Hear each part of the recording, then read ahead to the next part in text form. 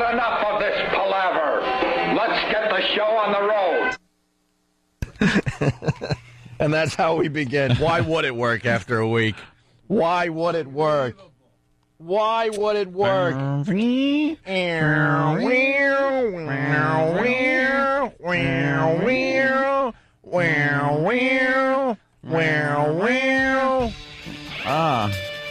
It was A, not B. Thank you, Tim. Good morning. Welcome to the Opie and Anthony Show. Someone had to switch it during the time we were off, I guess. Yeah. For some reason. For what reason, who knows? Switched. Well. Our first live show in, 10 days or something like that. 9 days. That long? Well, yeah, you do the 5, then the 2, and then the other 2, right. and it adds up to 9. Got about the weekend. Yes. Opie and Anthony, 877-212-ONA. Back from vacation. Yes. My first observation, Jimmy grew a vacation mustache, and I hate it. I absolutely hate it. Give me a mustache. It's a hit. It's a sensation. A sensation. Is it? It really is a scream, I like to say. It's you're not really a mustache guy. Sure, it's a gentleman's mustache, and everybody else is a little jealous I don't have them. That's all it is. Yeah. I walked into the Comedy Center last night. Esty laughed in my face. She really laughed. Did she? Howled at me. Shave off that mustache! Everyone's taking pictures of Jimmy's mustache. His mustache. I wanted it just to look cheesy. Yeah, I'm a goatee man, and every once in a while I go, you know what, I'm going to come into work with a mustache. And then I shave it down to the mustache, and then I shave the mustache off. I'm not brave enough to take the final step and come in here with just a mustache. The worst is that people won't just laugh because it is meant to be horrible. Yeah. And like this girl I know, she's dating this comedian Kurt that I know. So I see her at the cell last night. She goes, "Oh, I like that." And I actually went, "No, you don't. You know. You can't." Right. She's like, "But it looks nice." I'm like, "It doesn't look nice. It's awful." Just tell me it looks awful. It's fine. So if you do a little soul patch like Ant's doing, then you could pull it off there. Oh, yeah, but just the maybe that's mustache, forget about it. No, I like. When are you shaving? I've been working mine, trimming. Yeah. And trimming a little top so it's not as thick. You know, I don't want to Groucho Marx. So, you know, you got to figure out the mustache. It's fun. It's a fun adventure, I like to say. Well, it is. Is it really? Where will it take me? When are you shaving? By 7? I'm debating it. I almost did yesterday. And I'm like, no, I got it. Because the worst is people in my building, like they all have to see me with this cheesy thing walking around. And they probably think, does he really think he looks like handsome? Handsome. I went on stage with this last night. It was really embarrassing. Because I'm like, people looking at me probably think, like, that's his new look. You got to get to Friday. Can you make it to Friday? Probably not, no. Because there's nothing worse than when you don't see someone for 10 days and they show up with a mustache. Yeah. Like, it's my new look. And I hear that you're still a little clogged from your nose job. Yeah, I will. I'm calling it a nose job. Yeah, I got a nose added to me. I wanted to look mysterious. That's how Jimmy spent his vacation. He had his nasal surgery, finally. Yeah. So that means you're not going to bitch about it anymore, right? Please say no more bitching about the dumb nose. I'm still very congested, but again, I will be for weeks. It's like until it just shrinks and the swelling goes down. Yeah. But yeah, I mean, the guy went in, he sliced the inside of my nose. He said there was a lot of loose bone. It was like hooked. He said I had a lot of extra cartilage and bone. And then they shrink your turbinates, which means they put a needle in these things in your nose, and they heat them, and they shrink. Yeah. Ow. It's a bitch. And then, were you in pain when you woke up? I was. I actually puked. But the surgery was nothing. I couldn't believe how easy this whole thing was. Yeah? I couldn't believe how fast the recovery was. But I woke up, and I think we talked about the anesthesia. It's like you're laying there, and I walk in the operating room so you feel empowered. And they said that so you don't feel like you're helpless. And it's like 50 degrees, and you lay down, and the IV is in my arm, and I start to feel loopy. Oh, no. And my doctor is singing, and I'm like, you guys put something in there, right? You put something in there. And you dolt. That's hysterical. He went, yes, we did. And the next thing I know, I'm looking at him in the recovery room. That is creepy. Yeah, that's time machine True stuff. time Because, travel. it really is. You have no sense of how long you were anywhere.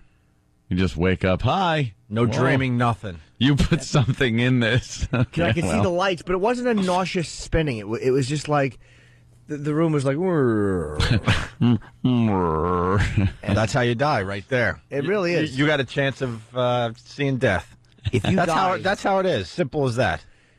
if you die on that table, well, You would never know. The last thing you would remember, quote remember, is hey, you put something in here, didn't you? Yes, I did. You wouldn't remember that either. I know, you're right, but So yeah, it's nothing. Puked a little blood, and that's it. I saw you the day after your surgery, and did you notice I was like kind of awkwardly talking to you? I was trying to be cool, but Jimmy looked like a completely different person, and it was freaking me out as I was trying to talk to him about his surgery and how it was. And did you notice, or were you still kind of loopy from the whole thing? I was still a little bit out because at that point I was taking painkillers, which I took very minimal. But it was you saw like the day after, I think. Oh wow, you were just distorted. Yeah, my lip was all swollen. I took pictures. I don't think it did it justice, to be honest with you.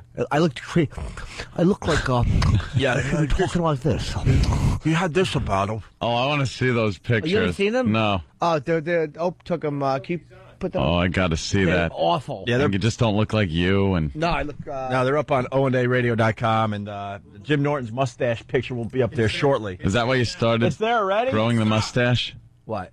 to hide the? No, his face couldn't- looks normal now. I couldn't shave. No, I mean, is that why you like started? Oh no, I was just too much Yeah. pain to shave. Oh, okay. You know, the face you gotta make. Oh, when you got shave? you got I couldn't do it. I was in too much pain.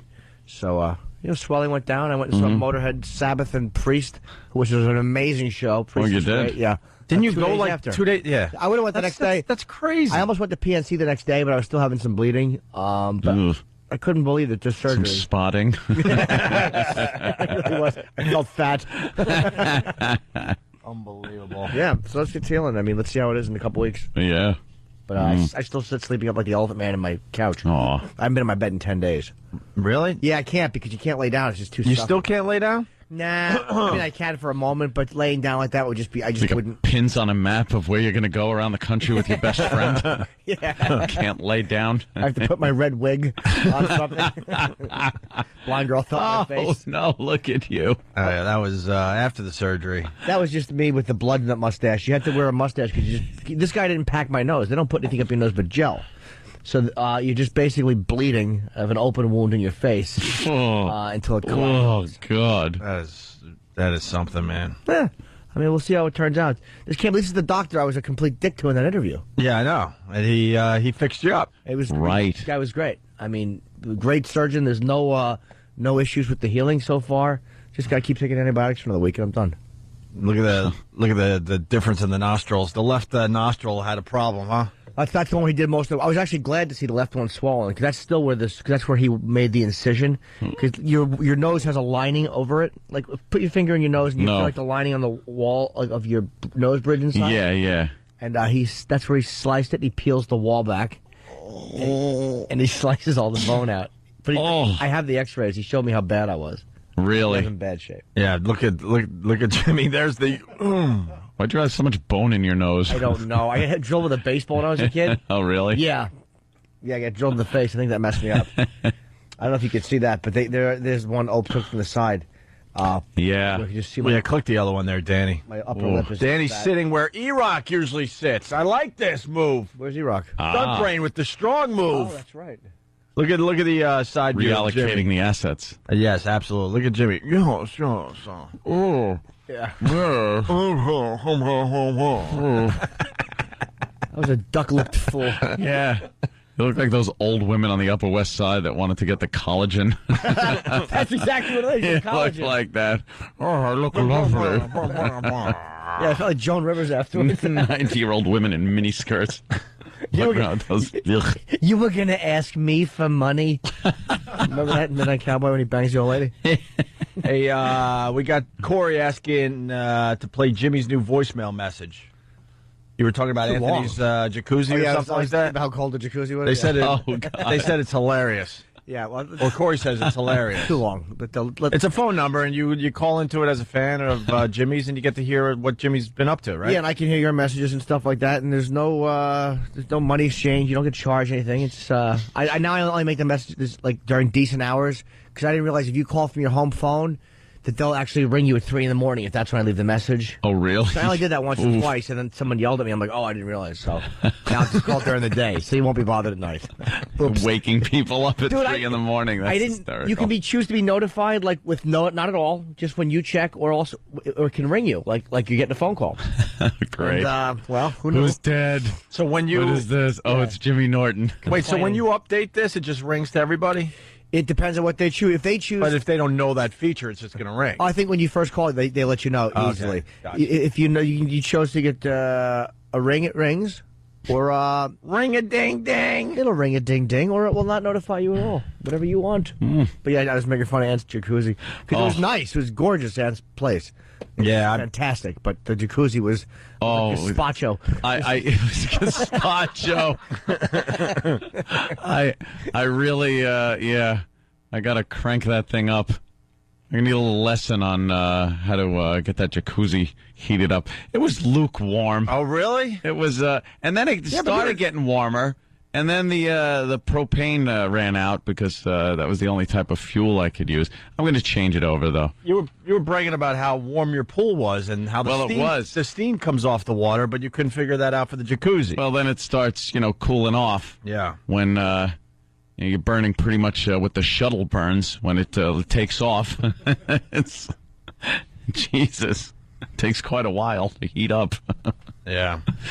How was the rest of the party? I made like an hour. I had to go down to Philly for some stuff. Dandy, lots of drinking. Oh my God! And then just the mess. I don't think there's supposed to be people coming over today to clean up the backyard. How bad is the backyard? It just looks like a bomb went off. Yeah. There's just broken bottles and booze laying all over the place, and like towels and clothes, and just every square inch has booze gack spilt on on everything, and it's just like you should have taken a picture of that. You should have done a before and after picture. Before and after. That would have been hilarious. I was just thinking, like, I don't know, you got 10 people. That's a good party. 10 people. You had well over 100 when I was there, and I was there early. It was over 100, and you got a state-of-the-art backyard. I mean, slate and fancy pools and jacuzzis that's and Bluestone, fire pits. my friend. Bluestone, okay. Yes, well. And now that's all just a mess? It's a mess. It's obviously has to be power washed, and it was just, you have a party like that with that many people, it's going to be a mess. It's just a disaster. It was like an 80s movie college party. Yeah. Like when all the the parents went away. And Exactly. That's exactly what it looked like. Like, we got to clean this up. They're coming home soon. Yeah, and the nerdy parents are driving, and then they cut back to the party. Woo! There's some dead Little risky business thing happening. Oh, it was just a mess. I know there's a big long table that they were using for food, and last I looked, there was just half a cake on it. That cake is still out there? Oh, it's still out there with beer cans in it. It's just a disaster. You turned your house into a fraternity house in one day. Oh my God, it was. Was the next day? Was there still drinking during the next day? No, that was just stay away. The guys came by to pick up the tables, and there was just crap all over the tables. So I was like, I don't know, clear them off. What do you want from me? I'm not going out there and cleaning them. So they had to clean off their own tables before they packed them up. Unbelievable. And then something like when the ice luge melted.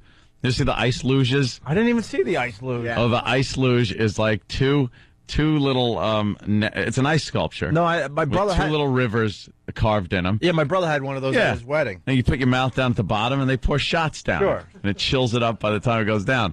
Well, during the night, apparently the ice luge melted and fell over and hit a bottle of Jaeger, which just smashed and spilled all over the place. Well, and you know how easy Jaeger comes up. Well, ice tends to melt in the summer there, Anthony. Yeah.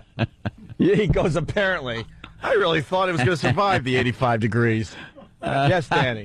Well, I'm glad that you brought up the ice luge because that was one source of entertainment for me throughout the night was watching some of the party goers kneel down and take from this ice luge because a lot of them were very on the other side of the age scale, and Yes. they're wearing all their party gear and they're just getting down on their knees and opening. Yeah, they were, parents and As shots are families, getting- stuff like that. So yeah, they're laying on their knees with their mouth open. It's pretty funny. It was quite the visual, but it made Yeah. it was making me laugh all night long. It was fantastic. Oh, then my dummy landscaper, the guy that did all the landscaping in the Is backyard, that Dr. Octopus? Doc Ock. That creep? He was walking around with those sunglasses on, and What kind of sunglasses? Just I don't even know. Just They looked like awful? an ant. Looked like Doc Ock. Yeah, they were orange. all right. Yeah, you should have had 8 arms and showing some girl's flesh from her bones. That was a boob. So he had to be over the top guy and push me in the pool, there's always one. which is like, what?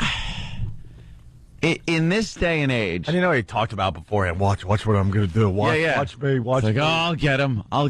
And it's like, in this day and age, everyone is walking around with electronic devices on them that do not take well to water. Who doesn't have some type of electronic communication device on them? And there I go, whoosh, pushed right in. I'm fully clothed. I got my 511 boots on, which I think are going to dry sometime in December. They'll be dry because they're thick, very, But they were padded. They were meant for war. They should be able to dry out. Well, maybe if I marched in them Yeah. in the sun. But, I'm just, the second I went in, I'm still underwater, doing that swim up, going, just in my head going, son of a bitch. Oh, you bastard. Were you doing your impression of Dustin Hoffman in The Graduate underwater? Just like taking. No, I was getting out as quickly as possible, trying to salvage, everything in my wallet, my phone, and thank God I didn't feel I had to be armed at my own party because that would have sucked had I went in with my nice new Colt. Those Polaroids from Taiwan. Yes, I'm Can't trying to replace save those, those. can you? Irreplaceable, Jim. And I get my iPhone out of my pocket. I thought it was quick enough, but I start feeling the iPhone. It's off, and it's getting like one of those hand warmers that you take to a football game. The thing got so blazing hot, and then all of a sudden, it wasn't hot anymore, and then it wouldn't turn on. It won't work. It was done. I had to spend an hour online at Roosevelt Field Mall yesterday at the Apple Store To get a new one? to get a new iPhone. Yeah. That's not going to be a good commercial for the iPhone. Why? They don't survive pools. Well, something? They also have something inside the iPhone that changes color if it gets wet, because the only thing they do not guarantee is dips in the pool or the toilet or anything else. And apparently, a lot of people on that line yesterday, it was pool mishaps. Oh, really? That, another person decided it was a great idea to throw someone the phone while they were in the pool. It's like, hey, give me the phone. No, I could catch it. Bloop. The old bloop. And that was that. A lot of people at the Apple Store with phone mishaps in the pool. Do you find when you sync it up with, like, I have it synced up with 2 different computers, like, if you have to make one the master, like, it will, like, do you want to sync up, or do you want to make one of these the master and make them copy each other? And, like, if you make them copy each other, they double your phone numbers. So, like, Ugh. I have, like, some people, I have 4 copies of their number. Why would that? Frank. Let me call Frank. I don't want 4 of Which Frank's Frank do I numbers. call? Frank. I don't want Frank 4 times. I want him once. How do you get rid of redundancies? I have too many. I can't stand the 2 computer sync up thing because it always goes to one where I barely have anything on it. And I realize, oh, great, it's a new phone again. And I got to go to the other computer and sync that up. Oh, it's really enraging. Yeah, I want to go with annoying. Mobile Me. Mobile Me. Yeah, it's that thing where you, like, I know iPhone has that where you... Oh, right. I decided against it, and I Well, didn't know it'll what it just was. go right through, and if you put some of it on your phone, all of a sudden, boom, goes to your account, boom, goes to your computer at home. Nice. It's an automatic sync up, so you don't lose your information. That's pretty Matt. cool. All right, listen, we're heading toward Do the that. first break here. We're just getting warmed up. We're back live to prove it. It's Monday, August 18th, 2008. It's a Monday. 877-212-0&A. It's Opie and Anthony. Want to say good morning to everybody. Good morning to Boston. I guess there was a little controversy up there. They decided to play music instead of our best ofs. I don't really understand that.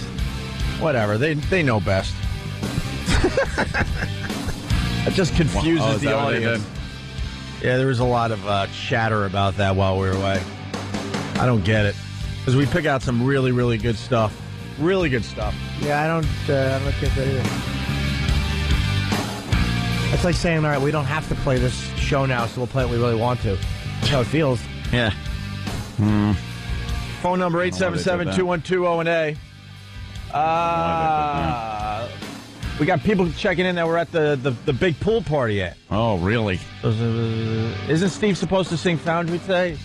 Oh, wow, yes. Really? That's what someone is asking on the phone. All right, let's start with Charlie in New York. Charlie, it's the Opie and Anthony Show. Morning. Good morning. What's up? Good morning, Jimmy. Hey. Hi. If Anthony would have had Commando, Dice's phone, he would have been okay.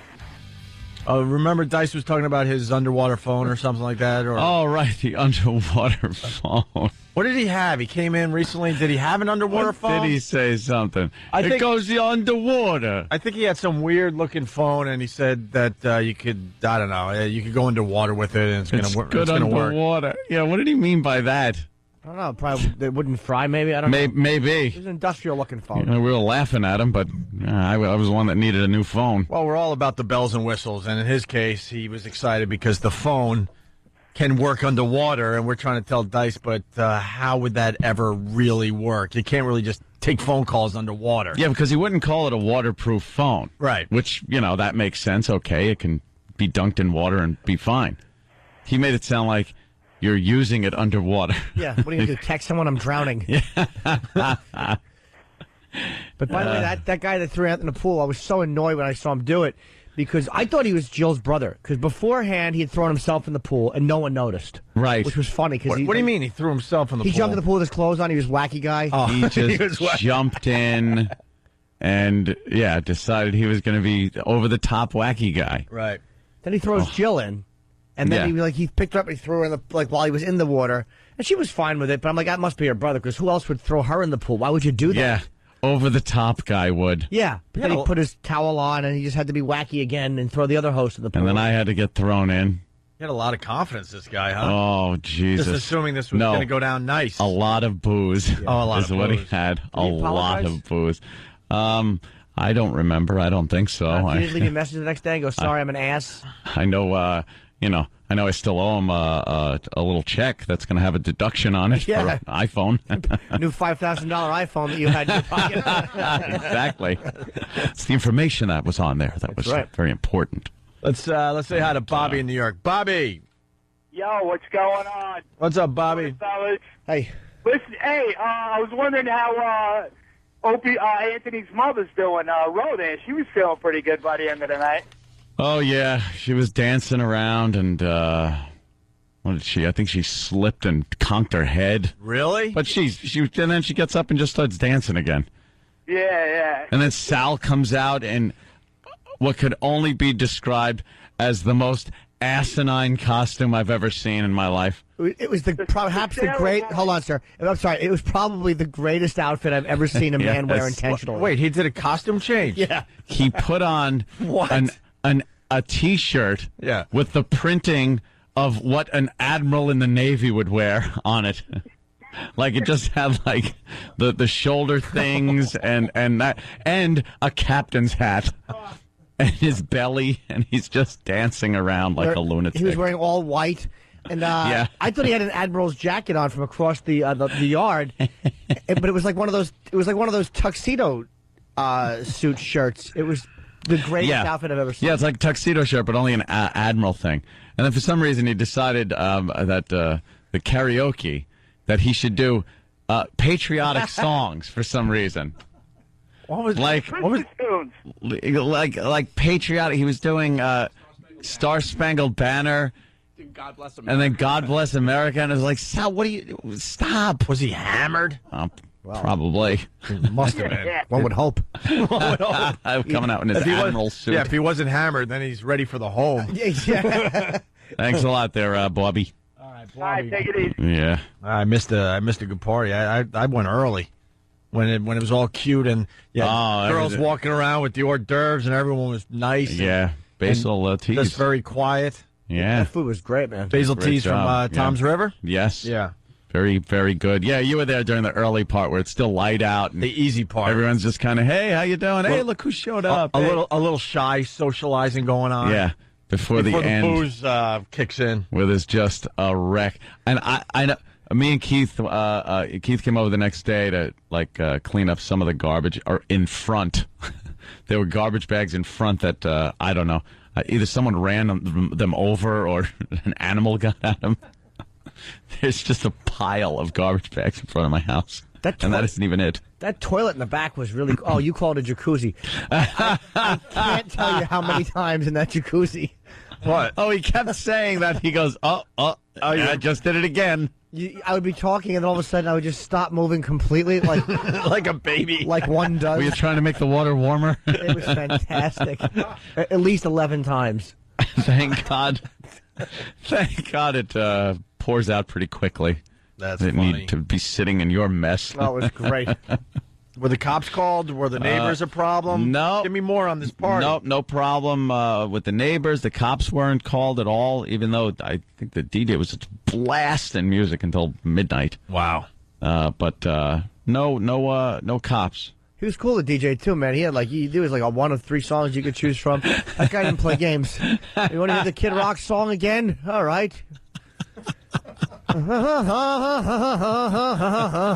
right. All right, we What, he get had, it. he had a short playlist. I don't know. I guess he was taking requests. Yeah. I don't know. I hear that Kid Rock song again. I'm going to just throw myself through the window. By the end of the night, literally, it was twice in a row. Oh, right. It did. What Kid Rock song? The new one all summer long. Oh, with It's got the that Leonard Skinner riff. Yeah. Very nice. Oh. All right. We missed a lot on vacation. People always die when we're away. You Oh, lost they- Bernie Mac and Isaac Hayes, 2 guys. Well, we never had. Kidding? I don't think we ever had Bernie Mac on the show. Maybe back in the day. No.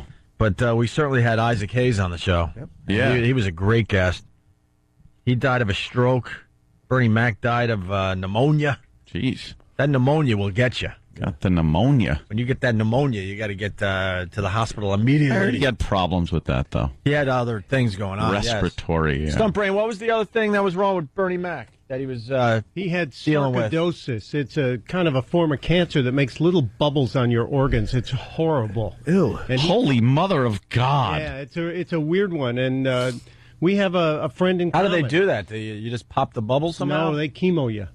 And Yeah? it's tough. It beats the hell out of you. And that's what compromised his immune system was the treatment for the sarcoidosis. He got one form of pneumonia, went in the hospital in late July, and while he was in there, he picked up another one, and that's what took him out. How do they know you have that? I think you start getting zapped. All your energy gets wiped out, and they have to go in and do some kind of blood work. I hate when people have that as a symptom. You know, I've been tired for 12 years.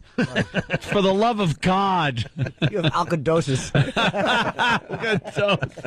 the weird part about the Bernie Mac thing. Mr. Boogie Night. I was checking out that whole pool scene. I'm like, I think I got to call Anthony Mr. Boogie Night now. Boogie nights. Yeah. Boogie nights. That's it? Yeah, I was going to tell you, Bernie Mac and Isaac Hayes are in the same movie with Sam Jackson, and That's they coming died out. like within a couple days of each other. So I wonder how Mr. Jackson's feeling. Because it's Soul Man. It comes out, I think, in October, November. I just watched Sam Jackson again. I was watching Coming to America last night. I couldn't stop. Eddie Murphy was goddamn funny, man. Oh, yeah. I mean, not that that's a shock to anyone, but you forget how funny Eddie Murphy's movies were. Yep. Yeah, because now it's just Eddie Murphy and Eddie Murphy. Yeah. All right. Can he play one role? It's all kids' movies and Yeah. stuff. Ugh. I was howling watching that last night. Yeah, we got your message about Anthony's party. Oh.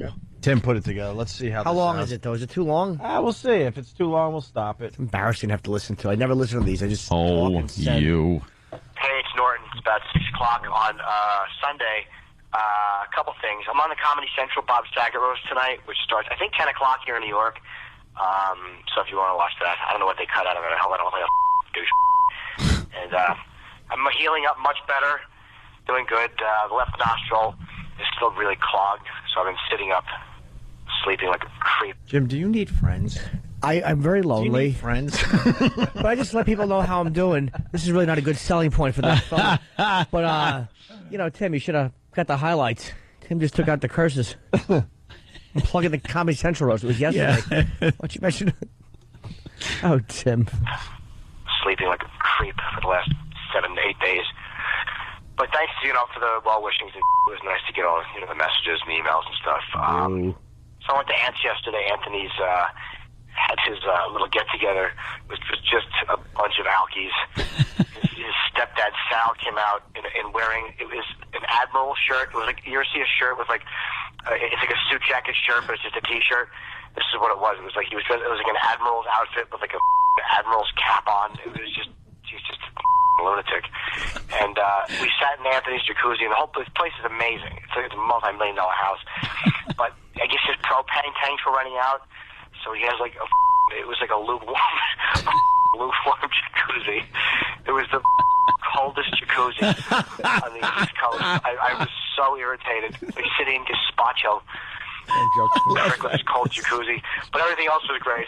The food was great. The house is amazing. Who cares? Shut up, Jim. Oh, we like this. God almighty, my dullard. Food was great.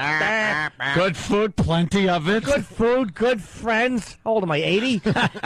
I like this. The ornamentation was lovely. I should be decapitated. I like this, Jimmy. Let his guard down a little bit.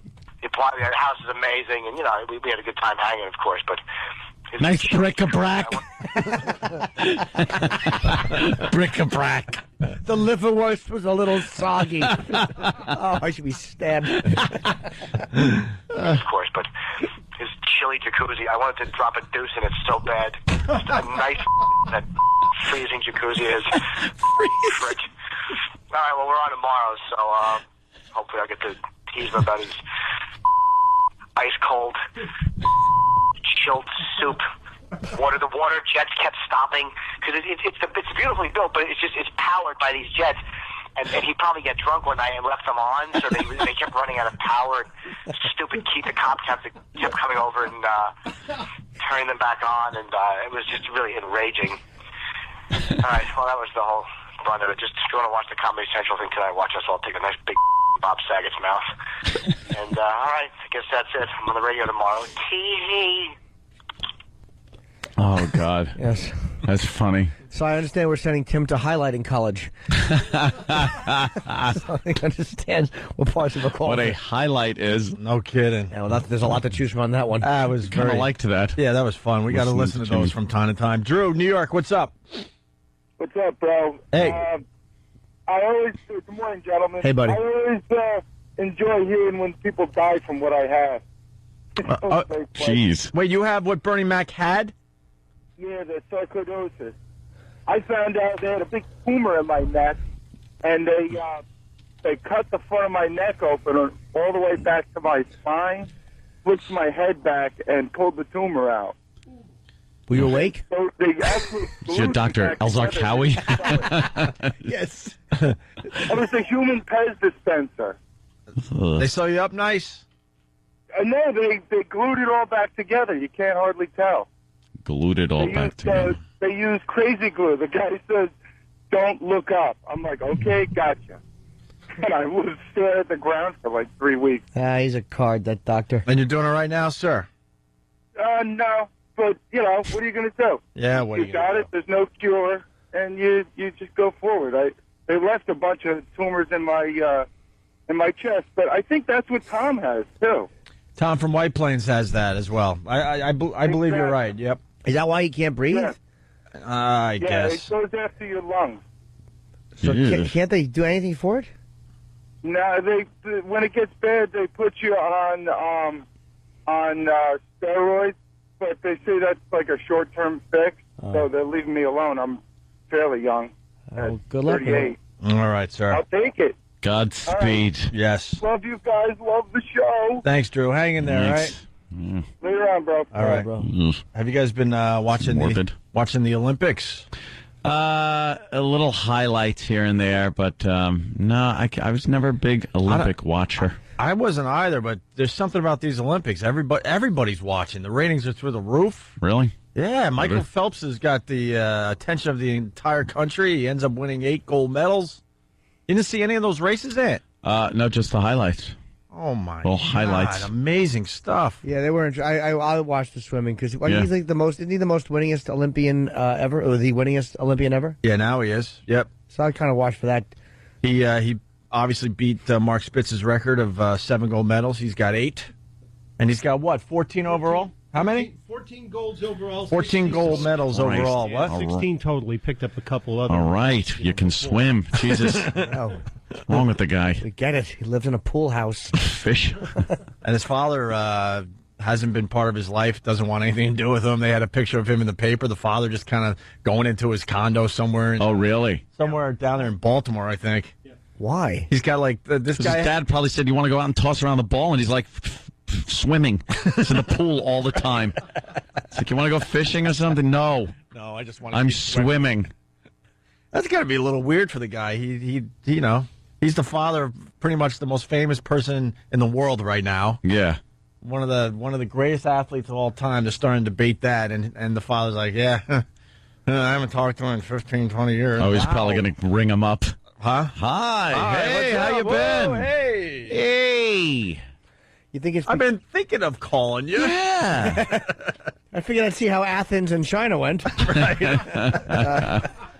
But that's got to be weird because the guy's got his life. He's probably got a job somewhere, and the guys around the office. What do you do? Well, do you think Just look the other way, like, Hey, see the Olympics? Oops. Did the father leave? You think years ago? I don't That's know. probably what it was. He was. They stunt brain. split up when he was 9 years old, and then he didn't see his dad until he was in high school. They tried to reunite, and it didn't happen. The dad's a retired cop, and he does still live in Baltimore, so there's got to be a lot of family connection floating around. yeah. This is what's going to happen to Michael Phelps. After smashing records in the pool, Michael. Why do we always have to have this guy? After smashing Why do we records always in have the to have this pool. guy? Hey, We got Americans over there covering this crap. It's kind of fun, actually. It's, he's swimming hotter than wasabi.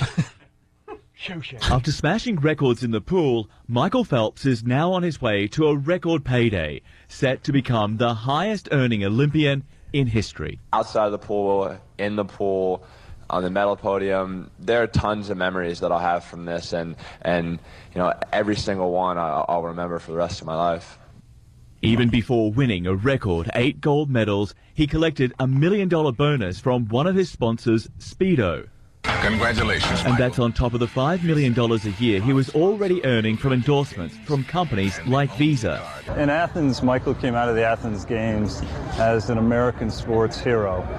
He's coming out of these games as a global sports icon. Visa declined to say how much it pays Phelps, but whatever the amount, sports agents say expect it to go up a lot, perhaps in the same league as David Beckham and Tiger Woods. The bottom line is he at the $87 million endorsement number of Tiger? Probably not. He may be at $30, $40, $50 million a year in endorsements after this is all said and done. But there could be a catch. Doing too much too soon, what's known as diluting the brand. And the Olympics are just 2 weeks every 4 years. Unlike other pro athletes who compete during regular seasons, Phelps won't be seen like this again until he dives into a pool in London in 2012. Oh, he's going to do another Olympics. How old Wow, he's 23, I think. Wait, he competed when he was 17? No, 20. Athens was 19. I'm sorry, I apologize. 19. Yeah, and he's going to do one more. 23 years old. Oh, he might have 2 more Olympics in him. Yeah, he'll probably do one more. Yeah. Probably do one more and say, you know what, I'm done with this. Now I got to start liking girls finally. They're going out. Well, man, you read up on these guys. They don't have any lives. You hear about the Chinese gymnasts that are like 13, 12? Oh, that's crazy. They're crazy over there with that whole thing. And they're claiming that these girls are 16 and they're not 16. And they interviewed one of these girls, and she's like, I haven't seen my family in over a year. They just put me in some kind of gym camp. They just take them away. It's like the old Soviet Union used to do. They used to do the same thing with their kids. Holy just take them from their parents. You look good. Yeah. You're small. Very good. They were asking this little girl these questions, and she's like, I haven't had a holiday in over a year. They call it a holiday. Haven't seen my parents in over a year. Give them shots to keep their breasts from growing. Yeah. Do they? Yes, rumor has it. Well, yeah, because you can't be Sure. a gymnast with big boobies. Big Gets big in the way of boobies. everything. Big giant cans on a gymnast. Who wouldn't want to see that? Some 20-year-old flipping backwards in her 34Cs, jiggling and obscenely. Just going woo, woo, woo. It never seems to work when, like, you get an Olympics and the girl is, I don't know, 14 or whatever. And then the next Olympics, she's 18 and has developed but doesn't want to realize it's over, Johnny. Yeah. And then they're doing the mat routine, and it just looks like a rug act at the strip club. Looks like they put the slow song on at the strip club. That's Yeah. funny, man. Nice white lycra outfit. Yeah. Yeah. Oh, talk about a camel toe. Just complete camel toe. Yeah, right. It goes actually up to the breastbone. Wow. You guys hear about ugly Chinese girl at the opening ceremonies? No. Oh, Is that her name? man. Huh? These guys, you don't watch TV. I didn't hear about ugly You Chinese don't girl. read papers. I'm sure I've handed over What? cash a few times. Ugly Chinese. Yeah, you had this. You had this beautiful little Chinese girl singing at the opening ceremonies, and then it turns out that she was lip syncing for the ugly Chinese girl that actually sang the song. Really? They did a little switcheroo. Everything A is little Milli Vanilli. Thank you. Yes. Subterfuge?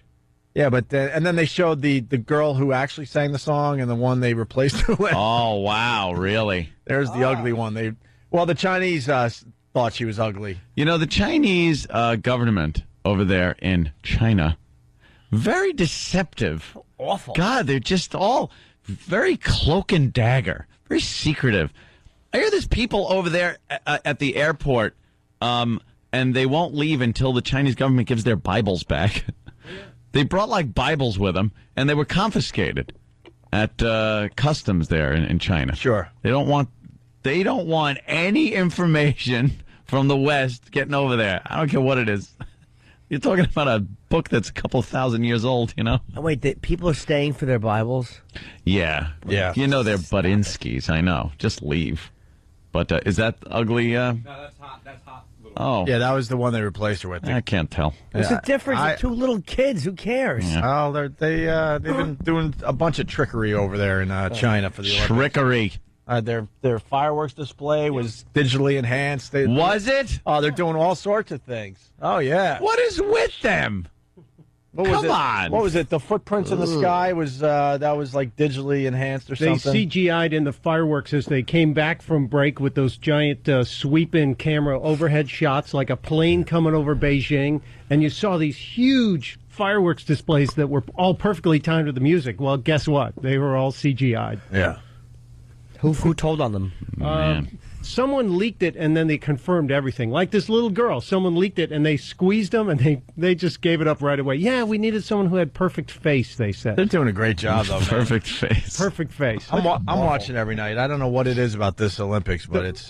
Did you see the gymnastics thing the night that we didn't win, but Bella Caroli, or we took like silver and gold or silver and bronze, and Bella Caroli was going nuts because they had Bella Caroli next to Bob Costas watching the routines, and Caroli's like 6'8", and he's screaming, "Yes, come on, yes, of course, good girl," and Costas is He's a shrinking creep. away, trying to get away from him. Head arrest. Well, let's start with. Yeah, I think so. He looks like a kid toucher. Yeah, He looks like a kid toucher. They should look into him a little bit. And Bob Costas, what is he doing with the freaking dye job? Oh, is he? Oh my God, he has jet black hair. It's very, very creepy to look at. And then you look at Jim Lampley, who's as gray as anyone's And grandfather. Lampley is a weirdo. He is a weirdo, that guy. All right, we'll talk about the Olympics a little more. We got to talk about the weightlifting guy who popped his elbow. Have you seen this yet? I heard about it. Holy yes. Could be the greatest Olympic moment ever. Popped his elbow. Got to talk about the Jamaican who won the 100-meter dash with his shoe untied and was celebrating. We'll get into that after the break. He could have he broke a world record, but he could have smashed the world record. But he was celebrating as he was still running, which was insane. Why did he stop to tie his shoe? And we also have to do a quick break on the stupidest Olympic sport. Is it doubles, ping pong, or is it that dodgeball / soccer thing they do? Yeah, team handball. Team handball. I don't know. Oh, and we'll take more of your phone calls. 877-212-ONA. A big good morning to everybody. Opie and Anthony, little Jimmy Norton. If you're just tuning in, you're missing all the fun. We're recapping Anthony's huge pool party he had, Saturday night? Yes. Are you going to have another pool party, people are asking? I'm having, I'll be having parties, but 10, 12 people, the most. Yeah. About 110 people there, and wow. Just too much to handle. That party didn't seem like it was you. You're not that type of guy. No, let's have an all-out party. It's kind of hard to be like, the host of a party. I like going to parties. I don't like throwing the parties. There's just too much to do, and I don't know. I wanted to see you in a tux with a martini, your head split, going, great party, isn't it? Great party. I go upstairs to the guy in the piggy suit, the bunny suit, the piggy mask on. I was really bummed I had to leave early. I had stuff to do in Philly, but before I went, you were given house tours. Yes. That turned into a tour of your gun closet. Yes. And a tour of basically your guns in general.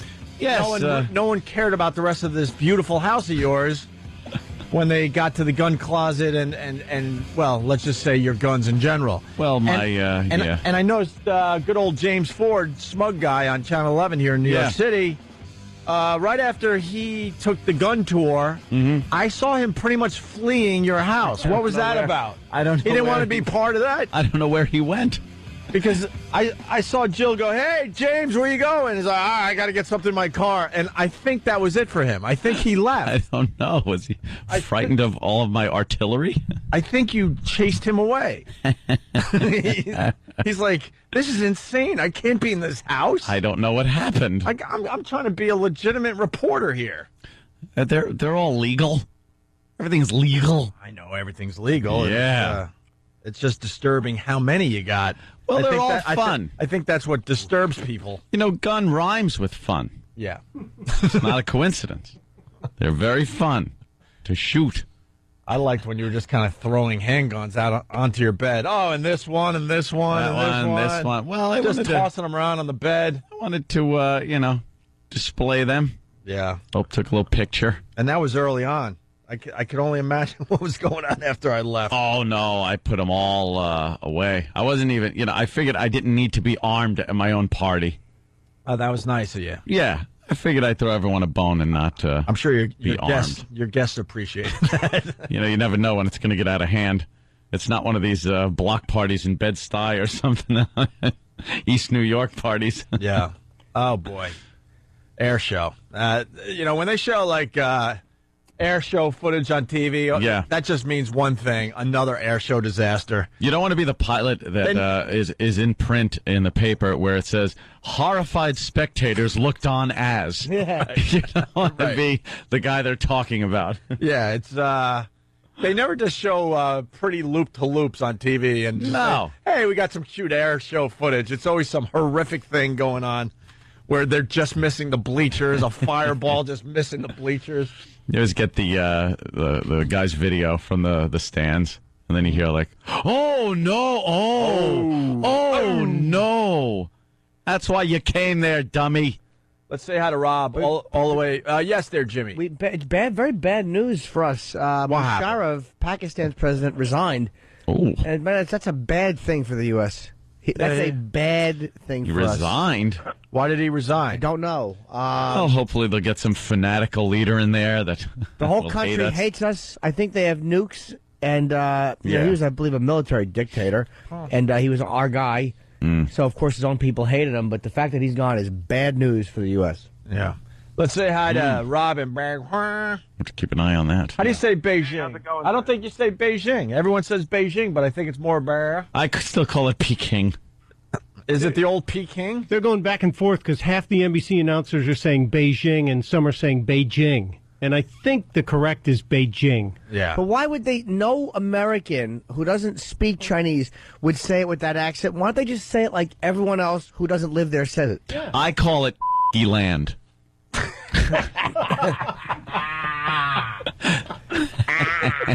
No. No one says Beijing.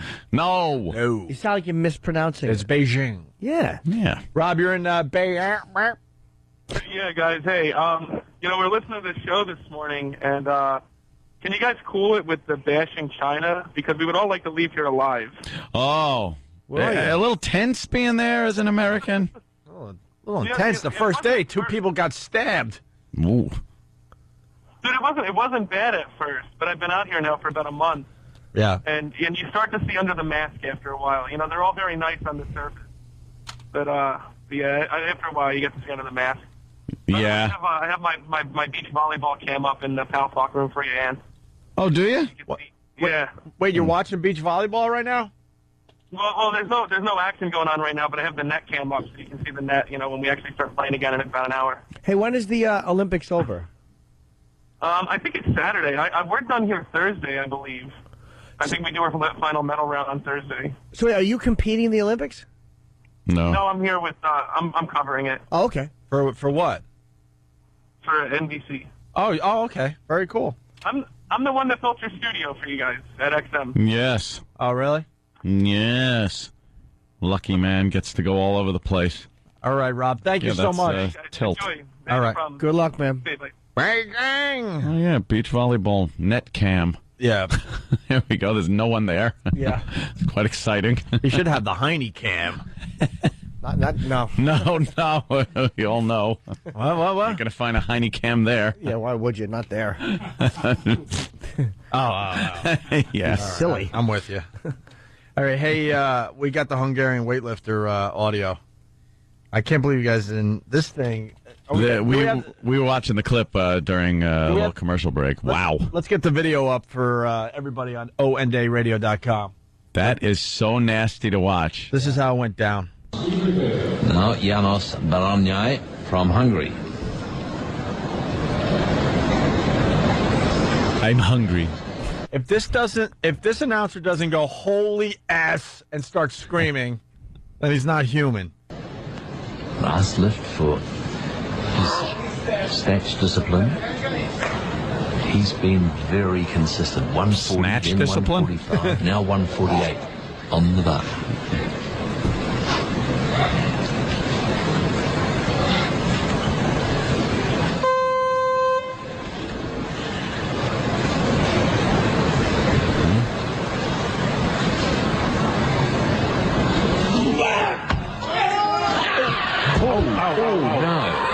That's terrible. No, that's terrible.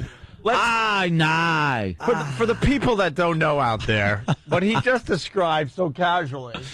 No. Was the It's guy's terrible. elbow bending in a way an elbow shouldn't be bending. Never. And then the whole arm snapping back and pretty much knocking the guy out. His body was shaking and twitching.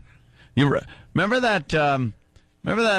Clip in Fast Times at Ridgemont High when what's his name, the football player there? Forrest Whitaker. Yeah, Forrest Whitaker hits the quarterback and he's just twitching on the ground. Yeah, that's what this guy does. Yeah, he's laying there shaking and twitching because I guess his brain was so consumed with pain at that moment. That scream is really.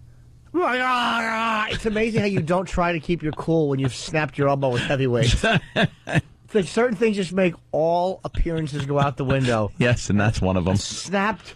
He didn't care that he was on television in front of the whole world. It was just agony. And then the Chinese, I guess part of the Olympic, I don't say committee, part of the group, they run out and they all have these signs in front of them that have Beijing Olympics on them. And they cover up the area. Yeah. Nothing to see here. Yeah, they just kind of like their...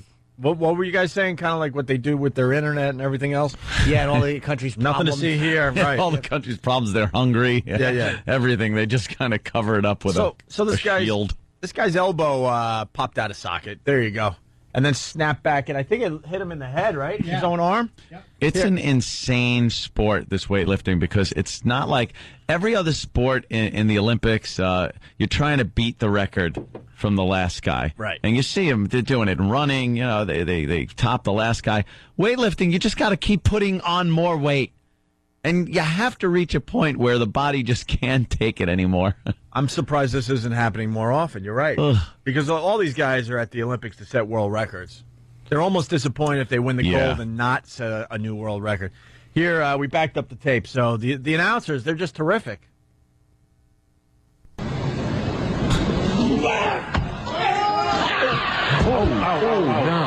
Oh, that's terrible. Oh, no, that's terrible. Oh, he's dislocated. That's just awful. Now they come and...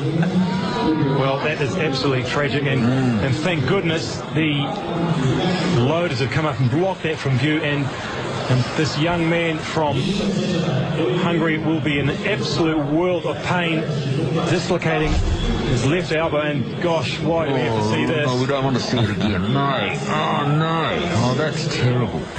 Oh, stop showing this, for goodness sake. Yeah, we don't need to see this anymore, thank you. Well, the pain of it all we don't want to see, but here he is, a very brave lift from the Hungarian. He looked as though he had it at one stage, and it also clipped his back on the way down. What a bunch of fruits. We should just march in and take their women. Yeah. Oh, that's terrible. Oh, gosh. Oh, this is terrible. It's terrible. I'm sorry. Oh, I'm sorry. That's terrible. Oh. Oh. That's all they could come up with. That's... no. Oh, that's terrible. Oh, no, that's terrible. Ah, no. Ah, no. What language is that? Is that English? I'm going to go with Australia. Ah, no. Huh? I think they're New Zealanders. Are they like Kiwis? There's a Y in no. Yeah. Ah, no. No. Oh, that's terrible. Oh, no, that's terrible. That's terrible. Oh, damn. Ah, he was listening to Pendulum. Yeah. No.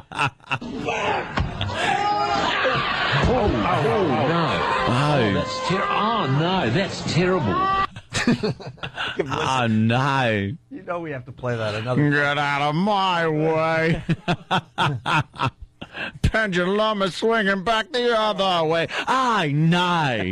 That's terrible. Eric, what's up, buddy? Yeah. Hold on a minute.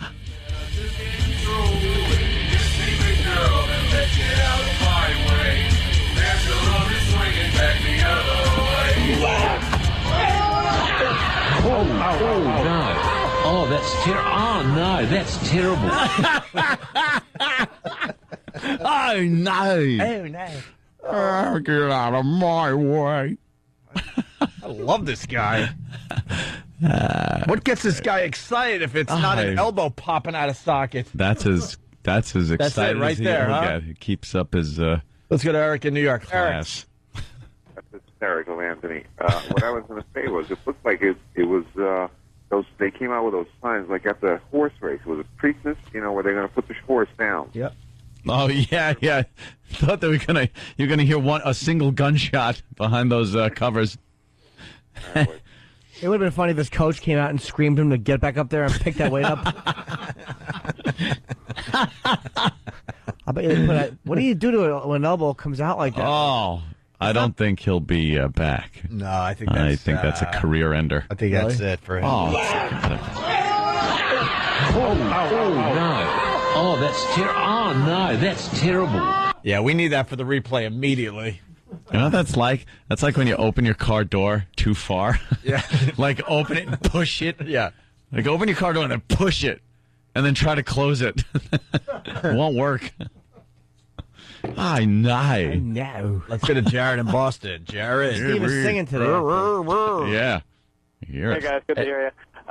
Let the tape roll for a little bit. I can only imagine the guy rolling in pain, and kind of the shock of the moment has gone back, and the commentators just go back to nice, cool, calm, and collected. Yeah, I like how he goes, oh, we don't... I wish I could do the freaking accent, but it goes, oh, we don't need to see this again. Yeah, and they showed it 5 times. Yeah. Oh, again. No. Oh, no. no. Oh, that's terrible. Oh, no, that's terrible. No, that's terrible. No. Oh, we got a new clip for all car crashes and bad phone calls. Of course, absolutely. Right, instead of Kiwi idiot. it's time to retire this one. Yeah, and go with this one. No. Oh, that's terrible. Oh, no, that's terrible. No.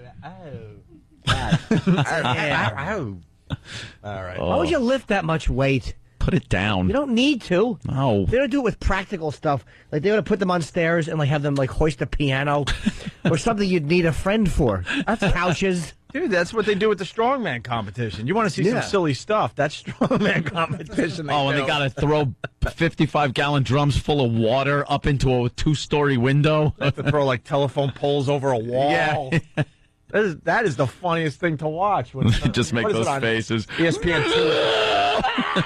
But that's practical strength. You know, sometimes you need a truck tire thrown over a lake. Who doesn't occasionally need a friend to help you?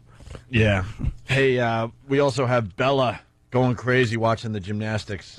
He used to be the trainer, right? Wasn't he one of the... Yeah, he who did he do? Mary Lou? Wasn't he originally a Soviet... I think he was Romanian, but Romanian, that was it. He did Mary Lou Retton's training and also Carrie Strug. Yeah, he's the one who carried her after her ankle crack. Well, of course. He saw an opportunity. Yes, I will carry you. Don't worry. His wife like bowling ball. His wife runs the team now. Oh, really? Of course she does. She wants to keep an eye on good old Bella. Let's take a picture of the time you broke your leg. Bella. A bit of a creep. Yeah. If you think this is something, there's almost a sport within a sport here. And that. How much do you hate Bob Costas? He had his time, man, but ugh. Mm-hmm. Do you like Bob Costas? I like him, but I haven't watched him announce anything in a long time. This is the first time I'm hearing his voice in a year. I just don't like the guy. Ugh. That's it. Sometimes you can look at someone, you just know you don't like them. If you think this is something, there's almost a sport within a sport here. And that sport is watching Bella watch gymnastics. This was as it happened live.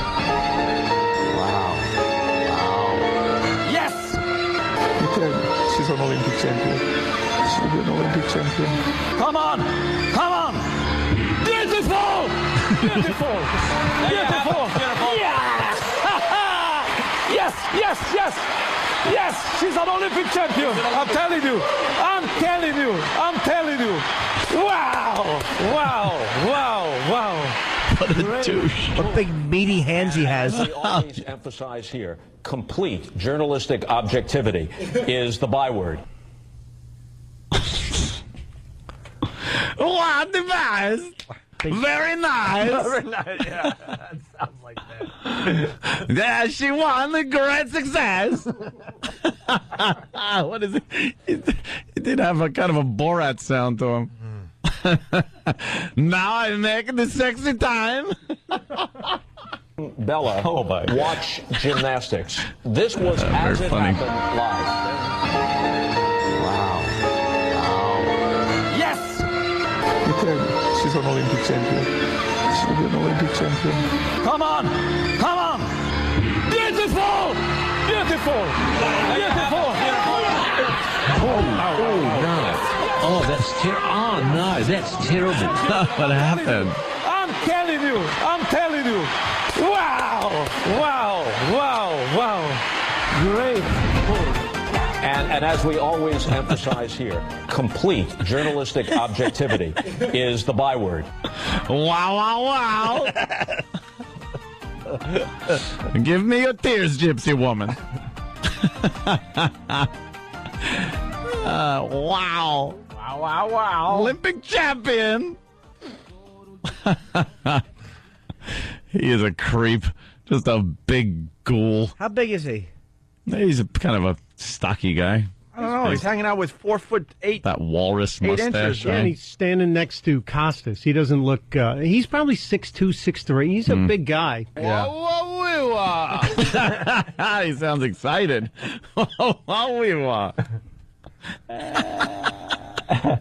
Let's go to Jessica in Connecticut. Jessica. Hey, O&A, I just wanted to call in about Bob Costas. Hello. That's how I say hello now. I don't know. I just wanted to call in and say that I think the reason why I can't stand him so much in this Olympics is because they're just making him talk about the dumbest shit on earth. Oh, no. She's the cursing champion, yes. All right, thank you. Little potty mouth. You're kind of right, though. I mean, the Olympics, there's a lot of fluff. A lot of stuff to talk about, a lot of downtime. A lot of downtime. Yeah. And it's like, okay, now we get to see this Usain Bolt run for 9.69 seconds. The Jamaican sprinter who's just out of his mind. 6'4", 198 pounds. He sets the world record with his shoelace untied. And he's celebrating with 20 meters to go. The announcer's yelling and screaming like, basically saying, what a dummy. This guy could have done 9.59, which would be completely insane. Yeah. Because when they break the world record in the 100-meter, it's by 1/100th of a second. What, did he start spinning around or something? He just pirouettes? What was he's he looking to his right. He starts moving his arms. He's just rocking and rolling and partying already. It's crazy. When that What race, an idiot. When that race is all about form and just, going all out right to the end. Let's say hi to Omar from The Wire. Picture. Let's say hi to John in New York. He does look like Omar. John. Hey, how you doing? Good, John. Hey, did you notice how the weightlifter sounded like Bob Kelly when he broke his knee? Yeah. Sounded like he was lifting Bob Kelly. Rob in Jersey. What's up, Rob? Hey, guys. Hey. The second announcer said, excellent world of pain. What is so excellent about pain? He said an excellent world of pain, really? Excellent. Is that in the... Rewind the tape and listen to it carefully. His co-announcer said, this man's going to be in an excellent world of pain. Yeah, there's nothing excellent about that, right? Yeah, let's hear the full clip again as we go to break. Thank you, Rob. No problem. And the video's up on ondaradio.com. Where's Jim McKay this Olympics? Oh, he's dead. Oh. He's dead. Oh. Did he? Now Janos Baranyai from Hungary.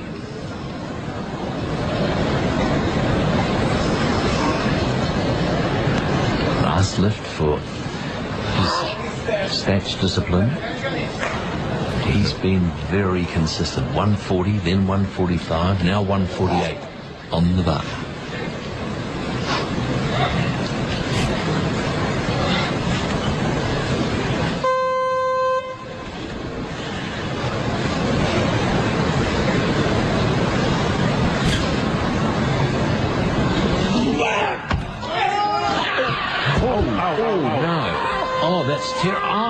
That's terrible. Oh, he's dislocated. That's just awful. Now they come in.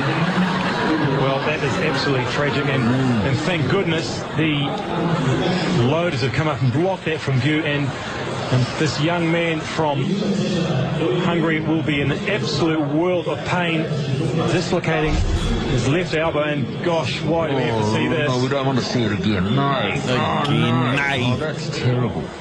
Oh, stop showing this, for goodness sake. Yeah, we don't need to see this anymore, thank you. Well, know what that means? One cup. Yeah. Know what that means, by the way? Keep showing it. Keep showing it. Keep shying it.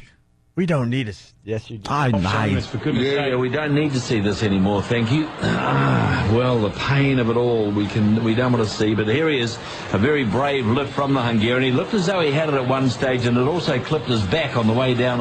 Yeah, well, there you go. All right, we got to take a break. When we get back, we got another message from Jimmy. The post-surgery message you left for everybody. Oh, I forgot I even left that one. I got to hear that. And, well, the Yankees are out of it, but you got John Sterling really. Are they out of it? Pretty much. Good. Pretty much. That's what you get, stupid asses. How many big... Pretty much, Jimmy. Johnny Damon. Damonic. Well, he's got a grand slam call. That's pretty terrific, considering the Yankees are not making the playoffs this year. They're not even making the playoffs. They're what, 6 games out of the wild card even or something like that? A-Rod Horrid. is a bum. You are a bum. What a bum. The applicant is a bum. They just got Pudge Rodriguez. A great big free agent signings. You stink. Good. Beat it. Out of the playoffs. Adios. Here's your hat. What's your hurry? Go home, sissies. Also on the way, a great clip from Ernest Borgnine. Ernest Borgnine? Yeah, he's giving Mikhail. He's 91 years young. 91?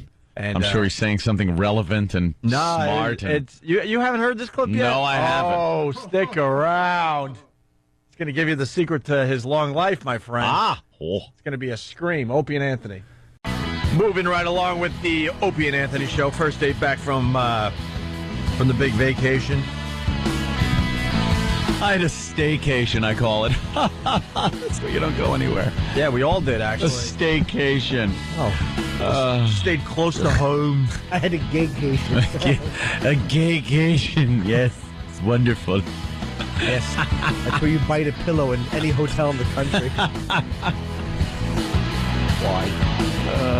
You guys read the stupid post today? Yes. With that actor? In the little blind item. Well, it's called a blind item. They give you a little info, and you're supposed to figure it out yourself, so then you don't get sued. Apparently. Yeah, but it's page 6 and Richard Johnson, who they don't really feel like checking their facts, so But this is what they're writing today. What are they writing today, Anthony, in the Just Asking column? Well, did they get this one right? Richard, you... I don't know if... where the hell is it? Here. You got it? I love this one. It's so sexy. Boy, I'm sure this guy doesn't want this coming out. Which hunk in a summer movie... So it's a hunk... Guy considered a hunk in a movie that's out this summer, is a violent, closeted homosexual. Wow. The heartthrob snuck into his ex's apartment a few months ago and raped him so violently the ex ended up in the hospital. And the actor paid him $500,000 to keep his yap shut. Funny, after making him open it. Put him in the hospital. Yeah, that's how you executive produce. All right, so it's a summer movie. Summer movie hunk. What are some summer movies? Well, it's not... Tropic Thunder? It's not an action film, obviously, where they would have said action hero. Yeah. Which hunk is in a summer movie? We got Robert Matthew Downey. McConaughey's a hunk. Robert Downey Jr. Robert Downey Jr. Got Matthew McConaughey. He's been known to do some wacky things. The hunk. And he was naked once playing the bongos. Guy was over the house. And then you got that other guy from the Journey to the Center of the... Got a girl in the car. What was the Journey movie? Journey to the Center of the Earth and The Mummy there. Brendan Fraser. Brendan Fraser. And then you got Will Smith, but that's more of an action hero. Yeah, he's not gay. So... No. Nah. But I wonder if it's... I would say, my opinion, just based on what I've heard in the past, I'd say Matthew McConaughey. That would be my fantasy. Is that it would be him. Like just crazed and all violent. Yeah, and then he talked to me in that stupid southern accent he uses. Creep. I can't think of anyone else who it would be. Because is the Hulk a summer movie? I don't think Robert Downey Jr. is considered a hunk heartthrob. That's why people are saying that, but I don't know. No, he's not. It would have said drug addicted, or it would have said something about his drug problem. Bad boy. Would have been what Hollywood bad boy. Is it... How do you send him to the hospital after? You just know what it is. Excuse me. Yeah, of course you do. Yes, I washed this white sock with my red shirt. Came out pink. Yeah. Guy was sleeping like Gump after he got shot.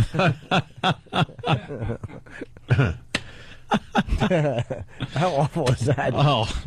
You got to fork over $500,000 because you did a good job. Yeah. It's probably the best $500,000 he ever spent. Yeah. Who wouldn't want to put their ex in the hospital with a good Rogering? Jimmy, I got something for you today. Swung on and driven at deep right center. Hit is high, mid is far, and is gone. Oh, he thought right field all right. He drilled it out in the right center field bleachers. The Giambino. It's a grand slam. The Giambi grand slams in the right center field seats. And the Yankees take a 10-3 lead. And the Yankees are still 9 games behind Tampa Bay. The Giambino. And 5 games behind the Boston Red Sox. Yankees are behind Tampa Bay by 9 games. 9 games. And he's calling home runs like that. You Shut up. Asses. Ugh. Yeah, keep wasting big free agent money. Mm-hmm. A-Rod, just a bum. Useless. You're worthless. Worthless. Good. I hope they never win again. Bunch of creeps. Well, that would be almost impossible, Jimmy. I know. They play a lot of games. No, I meant They'll a championship. probably Not a game. win a game. They might just win 1 or 2. You know? I meant a championship. Oh, okay. A great dynasty. Right into the toilet. That's what you get for being rude, stupid. What sport is it possible where you never win another game? You never win another game. Baseball, it's safe to say that you're going to win a few. That's a tough one. That's a tough one, right? A lot of games. A lot of games. Yeah, even in football, you're going to win 1. Yeah. Speaking of football, I think I'm on the Brett Favre train there. Brett Favre? Favre. Yeah. Yeah, I'm starting to get excited about football. I'm starting to get excited about the Jets. Yeah? Yeah, I think so. You think he's going to be he's going to make all that, as they say? I was like, ugh, when I heard that the Jets did this, but now I'm thinking, yeah, this is a good move for the Jets. It's bringing a lot of excitement to Jersey. Jet fans do seem to be pretty happy with the situation. And what I love about it is no one's talking about the Giants, who won the Super Bowl. It's like, whatever, that other team. It's all about the Jets and Brett Favre. That was last year. Brett Favre. Brett Favre. And in his first game with the Jets, a little 5 for 6, 48 yards, and a TD pass. He did 1 series and did very well. Are you a football fan, Jimmy? Oh, yeah. Well, the Cowboys, right? But I still want to see... America's team. Yeah, but I don't follow even football as close. I don't follow any sports as closely as I used to. No, huh? Nah, because most jocks I just don't like. The most of the ones I've met, not all of them, but just a lot of them are just big dumb douches. Well, they're jocks. Exactly. Yeah, that's what they do. They always try to be funny, and they never are. Yeah. Do what you do. How about this? You inject steroids and hopefully hurt yourself, and I'll be the funny worm. Why don't we compromise on that? Look at this guy. Yeah, good one. Stupid. All right, Jim. We got your post-surgery message too. This is a new thing Jimmy's doing. He leaves little messages for his fans. Yeah, the number's 917-267-2602. I make no money from this, so I don't think this is some way we're going to screw you for money. This is free. Why are you doing this? I like doing it, man. It's fun to update. And I can listen to fan messages. They're all on my MySpace page. Like all fan messages are public, and all my messages are public. So why don't we play some of these? Some of the better ones. Patty left me when I downloaded it. The phone number's up on oandradio.com if you want to listen to what Jimmy's saying. But this is the message he left after his nose job. I have not heard this. How's your nostrils? Are they back to normal? Well, Look up. Here's the left Look one. up. Ooh. Air is coming through a little bit, but the left one will. It'll take weeks before I can really breathe. I still can't breathe when I lay down. You know, it'll be a while. I'm still shooting this little saline up my nose to keep it loose. Oh, simply saline. But I put my finger in my nose and I can feel like stitches. Maybe you shouldn't put your finger in your nose. It's hard not to when you want to. I want to scrape the blood boogers out. No, shut up. Well, I'm trying to tell you something. They're like little cornflakes. Oh, God. That's the difference between you and I, because if I had that surgery, I'd still be bleeding because I wouldn't be able to keep my fingers out of my nose. Yeah, you have to stop, though, because it hurts. It's like, I got a couple out, but, yeah, it's just the stitches right in there. All right, let's go to Mike in Connecticut. Mike. Guys, what's going on, man? What's up, Mike? Jimmy, I love you, man. Thank you. I just want to say, can you please shut up and stop jinxing the Jets, man? Oh, God, he did just come out and say that he likes the whole thing with the Jets and Brett Favre, and it was honest. And Please, I'm I'm a diehard Jets fan, Ope. We can't have you saying stuff on the radio, man. You're excited or what? I'm very pumped. I was at the game Saturday. We gave him a big standing ovation with that touchdown and everything, you know. Even though preseason football sucks, like you guys mentioned, but, you know, it was nice to see Favre and good to see some positive energy in the stadium. Yeah. But, you know, this is one of those situations that happens from time to time. You know, Brett Favre is going to play for the Jets for a couple of years, and then he's going to go back and go in the Hall of Fame as a Packer, and everyone's going to pretty much forget that he ever played for the Jets. It's true, but, you know... Unless he wins the Super Bowl. That's the only way he gets out of this, by the way. That's true. You're right. But it's better than what we had. You know, we had Pennington who couldn't throw past 10 yards, so yeah, we're good. All right, man. Well, well, Chad did all right for the Dolphins, though. All right, well... He's going to listen to himself. All right. End of conversation. Here's Jimmy post-surgery and what he left for everybody. Hey, it's Jim. I just got home from surgery. It's about 7 o'clock at night. And I mean, it hurts. It really is painful. I'm not bleeding as much as I thought I would. But I feel a little queasy. I puked a little bit before. Can I just say something? That is the perfect calling in sick voice. That is the voice I used to strive for whenever I would call up Apollo Air Conditioning or any of my other jobs. That is the ultimate voice that I was trying for when I'd be like, I can't make it in. I'm so sick. I really don't feel it. You got it down. That's like real agony. Yeah, I couldn't talk. I was in pain, but it's so hard to talk because my lips were so swollen. And I had taken a Percocet at the hospital. Ooh. I was in real pain. I mean, it was hurting. Yeah. So it was, you know, I was groggy. I understand. I was groggy. I like hearing it. I backed it up. I want to try something here. Hey, it's Jim. I just got home from surgery. It's about 7 o'clock at night. And I mean, it hurts. It really is painful. No. Oh, that's terrible. Oh, no, that's terrible. A little bit before. I got to work on it. I need just the one part of that clip. It's terrible.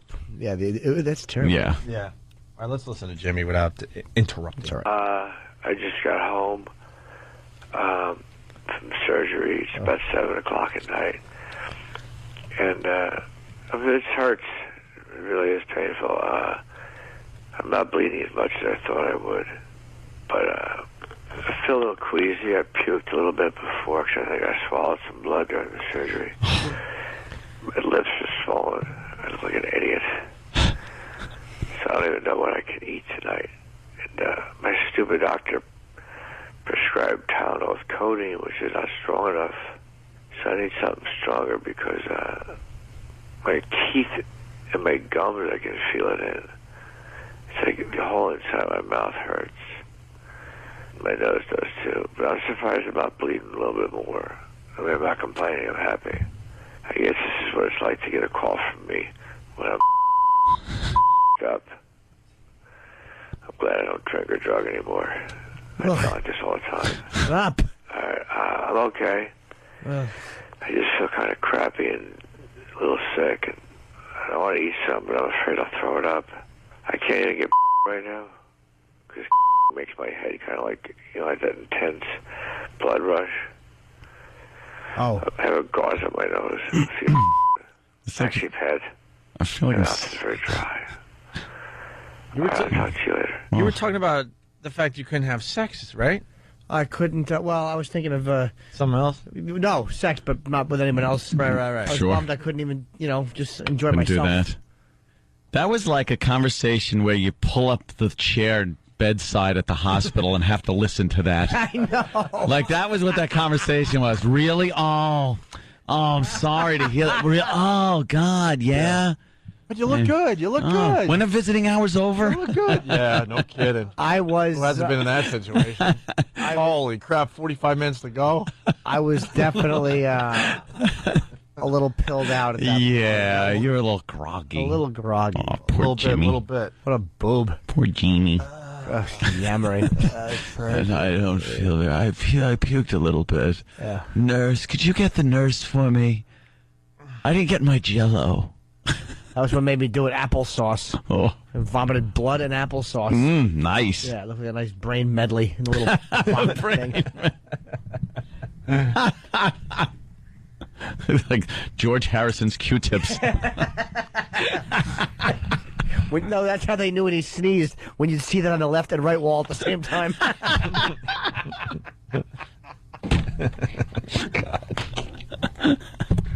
Well, someone called me maid. Well, either someone threw blood pudding into the fan, or old George got a little pepper in his nose. Why? Little pet dander. Poor guy. Yeah, always. Speaking of which, Beatles, Mark David Chapman, he's going to stay in jail. Good.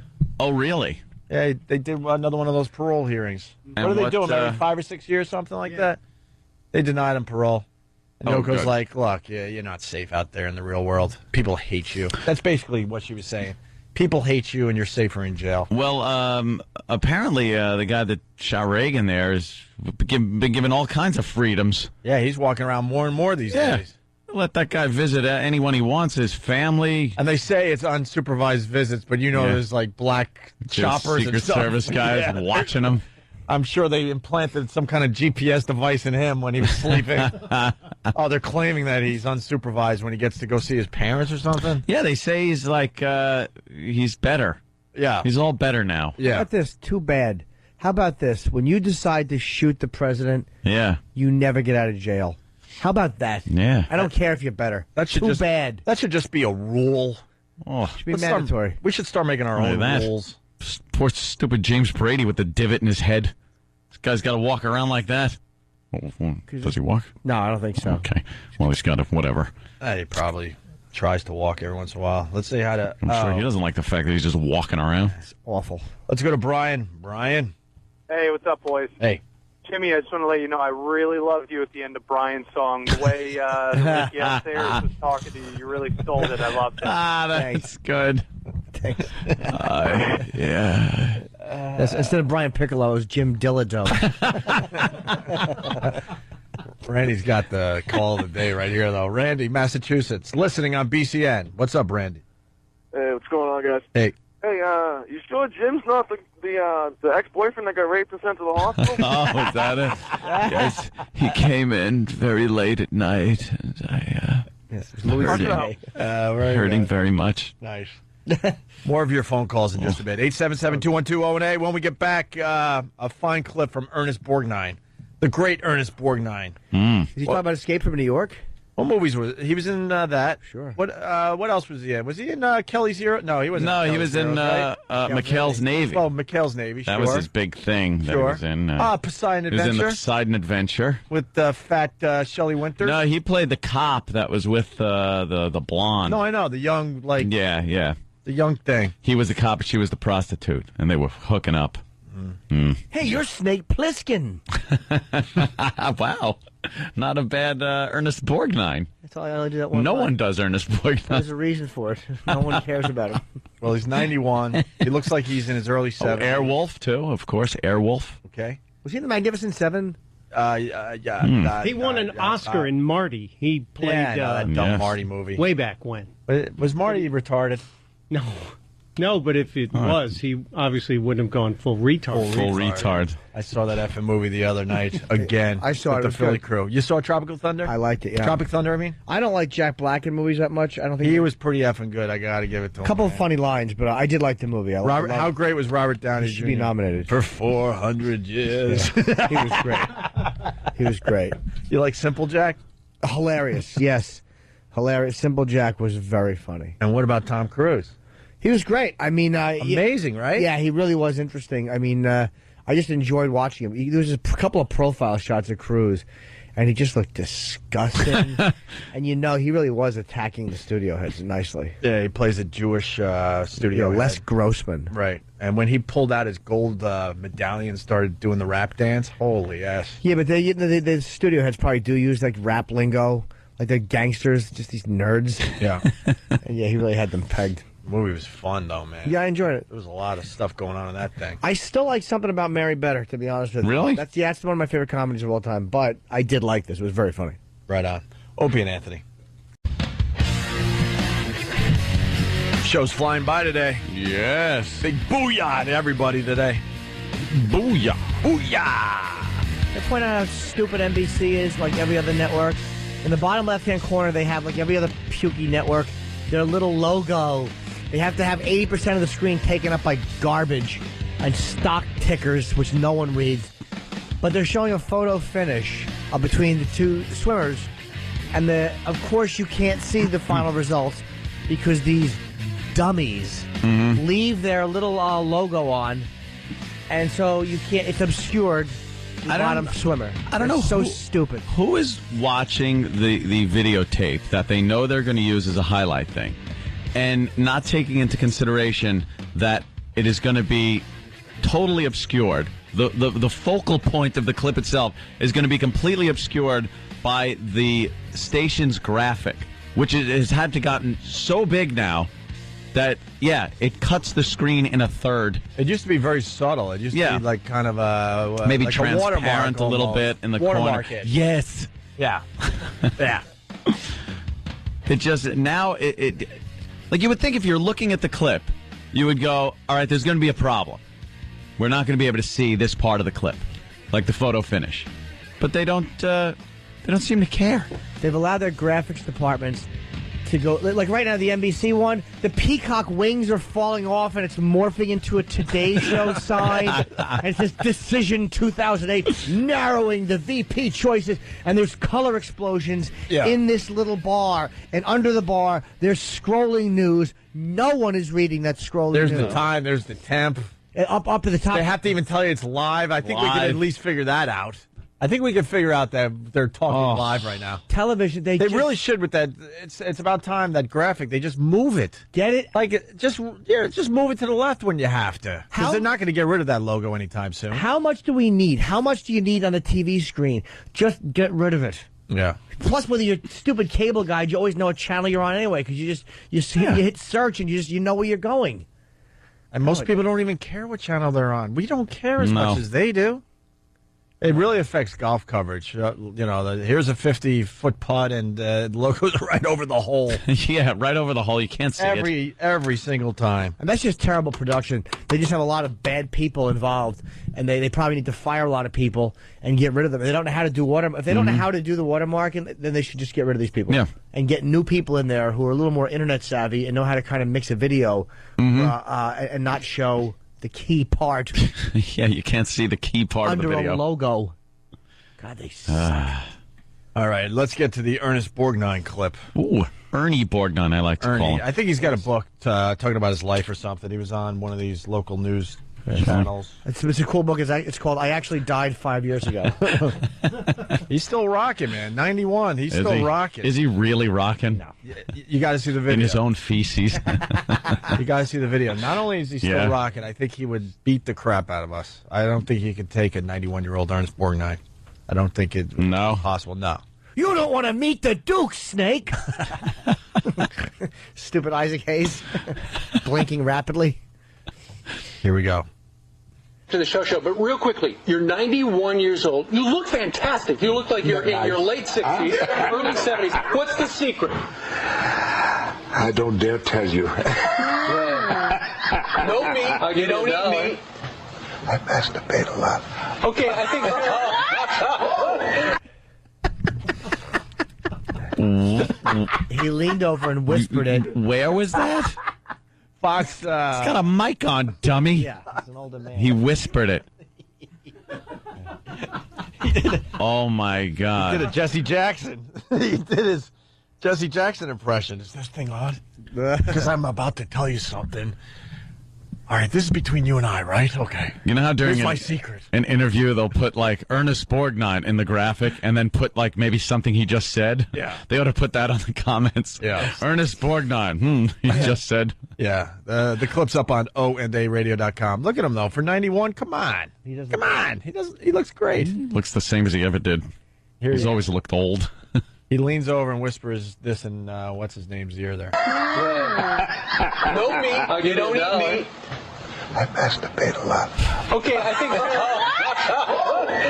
Thank you, Ernie. That was great. I actually heard that. Ernie, have you ever been on YouTube? Listen. Yesterday. What are you talking about? This guy. Okay, we're going to take a quick time out. He'll be in the After the Show. Log on to foxandfriends.com. I just shook his hand. Hey, that's kind of funny. Wouldn't that be funny if he shook his hand and he wasn't kidding? Like, he had to wipe it on his pants or something. Yeah, exactly. Fast forward an hour, guy's rinsing tapioca off his fingers. What happened? That's the best we could do with that clip because we weren't even allowed to play it until about an hour ago. That's all right. But that clip Mr. Ernie Borgnine. That clip is everywhere today. Talking about longevity. Yeah. See there, Jim? No, it's, boy, they'll be saying that, Mr. Norton, you're 3,500 years old. What's your secret, my friend? What else is going on? My elbow will be, by that time, my elbow will be snapped like that bodybuilder. He's shaking on your bed, arm bent behind your head. His elbow just couldn't take it anymore. It finally gave out. Wish we had some music or something. What? Some music. I'm in the mood for music. Yeah. Tell you the truth. Yeah. I like to hear some live singing, music. maybe. Singing. Somebody that maybe has some singing talent in here. Oh, Steve? Oh, of course. Yeah, Steve, we gave him one lousy assignment while we were away. And he was supposed to sing some Acoustic Foundry music today. Let's get him in. Is it acoustic, or are we going to maybe do a karaoke type You can do whatever. version? I bet you Steve can still belt it out. Steve, how was your vacation? That was wonderful. Thank you very much. What'd you do?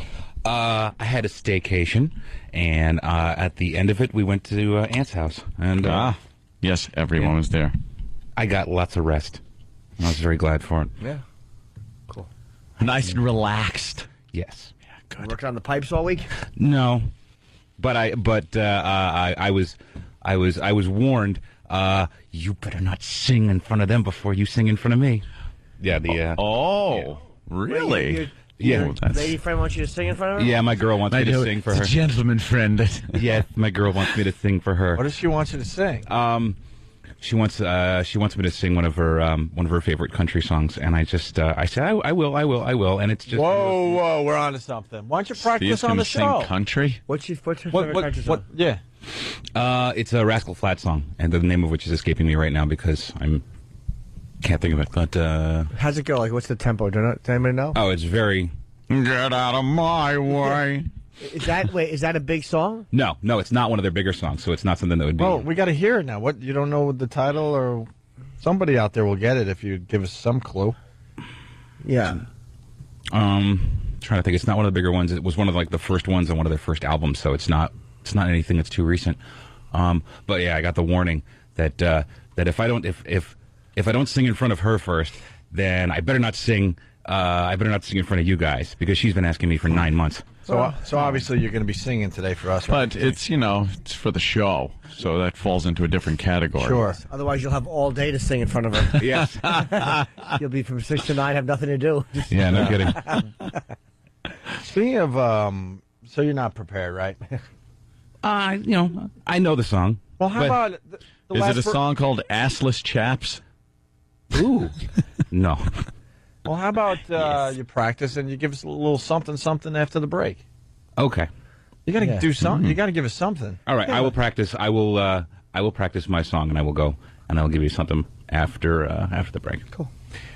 Speaking of country songs, I don't know if anyone's going to care about this, but the I-Man sent me an email. Yeah. He was checking in, and I told him how much I hate Fareed now. Oh yeah. This dopey Fareed that supposedly we were close with, and he takes us off a bunch of stations without even a phone call or an explanation. That's a wonderful way to run a radio company. And Imus is on a lot of Fareed stations, right? Yeah. So he writes me, want me to find out what's up with Fareed? And then he goes, have you heard She Left Me for Jesus by Hayes Carl? Imus is calling it the greatest country song ever in big capital letters written. And like I said, I don't know if this is even worth bringing up on the air. I don't know, but you want to listen to a piece of this song and see country moment and see why he thinks this is the greatest country song ever written. You got it? All right. This is "She Left Me for Jesus" by Hayes Carl. God, I hope this is the most racist country song ever. How great would this be? Since high school, we never once left this town. We used to go out on the weekends, and we'd drink till we drowned. But now she's acting funny, and I don't understand. I think that she's found some other man. She left me for Jesus, and that just ain't fair. I think Imus is losing his mind. A little taste. Just because Imus knew him personally doesn't mean she's a great song. She's one of those born again broads. Yeah. Born again broads. All right. So we got Steve. He's getting ready to sing, right? Yes. We'll do that after the next break. Steve's gonna sing for us. You know, Steve was Stephen Carr back in a little band called Foundry. Ooh. Years back. Mm-hmm. Get some Rotten Tomatoes. Love to flow. Just throw them out like old school cabbage Rotten things. fruit. Yeah, just things that they would throw in the 20s. Yeah. The King Kong show.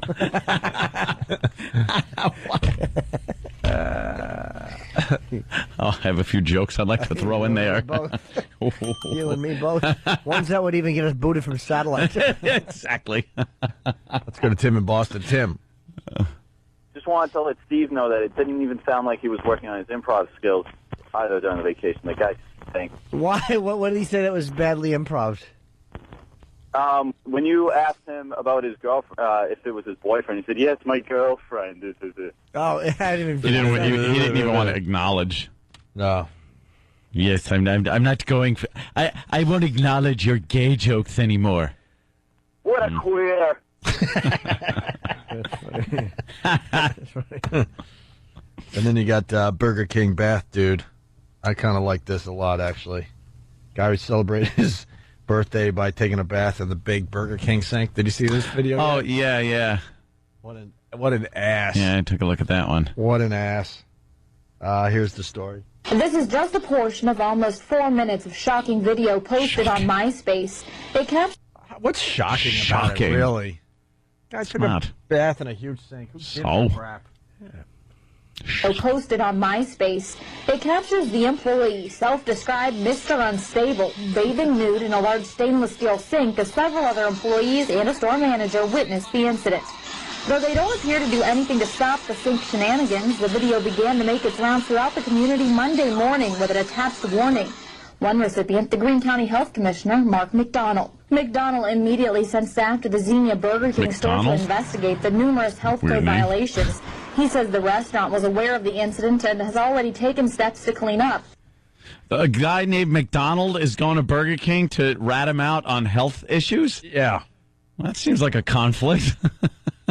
You can't account for everybody's stupid actions, but when things do happen, if you respond quickly to it and take the appropriate action, that's reassuring. But some diners... This is brilliant, though. The guy shocking video. Everyone's trying to figure out their YouTube video. The guy figured it out. This thing's huge. He's naked in there. Yeah, he's just in the naked sink, in the huge sink. in the back. What's shocking about it? It's a dumb sink. No, they're not cooking the food in the sink. Mm-hmm. They wash the dishes in it. Obviously, the guy's got to get fired and all that, but it's not shocking. I don't think you really could let this guy continue after this. But No. But to call it shocking, like they're flipping burgers in the sink. They're using bubbles. Doesn't it look like it would be really gross to sit in there? Yeah. Very greasy. With the background, Burger King background? Like, why would you do that? But some diners don't agree. Crystal Dodge says she used to eat at Burger King all the time. It's wrong. I mean, this is a place where families come to eat. Oh, shut up. Them taking a bath in the sink, that's just not work ethic. Do you know what you're putting in your system, you dumb broad? It's not Shut work up. ethic. If you're bringing your family to eat there, you're right. Like it's a health. Right. Like it's a fancy. I almost said the Olive Garden. I stopped myself. Like trash. That fancy place. Like it's some kind of vegetarian cuisine they're scarfing down. Shut up, it's a family place. Exactly, don't families bathe? How many calories are in that crap? Shut up. Shut up.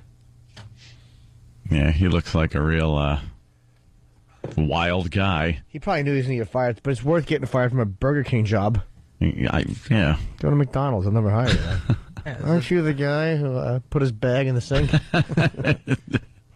Make it sound like he's some kind of CEO of a company. It's a dumb prank at Burger King. Anthony on Long Island, what's up? Yeah, I wanted to ask a question to Jimmy about the Bob Saget roast. Yes. Why was Norm Macdonald so not funny? Was there an inside joke? I thought Norm was funny. What he did was Norm did this character where he was just like an old man jokes, like completely innocent, goody two-shoe jokes. Like he said, like one of his jokes was, Bob takes vitamins A, B, C, D, E, F, and G. So how come he still looks like H? Like instead of hell, like that was the tone of his jokes. It was so purposeful. That's funny. And once people caught on to what he was doing, people started to really laugh. He totally committed to it. It was totally different. Yeah, completely the opposite of what a roast is supposed to be. That's why he's so great. And he was That's trying funny. to make dumb Bob laugh, and that's what with him. You either love him or absolutely just hate the guy. But yeah, There's no in between with Norm Macdonald. I thought it was really funny, man, and I didn't. We have his set. Can we get a little taste of Norm Macdonald? I haven't seen the roast yet. I saw part of his. I was happy with the way my set came out, but they took a tremendous amount of stuff out, obviously. But some of the ones they took out, I was like, ah. But whatever, it's a time issue too. Good ones? Well, yeah. I mean, I did a lot of them on just to say Cloris Leachman's genitals, and one about her breasts that they took out. I was like, ugh. Oh, one of the jokes they took out. Yeah. Thought you meant a breast. Oh, yes. The fact that you were joking about it. Oh, no. No. Kidding, of course. All right, when we get back. Oh, God, I hope there was. Yeah. Oh, my God, I hope that wasn't an issue and I didn't know it. Oh, boy. How do you check that one out first? Yeah, exactly. Give a quick hug? Wow, that didn't even occur to me. Yeah, you never know. Oh, no, because the joke I did... Oh, no. Let's just say I used the vulgar word for breasts. Yes. But I said Cloris Leachman is in legal action right now. She's suing Rotten Tomatoes from naming a website after her breasts.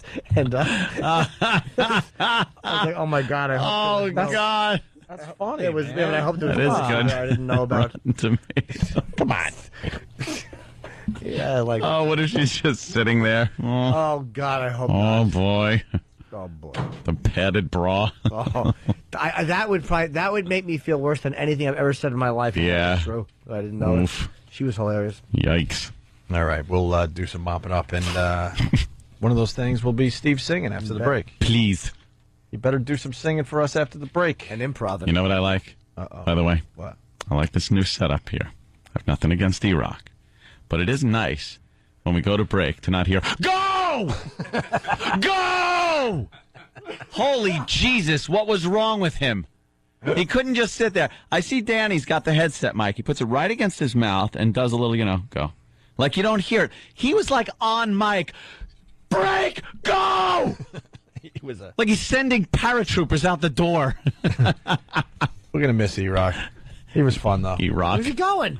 What? What? It's not sitting there anymore. He's gone, bro. You didn't know Oh, you that? won't see him no more. No, he can't go. E-Rock can't He's go. gone. What are you talking about? Have you seen him yet today? Where's Jimmy? E-Rock? I saw him in the morning. There's Travis, beautiful Travis behind the glass. Mm-hmm. Wait a minute. Our own Danny is now at the helm back there. Well, where is Dummy Rock? You know what? I don't even know if I saw him this morning. You did not. Stunt You Brain. won't be seeing him no more. Stunt Brain had a plan. Hey, Danny. Oh, wow. Go! The Opie and Anthony Show.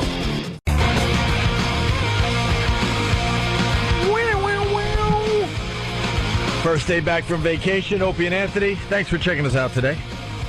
We appreciate it. We're kind of going over all the stuff we missed while we were gone. A lot of good stuff happened while we were gone. A lot of good Olympic stuff. A nice little war flared up. Russia and Georgia. Yeah. I didn't know Atlanta had firepower. Yes, very, very. The Russians invaded Georgia, and weird. we didn't even know about it. But after you Okay. take out Atlanta, then what else is there to do? Well, they actually retreated after seeing Freaknik. They got very scared, ran off. I like the fact the Soviets are back. I like that they did this. I like the fact I want the Soviets to start taking countries back over again. Start taking them again. I can deal with them before religious fanatics any Yeah. day. And I kind of want the European Union. No, you've been piping up for a long time. To go, hey, but what about these guys here? Yeah, how about the Russians start marching in and go, you know what, Romania, we don't like what's happening over here. So you're ours again. We're rebuilding. That's what they should do, those Russians. They need the Soviet Union back. Who knew we'd actually be wanting the Soviets back? I can't wait to get them back. When that Iron Curtain came down, we were all happy. Everybody's like, yay, we won. Ugh. Won what? A Europe that can't stand us and holds their euro over our head. And religious fanatics that blow our crap up. Those Soviets, they knew how to handle stuff. Like, I don't like the Chinese communism. That's not fun. They don't really do a lot of muscle flexing around the world. They're good with the money. They're good with taking our cash and selling us rubber vomit, whatever the hell they do. But, you know, those Russians, they were good at keeping Europe quiet and on their toes. The Chinese, for some reason, don't need to muscle flex. Everyone is scared of the Chinese. Yeah, sheer numbers, they win. You just know that if the Chinese have get into it in a war situation, it's going to be a major problem. Yeah. No one's giving them any trouble. Yeah, you can't even be involved in a little altercation with them. There's a billion of them. Yeah. They don't need weapons. They just send people over to punch you. Over and over again. Imagine that. There's just like 50 guys punching every one person. Ow, stop it. Ow, ow, ow, ow, ow, ow, ow. Yeah, the Russians are getting a little spunky again. That's good to see. Is Putin still there? No, he's gone. Did he leave? Putin. Yeah.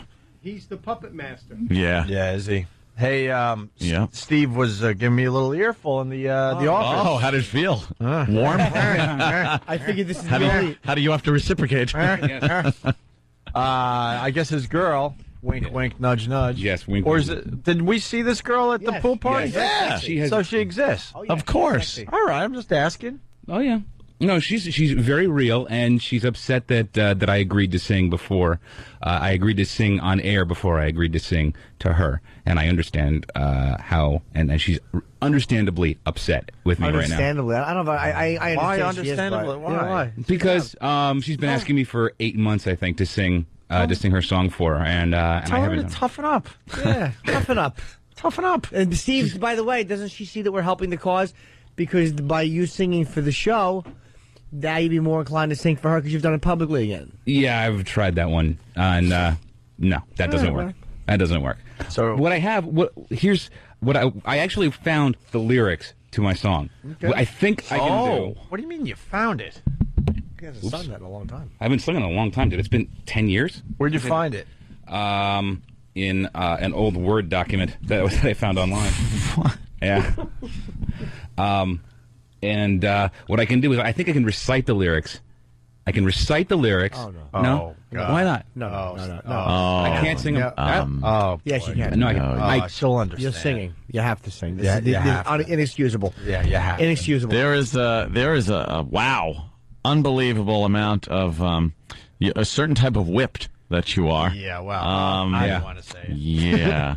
So that's what Yeah. you've decided, that you could recite the lyrics and she'll still be. And I won't get the lashing that I will. Well, it's worth it. Flashing's worth it, I think, for the radio show. I think it's worth it. You have to. It's You have to do anything wrong. I'm not saying I won't. I just got to do it. Yeah, you You knew have to us. belt it out. You knew us years before her. What's her Rascal Flatts song?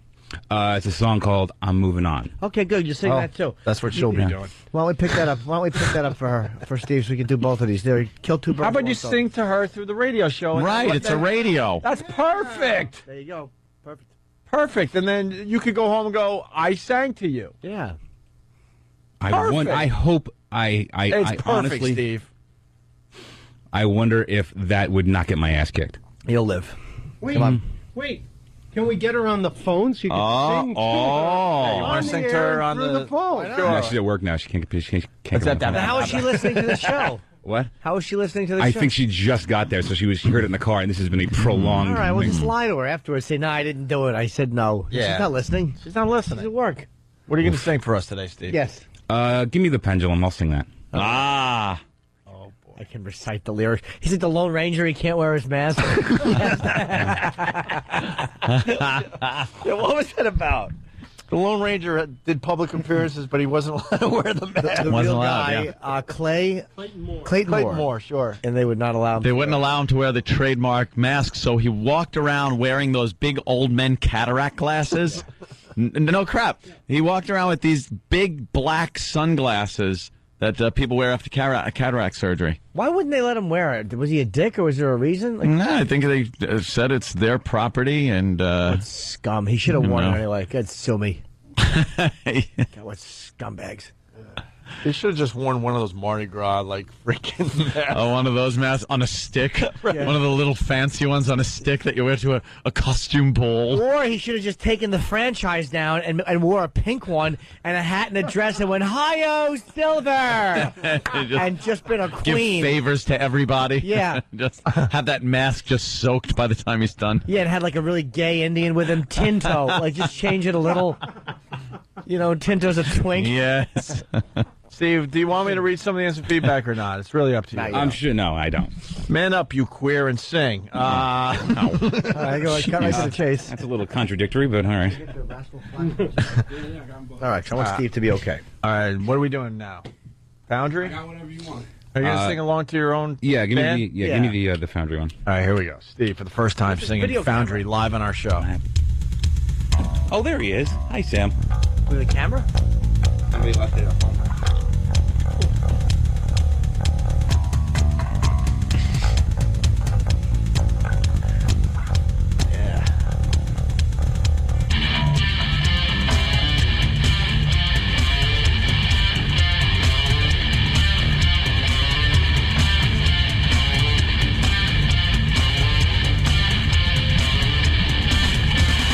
Pendulum will swing at the center of attention. Just another day, another condescension. Mock you, shock you, it's gonna lock you down. Pendulum will shift with a little bit of pressure. Move too slow and the pendulum will catch ya. Show you, mow you, it's gonna throw you around. You did the crime and not the time. Now you gotta pay for what you done, you better run. I've had all I can take of all your screaming in my ear. My back is gonna break if you push me one more time. Heart's getting heavy, my blood's getting cold. You changed me into something that I just can't control. If you see me coming, best get out of my way. The pendulum is swinging back the other way. Wow, you're Johnny Bravo. He's rocking. Yeah. He's Johnny Bravo, though. He's belting it out.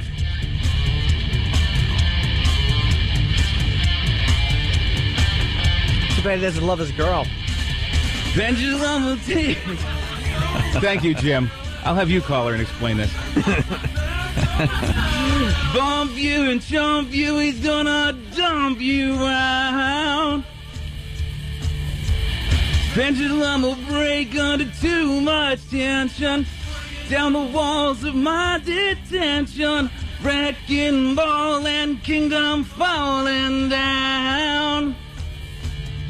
You did the crime and not the time. Now you gotta pay for what you done, you better run.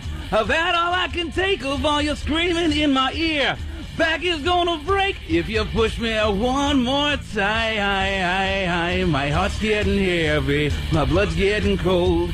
You changed me into something that I just can't control. If you see me coming, best get out of my way. The pendulum is swinging back the other way. Rock! Damn. Guitar solo. Rock. Ouch.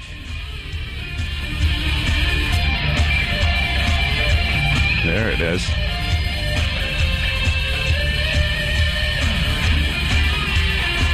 Obligatory guitar solo, by the way. Heart's getting heavy, my blood's getting cold. You change me into something that I just can't control. If you see me coming, best get out of my way. The pendulum is swinging back the other way. My heart's getting heavy, my blood's getting cold. You change me into something that I just can't control. If you see me coming, best get out of my way. The pendulum is swinging back the other way. My heart's getting heavy, my blood's getting cold. You change me into something that I just can't control. And if you see me coming, best get out of my way. The pendulum is swinging back the other way. Wow.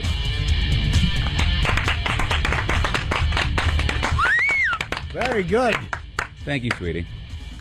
Steve, really, I didn't think Steve would belt it out like that. Steve, The second half of it out. The second half was much better than the first. You got relaxed, I think. Yeah, I calmed down a little bit. Wow. Yeah, you calmed down a little bit. That's So when is the pendulum going to start swinging and be straight? Well, somebody decided. Let's go to Sean in Jersey. Funny. Sean, what's up? Hey, guys. You on the roast, Jimmy? Hi, thank you. You got it. Hey, is anybody catching on that Steve's rhyming way with way? I didn't notice No, that. it's the Vietnam city of Wei. That's right. No, I had some curds and something with them. What lazy writing? He's right. Yeah, we rhymed way with way. Lazy songwriter. I know. The rhyme for us is so obvious.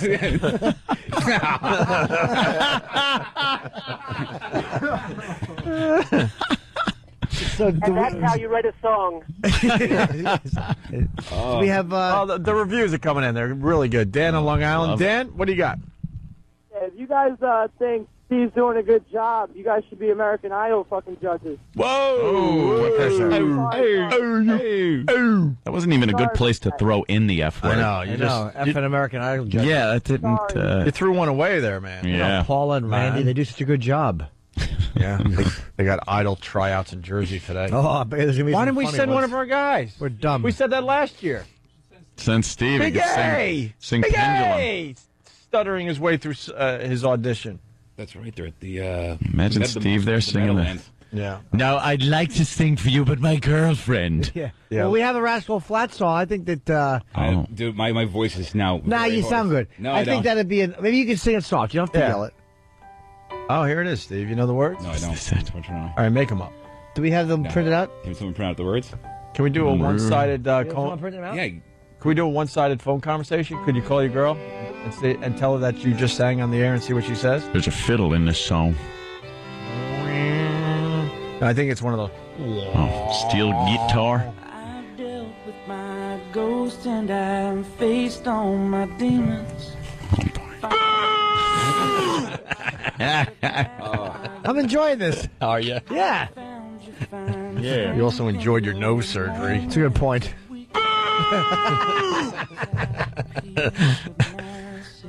Yeah. I've been burdened with blame, trapped in the past for too long. Grr. I get it. Your life was tough, and you turned it all around, didn't you? Shut up. Yeah. This country? Yeah. Did he call her?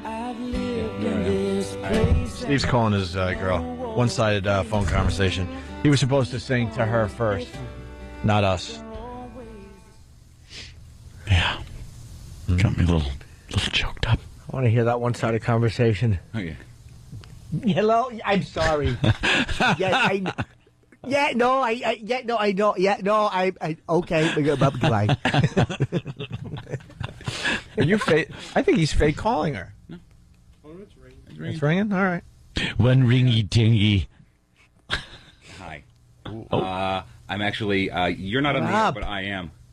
And she should be. I just sang my song on the air. Are you mad? Are you mad? You are. What if I sing the Rascal Flatts song? Yeah. Well, will I be in less trouble or more trouble if I do this? This is the guy that sang Pendulum. I know. No. Just get out of my way. Okay, fair enough. I think she's going to put on the special belt tonight. Oh, Steve. Tell her this conversation She's is giggling. over. What a giant sub Steve is. What a giant Oh. sub. I'm bet you being nice. He likes to be like tied up to like whipping post and then left alone for hours in a dress. On his tippy toes and high heels. Tell you what, I'll sing the Rascal Flatts song, and you tell me how I do. Ooh. Okay. Sexy. Wait, someone's All right, saying thank to you. listen to the lyrics of the song. Love you. The lyrics of this song is very telling. Do we have the Rascal Flatts? Oh, okay. How did that go, Steve?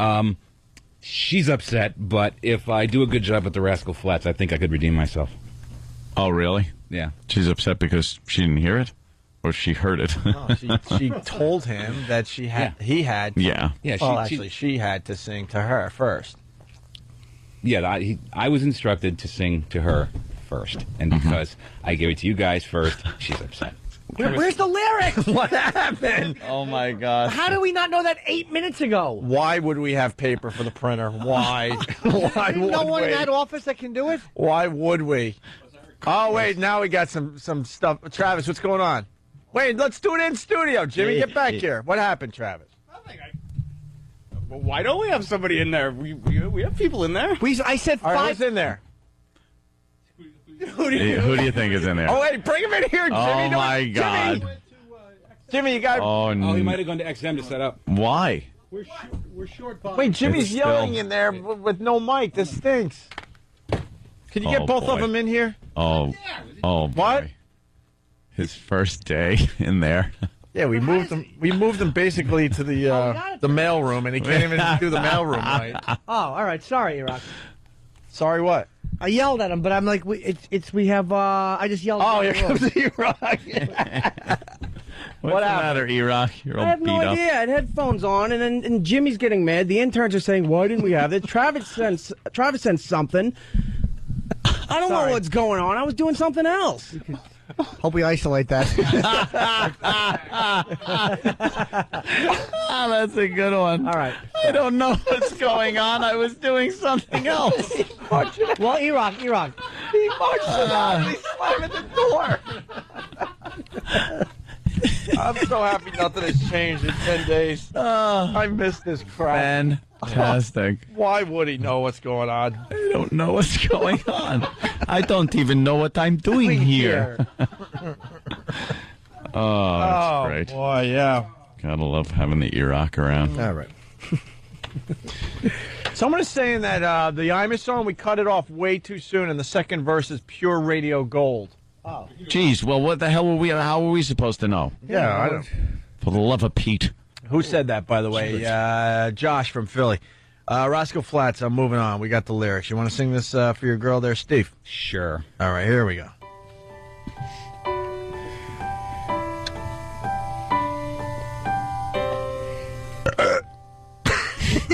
Sets the mood. Wait, no, it's. No. It's 3 times a lady. Fruity tempo. I've dealt with my ghosts and I've faced all my demons. Have you? Finally content with a past I regret. Do ya? I found you find strength in your moments of weakness. Once I'm at peace with myself, I've been burdened with blame, trapped in the past for too long. I'm moving on. Moving on. You sang that to the world of vaginas. I've lived in this place and I know all the faces. Each one is different, but they're always the same. Through a glory hole. But it's time that I face it. They'll never allow me to change. But I've never dreamed of would end up where I don't belong. I'm moving on. So get out of my way. The faces don't change. Oh. They'll have one eye and poke through a hole in the wall. Snake faces. Has been patiently waiting for me, and I know there's no guarantees. Not alone. I'm not doing well. Good. Everyone's life, when all you can see are the years passing by. Have made up my mind that those days are gone. The answer to the next line is fudge. Okay.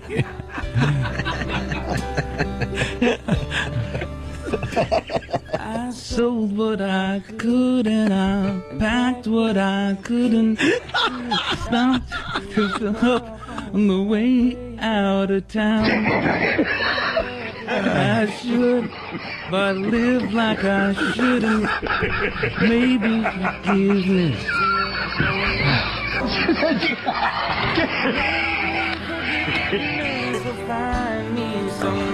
Down this road. The old dirt road.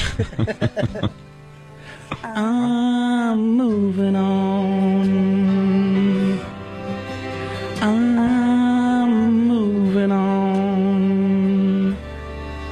I'm moving on.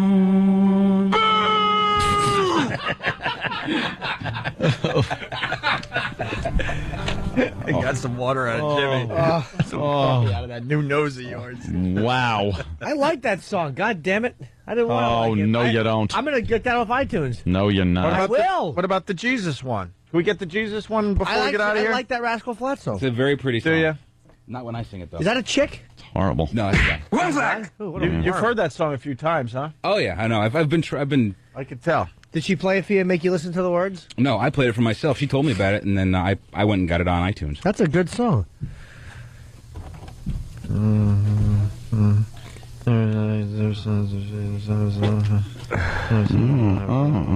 I see.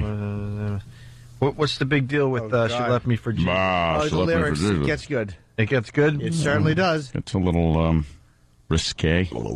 Yeah, what? Do we have to play it, or could we just give away the big reveal? What No, do I you would wanna play do? it. All right, this is, Imus sent me an email recently and said this is the greatest country song ever written. Mm-hmm. And now we're going to find out why he says that. Right. Okay, She Left Me for Jesus. High school. We never once left this town. Kind of like a game show buzzer. Go out on the weekend. Jimmy just ripped one. And we drink till we drown. But now she's acting funny. And I don't understand. I think that she's found some other man. She left me for Jesus, and that just ain't fair. She says that he's perfect. How could I compare? She says I should find him, and I know peace at last. If I ever find Jesus, I'm kicking his ass. Whoa. She showed me a picture. All I could do was stare. I hit that freak in his sandals.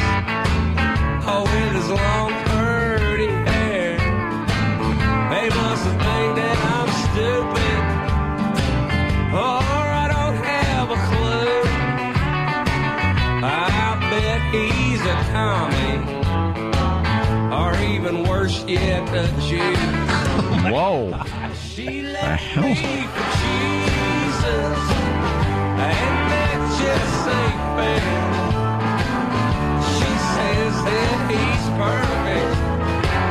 How could I compare? She says I should find him, and I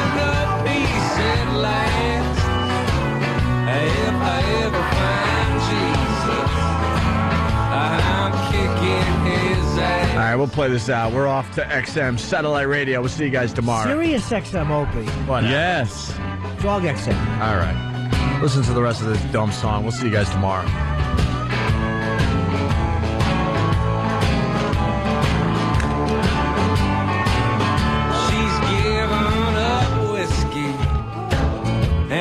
Taking up wine while she prays for his troubles. I ain't forgot about mine.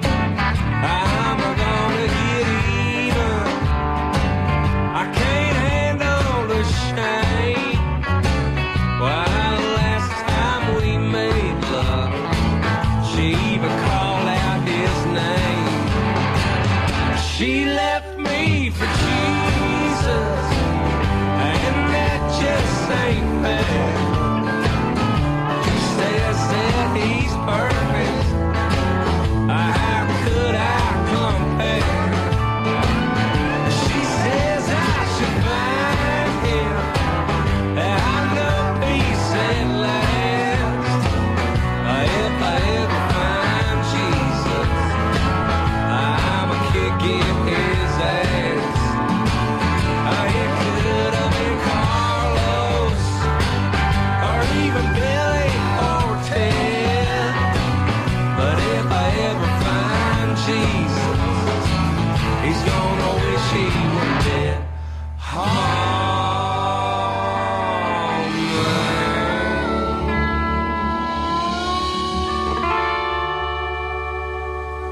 The Opie and Anthony Show. XM 202. But enough of this palaver. Let's get the show on the road. Tick tock, tick tock, tick tock, tick tock. 43 days and counting. Oh, that's right. But I do believe we're talking. Good. That's the headline today. We're talking. Yeah. Not us. People behind the scenes No. are doing some of that talking. But they need to do the talking or talking. Tacking. Yeah, it's Opie and Anthony and Jim Norton, and let the laughs ensue. we got the death ghoul on this side of the show today. Very cool wonderful. guest, Dr. Michael Baden. Yeah. But he did like 5 HBO specials, the Autopsy series, and they're fascinating. The autopsy series was fantastic. Yeah. You can't not Great. You can't not enjoy watching a guy talk about death as knowledgeably and comfortably. Well, Jimmy, Yeah. you think this Michael Baden likes death? I don't know. Yeah. Loves it. Loves death. He really loves death. There was always a great that show Autopsy was always a good little mystery thing because they'd have a case and he would tell how they solve it through the autopsy and find out what the dead could tell you. It was the thing, like the dead can tell their story. I love when he finds like a fingernail. Next thing you know, he could tell you it was a white male. Well, yeah. Between the age of 35 and 37, and Perhaps- he's drowned. Perhaps we could ask him about that case, the one where they found, I believe it was the tip of a finger Yeah.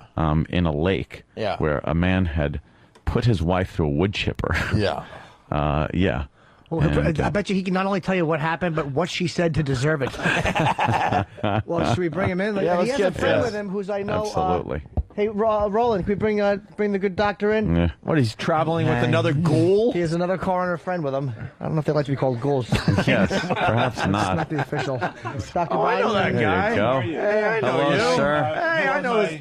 You want to sit there? Peter Dean is the coroner in Yeah, London. you got some. Hello, sir. You got some terrific eyebrows there, sir. Hey, huh? So Sunburn. I wanted to tell him, Sunburn, yeah. Sure. serious American show him how you do things here on hate. Radio. Satellite, yeah. He doesn't understand. They don't do that in England. They don't. No? We have Satellite. a lot of terrestrial stuff, a certain amount of satellite, but not satellite radios. Yeah. This is like a Oh, yeah, they don't have it We're over way there. ahead of the curve. Yeah. You get to curse on this this medium. Well, you know. I'm here to learn. Yeah, put the headphones on there okay. so you can hear There you everybody. go. We get the headphones and Yeah, Dr. Baden, make yourself comfortable. Baden. Thank you. Dr. Baden. Yes. We've done Yes. about 12 HBO documentaries, one a year. Oh, really? 12? I thought it was 5. Wow, shows you Yeah, how well, that's I'm a okay. little- You've been sleeping a little bit. I've been very But, Yeah, we were talking earlier how We enjoy the show. The show Autopsy was great. Watching your specials, and you're so comfortable with the subject. And it's that's what I do. I know. The thing is, you're comfortable sitting here, and I'm nervous. Yeah. But you know something, your line of work is a little more disturbing. It depends than how this. you look at it. Yeah. When I started out as an internist at Bellevue Hospital, an intern resident. Seeing people die and not being able to do anything to help, that's really disturbing. Once they're dead, then they're out of pain and suffering. It isn't. What's the worst that could happen? You get a pulse. We've had that happen a few times. Really? Guy goes to the morgue and sits up and says, "What am I doing here?" And, is that real? Wow. It does happen. It happens because sometimes especially in older people, the pulse becomes so faint and the breathing becomes so faint that it's easily overlooked. Oh. And after a few hours, they may come up. We've had a number of these in New York, but they're all over in the States. So you need that male nurse for that angel of death guy, with the pillow. It's with those guys, Dr. Bodden. Jesus, that's the kind that we can't tell. That's the pillow. Is, that seems to be like a really. Let's take that. Let's run with that for a minute. The old pillow over the nose thing when you suffocate somebody. How do you determine that somebody was murdered or if they just died in their sleep? On the radio? Oh, we're on. Yeah. We're on. Oh, yeah. Yeah, make sure you say fuck a lot. Hey, watch your language the open. The thing about that is that we don't like to give primers on how to kill people. Well, I wouldn't, either. But I must say that suffocation is the hardest diagnosis for a medical examiner to make. Is it? Because whereas shootings and stabbings and baseball bat injuries leave something to see at autopsy. Mm-hmm. If somebody's suffocated, when the suffocating device, the hands or the pillow taken off, everything pops back to normal. Yeah. So those are the hardest. It was easier when we had feather pillows because the feather pillows would often break. And they'd inhale the feathers. Oh, so you could see when I first started out, we had a few people who had inhale the feathers in their windpipe and lungs, and we could say, "Hey, there's something wrong with this." Go ahead, Jim. Attacked and murdered by a chicken or something. That's right. Well, how do they? Wait, don't they tell kids? Don't the teeth leave a print in the back of your lip? Oh, that you're pretty good at this.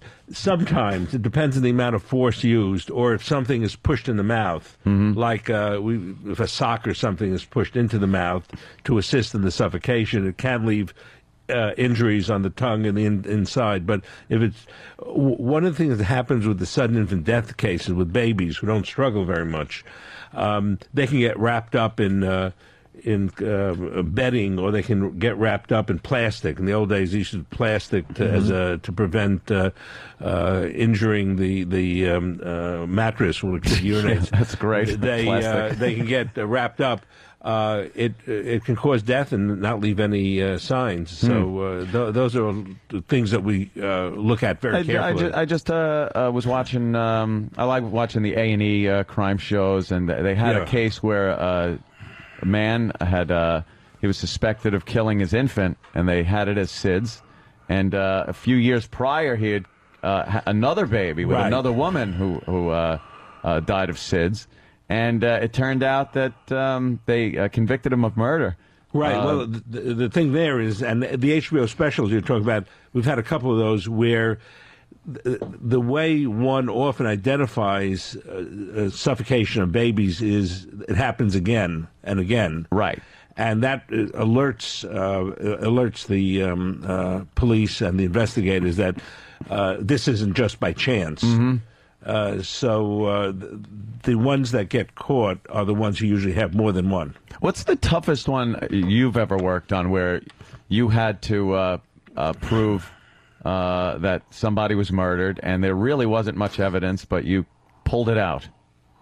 Well, part of the problem is when we investigate a case as medical examiners, we're there not just to do something in prosecution. We're there to do something for either side. Mm-hmm. So our investigation was a crime committed. Now, some of the tough ones are when we have a crime, the police think it's a crime, and we don't find any evidence of a crime. We say so. But I think the toughest one was a serial murder in Massachusetts, where a nurse was thought to possibly be poisoning veterans by injecting various potassium into the intravenous lines. Oh. This is about 5 or 8 years ago. I hear that's very hard to detect. And yes, it is detected because as soon as we die, the potassium starts getting screwed up in the body. The red cells break and all that. And initially, there'd been some identification by the toxicologist, but his information on it was wrong. He had the wrong decimal point, and the judge wouldn't let him testify.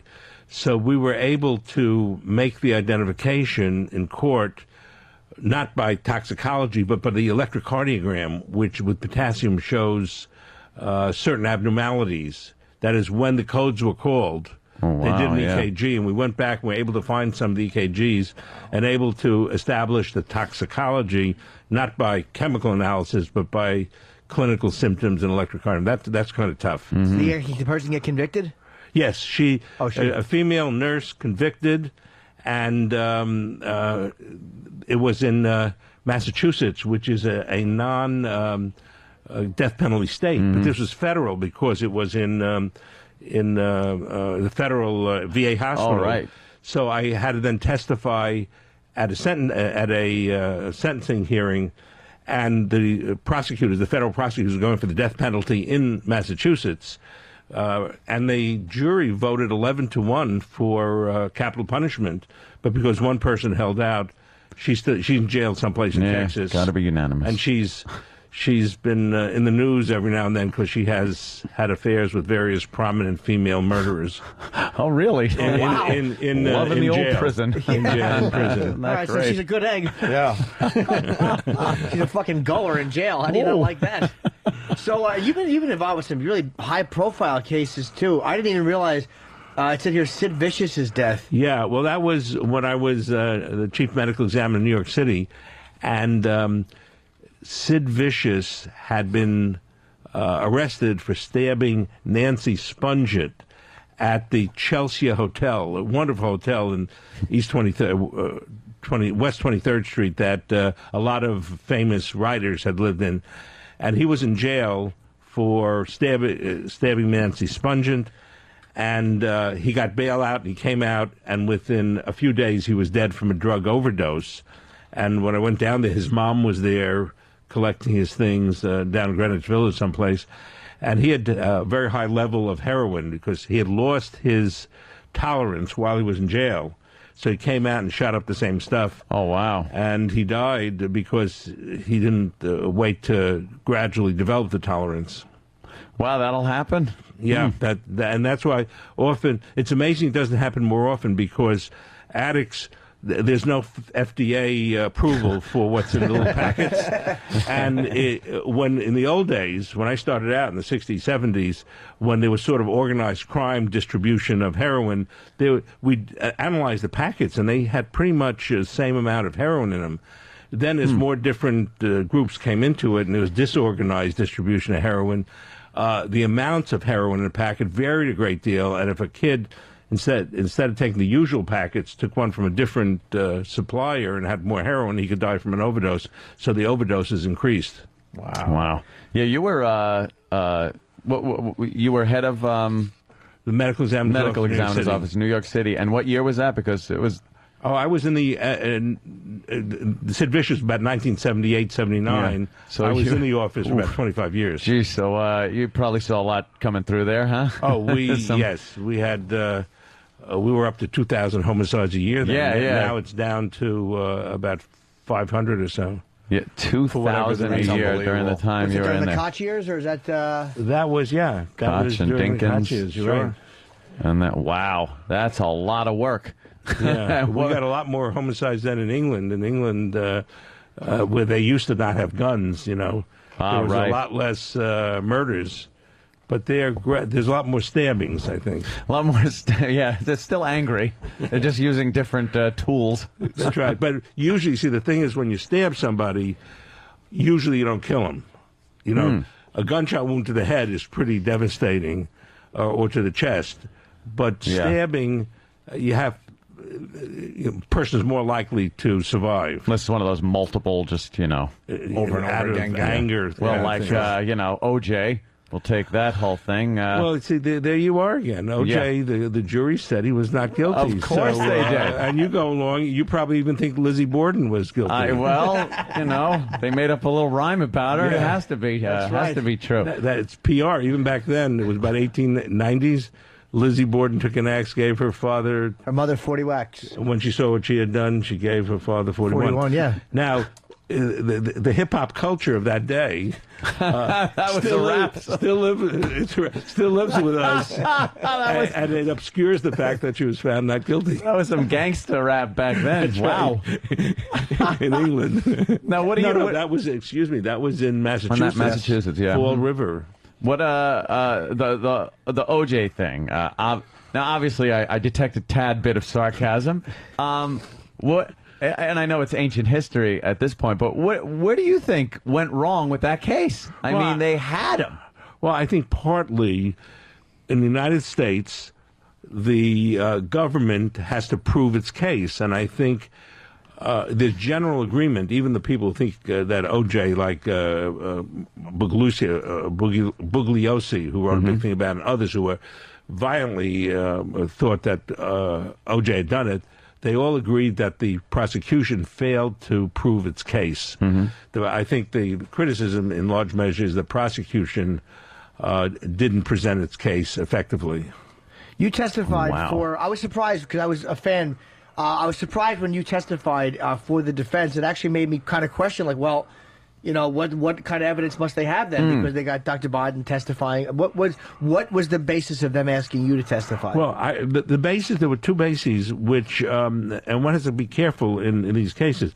We don't testify. I don't testify as to guilt or innocence. Right. I testify as to certain points. And with every medical examiner testifies in a case, like in OJ, there might have been 50 or 60 other people testifying who may have had more impact on the jury.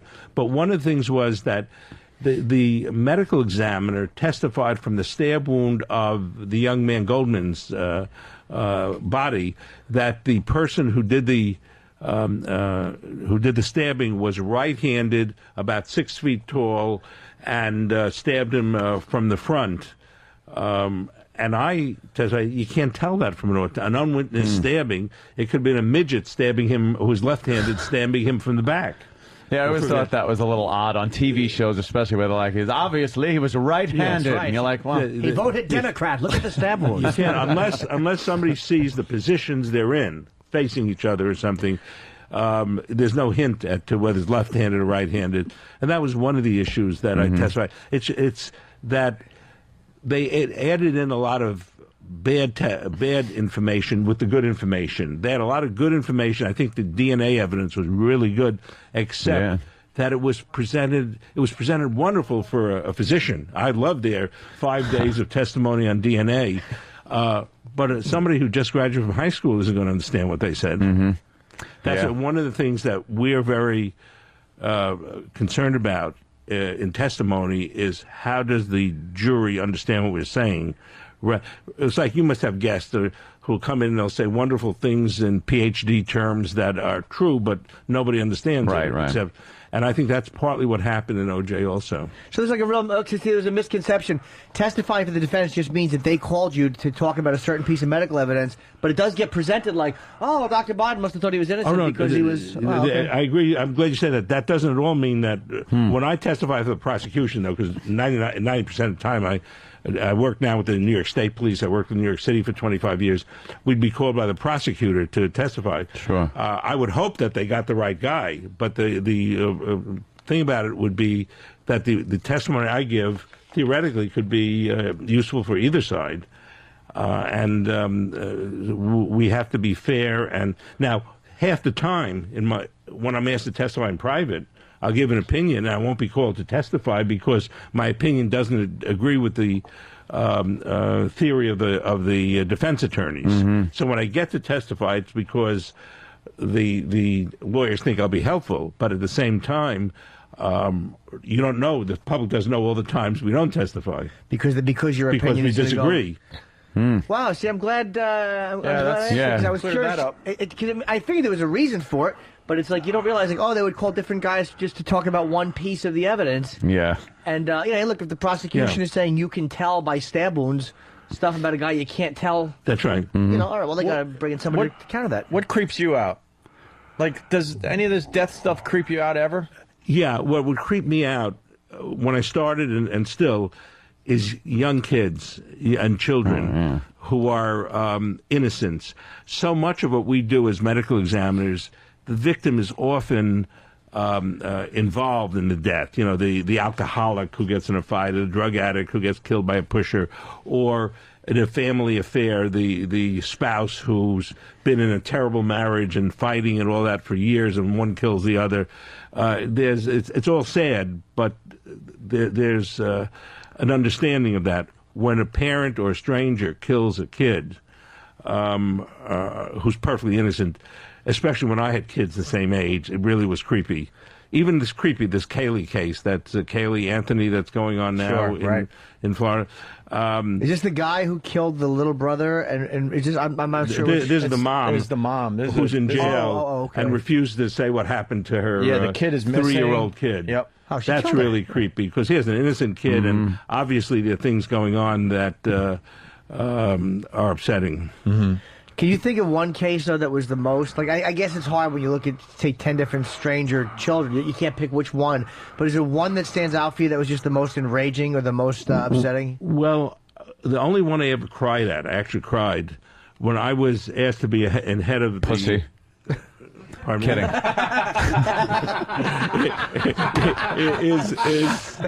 Okay. No. It's sensitive. I understand. I had to.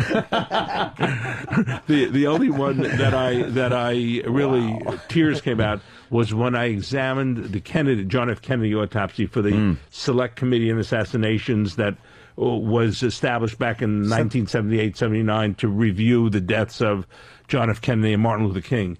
And I looked at that autopsy and the photographs, and it was such a terrible kind of autopsy and photographs where there wasn't a proper cleaning of the body and proper attention paid, to show our president who had been killed and to show what I would consider not proper respect for the remains really upset me. Apart from the fact that they got the entrance and the exit and the trajectory wrong, in our president, when that autopsy was done by hospital pathologists who never had any experience doing gunshot wounds.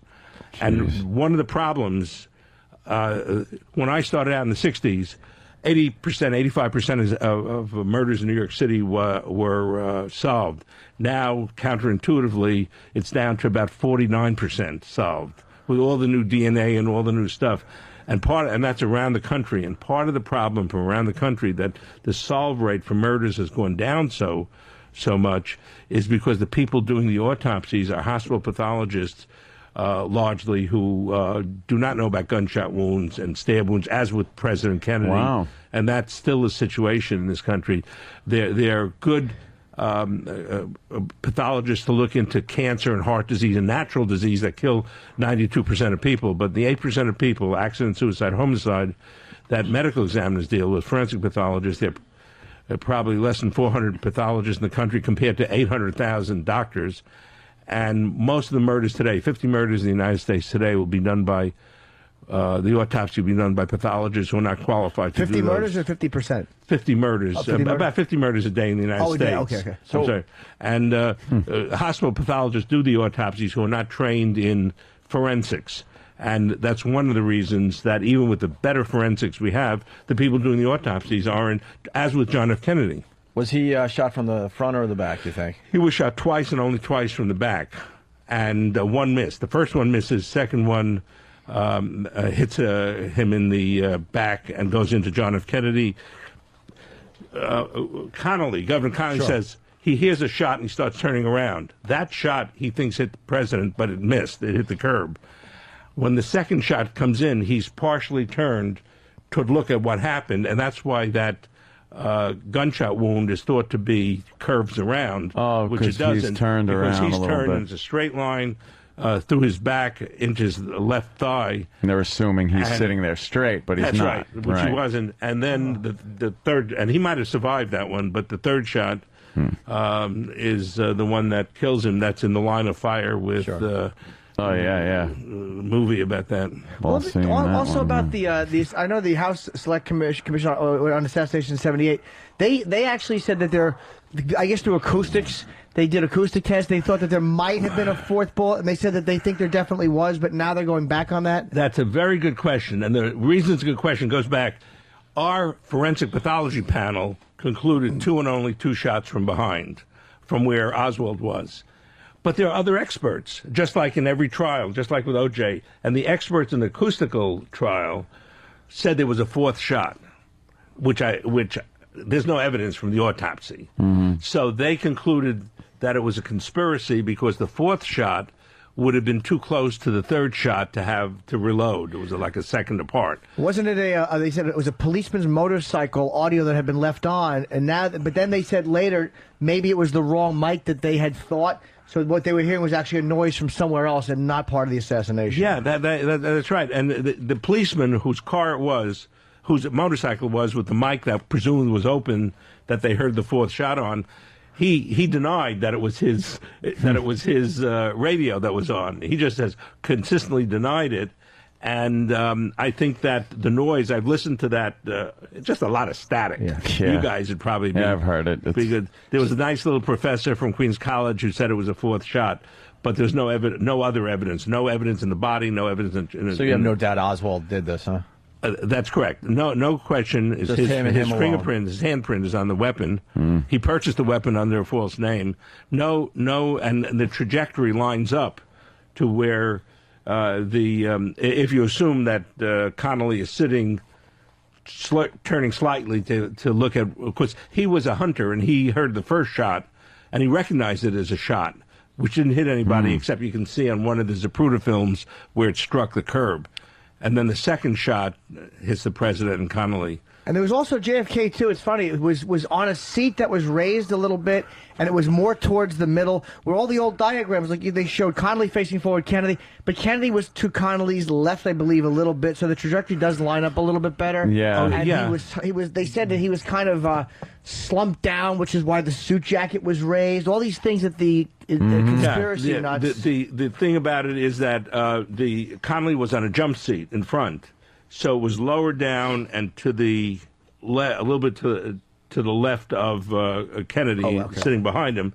Jumped, and that if you take it all into account, it's clear, and we concluded almost unanimously that that bullet, that the second bullet that Oswald shot, struck Kennedy in the back, went through his chest.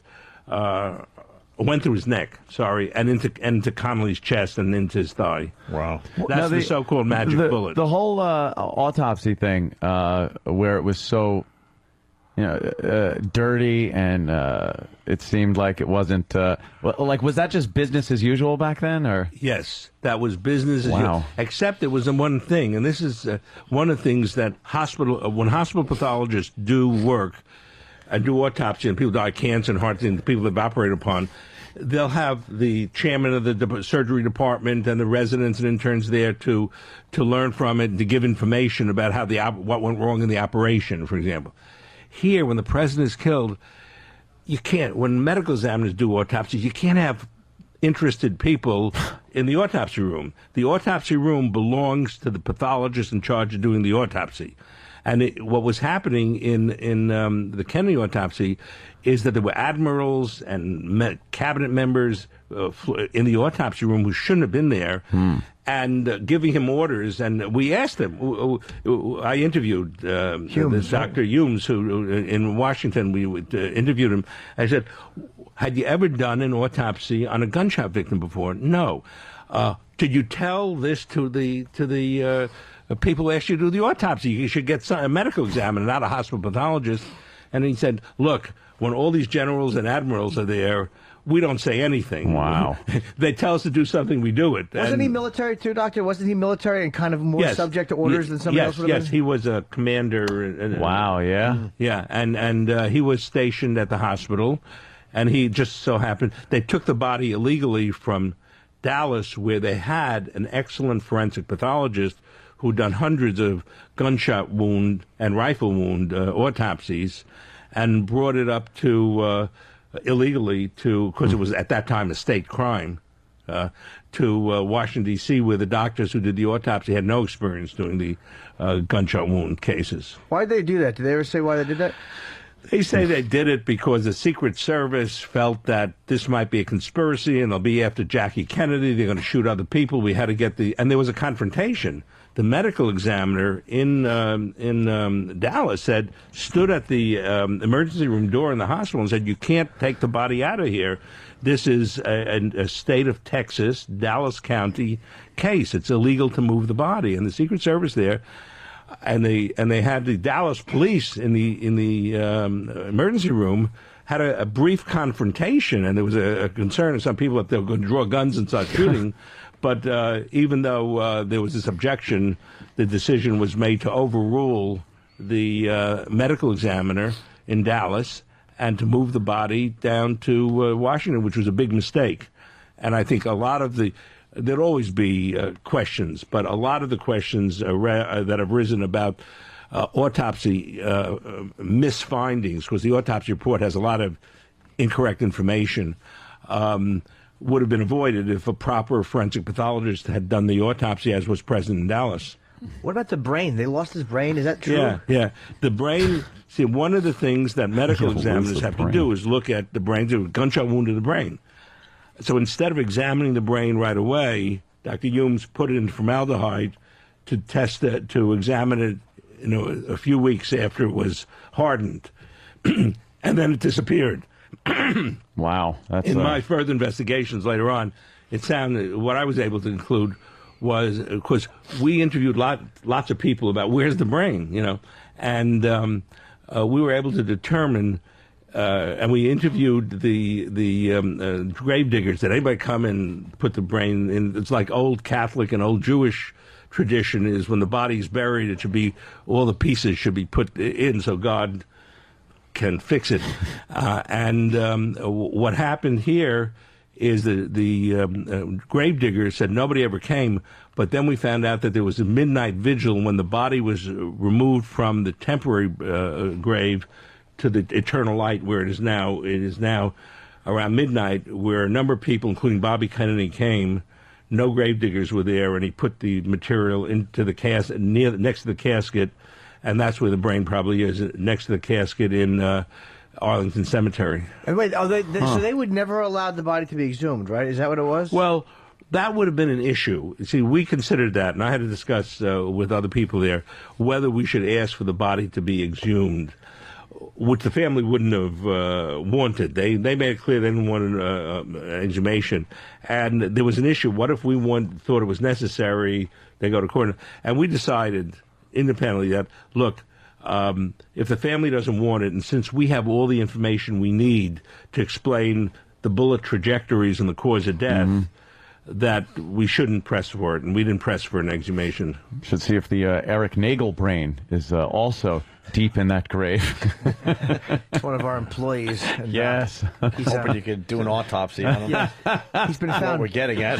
X-ray show he just has a stem. It's amazing. There's nothing after the stem, and he still functions and walks around. We think it's all motor reflexes. As they say, they think that lawyers work like that too. Why don't we, Dr. Quincy, douchebag? Oh no, Quincy was very good. Except what Quincy shows, what the problems are with CSI and all that, is that you can't just let a case develop normally because it's too boring. You got to have the CSI person do the DNA in 3 minutes, right. Or else you don't have a show.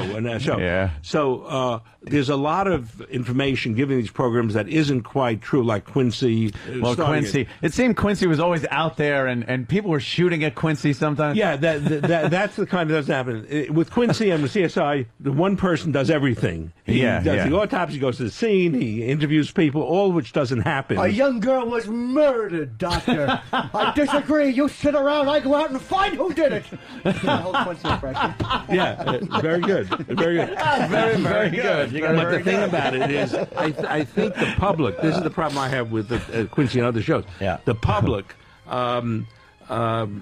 realizes at some level that this is all video license, that they're allowed Sure. to do things that aren't real. One person doesn't do 6 different jobs in real life. They realize that. What they don't realize is that all cases don't get solved. The thing about O.J. Simpson, how come only O.J. Simpson, only high-profile cases in Hollywood don't get solved? More than half the murders in the United States don't get solved. See, I don't think anybody's done studies. 30% of people who commit murders wind up getting convicted. Well, in L.A. it's probably going to be 10% with their horrendous prosecution. Did they blow the Menendez? They blew O.J. They blew a lot of big cases, right? But maybe if they were doing a case, they don't. Not everybody gets convicted. Look at Louisiana in New Orleans, where they got a 2% solve rate for murders. Since Katrina. 2%? Yeah, they're less than 2%. I think there's one murder conviction in New Orleans, partly, I think, because they're the too very busy weak, sweeping up. very weak district attorney's office. Oh, how did he catch the one guy? How bad was the one guy who got caught? What did he do? He kept in the judge's confessing. chair? Confessing. Hey, let's take a quick break and continue. Okay. We'll get into John Belushi's death and some other things. And Sure. What are you promoting today? We don't even know. Or I do don't we know? I think it started out You're just hanging? with no. I think it started out with Jessica Manzi called about some people can get the DVD discs on the autopsy series. Autopsy series, or see. What do you call it? HBO? What do you call On it? demand? HBO on demand and all. Yeah. They are still on demand. One popped up recently, I think the 5th one or something. And I actually have there's 2 books Dr. Bod has written. I had someone Yeah. run out and grab me one so I That'd can get it be signed. good. Yeah. Called Unnatural Death. It's in paperback. And there's also another one. I don't have the name in front of me, but it's called Dead Reckoning. Yeah. The New Science of Catching Killers. And these are really it's amazingly interesting stuff. How Absolutely. We're gonna continue. Yeah. I want to ask him about the death fields. Have you checked those things out where they had the people laying around? Body dead? Farm. Body Yeah, Farm. Body Farm. Have you? Yeah, I remember You that. walked Yeah. around Body Farm? Yeah. Oh, I got to ask you a few questions. he has one in his house. He paints tomatoes. Body Farms, yes. All right. Opie and Anthony, stay there. We're back with the Opie and Anthony show. Dr. Michael Bauden in studio, the famous pathologist. And I want to ask, what made you want to go into this field? Most people, when It just by accident, because since birth, my mother had wanted me to be a doctor. And I wound up going to City College, New York, and NYU Medical School, and just to be a real doctor to treat living people, And when I got to NYU Medical School, at that time, the autopsy room was at Bellevue Hospital together with the medical examiner's office. So when I went down to look at organs from dead people, there were the medical examiners in the corner with all the interesting cases, and I just got interested by chance because the medical examiner's office and the Bellevue pathology department share the same autopsy room. were you creeped out by the first dead body you saw? Oh, yeah. I was creeped out. It's interesting. I was creeped out for a couple of reasons. One, the odor of death. And 2, that some of the medical examiners were drinking coffee and eating sandwiches. I was going to ask you about that. And smoking. Yeah. They'd smoke while they're doing the autopsy in those days. Just chatting. Of somebody who died of lung cancer, Smoking a cigarette. And they'd drink coffee, and I said, that's horrible. And that really creeped me out. But after about a week of going to the autopsy room, no more odors, because I guess it knocked out all of my smell things. And I started drinking coffee in the autopsy room. I got an idea. Are you a fun guy? You like to have a little fun? Well, as long as we don't get sued for it. Well, we have a guy that has horrific breath, and I'm just wondering if it's worse than death. If it's worse than death, right?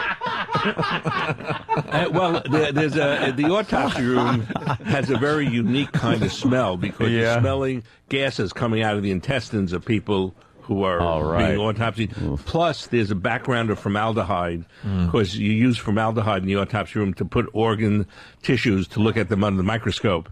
So this is a very unusual kind of smell. It's a little different than just the odor of a dead body in the Like trunk of a walking car. by, right. Some dead animal on the side of the A street. dead or animal something, and yeah. a dead human pretty much smell similar. Yeah, that smell is, ugh. Should we bring an E-Rock? I really want to do this. Kind of wanted to.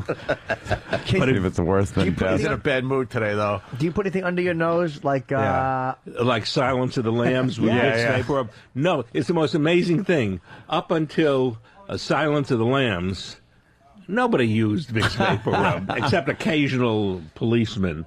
But then when Jodie Foster used it under her nose, it was life imitating art. You know, everyone where started doing everybody it. uses now Vicks. I think the Vicks Vapor Rub is a more horrific smell than the natural smells of a dead body. Jeff. I have a feeling he gets in there and gives a nice. I'm at work. That's natural smells. And what about the gallows humor that you see sometimes in movies and stuff? Do the guys around, sometimes you got a case that isn't particularly, I don't know, it's awful, but some people, you do feel a little more sympathetic than others, and maybe you joke about an injury or something. That's the problem with when cases get videoed and sound is on. Sometimes one does second autopsies for murder cases, and the defense wants their own video, and they have a second autopsy done, and they have the sound on. And you can hear things in the background. And there is sometimes to relieve the tension. Sure. People tell jokes and things. And I don't like that at all when I'm doing an autopsy because it can be misinterpreted as disrespect for the body, which it really isn't, of the dead person. But the classic gallows humor that when I came in, there was an old, very distinguished first chief medical examiner in New York City, Norris. And he was professorial and huge, and he was dictating a case to a stenographer. That was before, what do you call it, the laptops and stuff like that. This is back in the 20s. Jeez. And at the end of the dictation, the stenographer says, "Hey, you didn't mention anything about his penis." I said, what about it? Well, the penis goes all the way over his leg down to the table. Isn't that unusual? And... The stenographer says, "You didn't mention that," and he says, "Well, why? I have one like that." And stenographer says, "You have one as long?" He says, "No, one just as dead." That's the kind of gallows humor that is not meant to be disrespectful. Right. Body Farms. I read a book called Stiff that was amazing. It was by Marion Roach. It was a book about the dead and what they do with the bodies and how they test them for all sorts of things and how useful bodies can be after death and helping the community and helping they actually train try out doctors. Cosmetics on dead people and stuff like that. Cosmetics, and they have different surgeons, ENT, head surgeons and neurosurgeons and abdominal practice on dead bodies or do anatomy and do dissections. And it's wonderful with permission from the next of kin. They put them in car crashes? Yes, the Pope doesn't like that. Even with permission, the Pope came out with where they run cars into bodies with permission that are hanging down from the ceiling. Who the hell has that job? Wow. I had a friend of mine down in Baltimore. The medical examiner there would shoot dead bodies and run into dead bodies, and then write the papers, publish the research, so that the car companies could learn from it, and the people who made bulletproof vests can learn from which bullets really go through and which don't. And a lot can be useful, but it has to be done very carefully with permission of the next of kin. Yeah, and the Pope doesn't like this. Why would he? Yeah, I remember at the time, a few years ago, the Pope came out and said that even with permission, you're not allowed to run into dead bodies. They're doing a lot of that in Germany. The German pathologists were doing a lot of course they were. But the best, those guys only a certain group, I'm sure. The best part of the book was how they were describing these body farms. Yeah, one of the things that. That's the gold standard, the golden people that medical examiners are looking for is how do you tell time of death? How to How do you know when somebody's died? And one of the ways that's been worked on is in the body farm is to see what happens to the body after death, how long it takes to decompose. Can you tell from the maggots and flies that come into the body how long they've been dead? And they've been doing a lot of research. Dr. Bass was the founder of this down in Tennessee, University of Tennessee Anthropology School. And they've learned a lot about how bodies go from ashes to ashes, dust to dust. This is God's way of recycling a body. A lot of it with bacteria and with maggots and insects that break the body down. But they put these bodies in all sorts of scenarios in this body farm. Yes. Like, I don't know, stuffed in a trunk or a drowning victim or yes, in all shallow different ways. graves. And there's only one. And they study how the body does in these situations. And how The long dead it takes body. to decompose, so that if you find a body, you can tell you're dead for 3 months or 3 years. For example. And the problem with that, though, is that how fast the body decomposes is so temperature and climate dependent. It all depends. The higher the temperature, the faster it breaks down. And what works in Tennessee doesn't necessarily work in New York or in Alaska. So that there's we're still searching for the holy grail of how to tell how long somebody's been dead. Do you find you look where the mummies were done? It's pretty impressive the way the Egyptians took care of the dead, right? Yes, it's very impressive, and it's even more impressive how God takes care of the dead. Remember the 5,000-year-old body that was found in the Austrian Alps? It was in excellent condition because cold, freezing prevents the bacteria from starting. When we die, the first things that happen to start breaking us down is all of the bacteria in our intestines start spreading through the body, and the bacteria eat up things and create gases. And if it's below 33 degrees or 34 degrees Fahrenheit, the bacteria can't work, and bodies will stay like mammoths and will stay forever in ice. What about, oh, God, what is, how do flies know? They smell things. They smell the dead body. And it's not, you're right. And in fact, when somebody's unconscious, the flies will start coming in even before the person is dead. If unconscious, we'll see bodies in hospitals where the person just dies. By the time they're down into the in the refrigerator, flies. It's amazing during season how many pregnant flies there are. They'll run around and they'll lay their eggs in any kind of moist surface. But where do they come from all of a sudden? Yeah. Well, Louis Pasteur, I think, found out that flies come from other flies and not from the ethos. And what happens is that during summer, during spring, there are lots and lots of pregnant flies that have these maggot eggs in them, and they'll go wherever they can smell that there's a moisture, and usually in the nostrils, in the nose is the first place, or in holes in the body, like bullet holes and stab wounds. They'll lay their eggs there, and we have to be very careful about the distortion that can cause. How about not sleeping people? If you're drunk and passed out, will a fly actually crawl in your nose and lay eggs, and you have maggots? Not usually, How does that not happen? I've had cockroaches in the Bronx when babies and alcoholics who fall down have crawl into the ear or crawl into the nostril and really cause a lot of pain. But cockroaches don't eat; they don't bite. People don't know that cockroaches don't bite and they don't remove tissue, but they can cause a lot of pain in the ear by scratching the eardrum. That's pretty nasty stuff. How do you get one of those out? You just got to go in with a couple of tweezers? You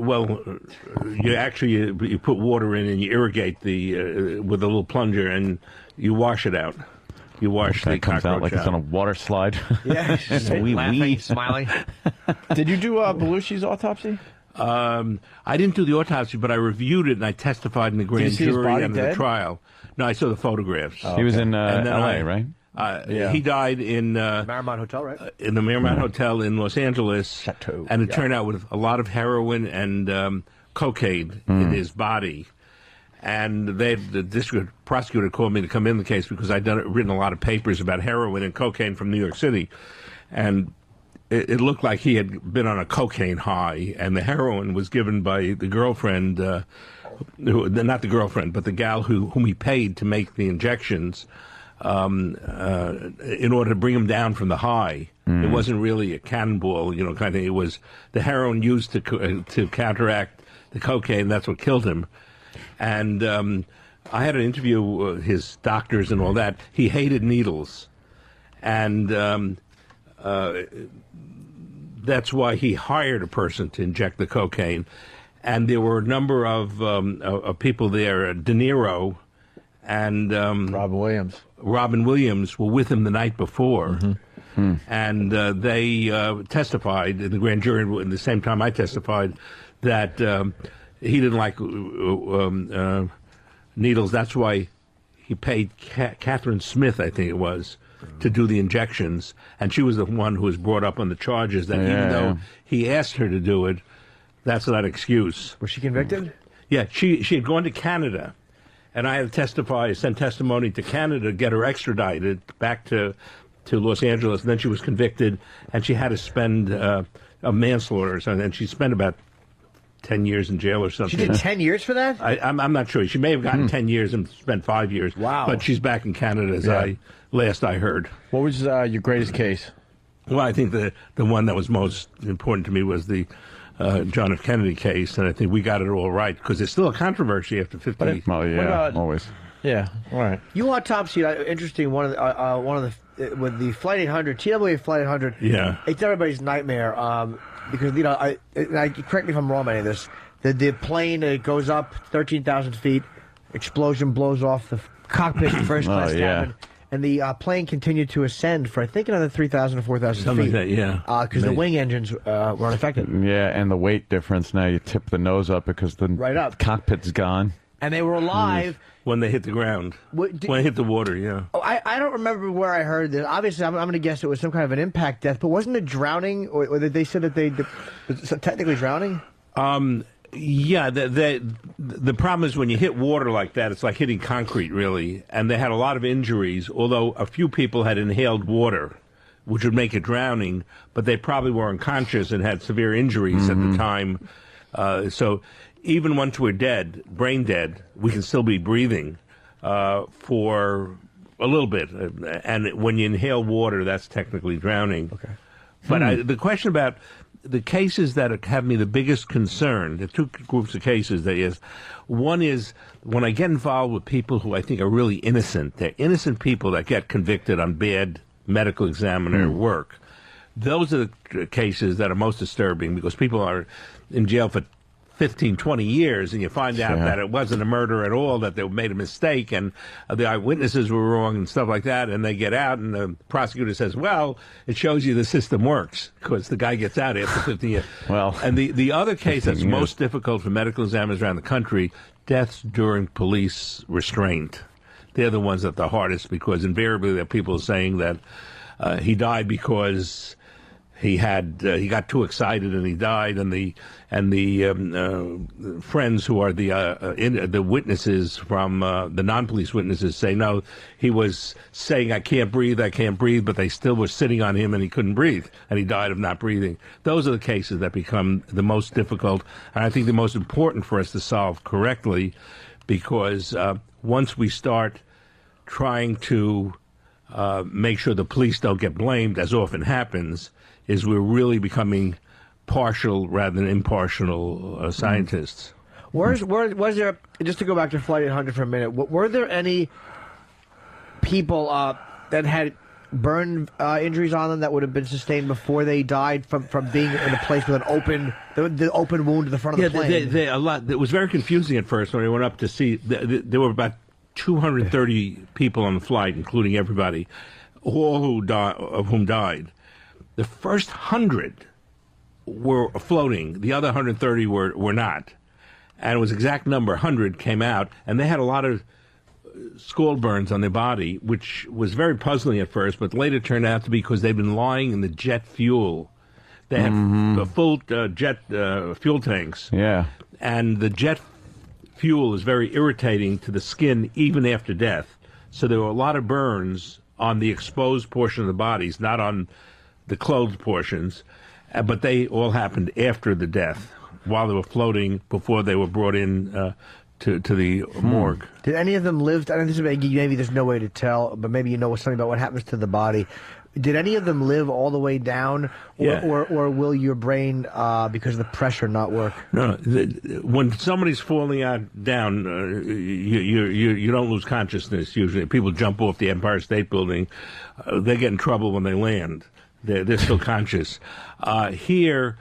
We had evidence of some people breathing in water and bleeding into their lungs and all, which would indicate, in my opinion, there was some dispute about this in the insurance claims, because in the civil litigation, the longer somebody's alive, theoretically, the more money the family's going to get. Right. But the important thing is not living; it's consciousness. So I think that after the explosion, there were.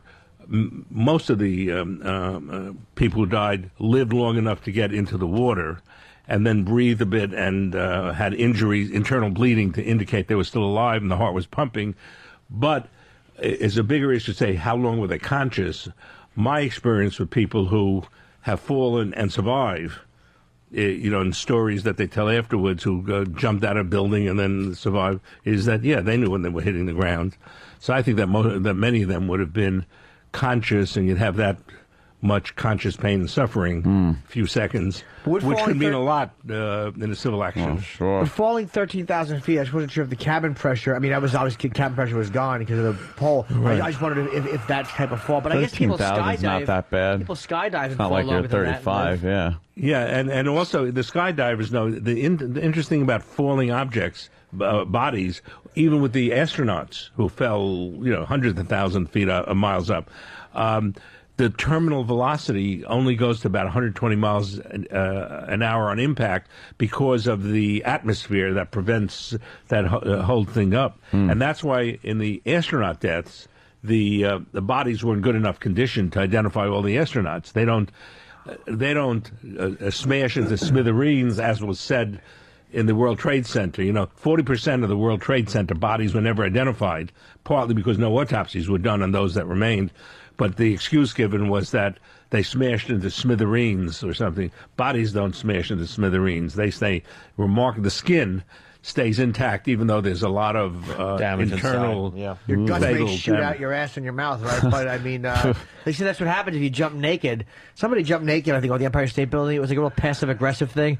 Like he jumped nude, and then just to get his body to fucking all the guts and blood to blow out. That can happen. How do you know these things? I masturbate a lot. Jimmy's a morbid guy.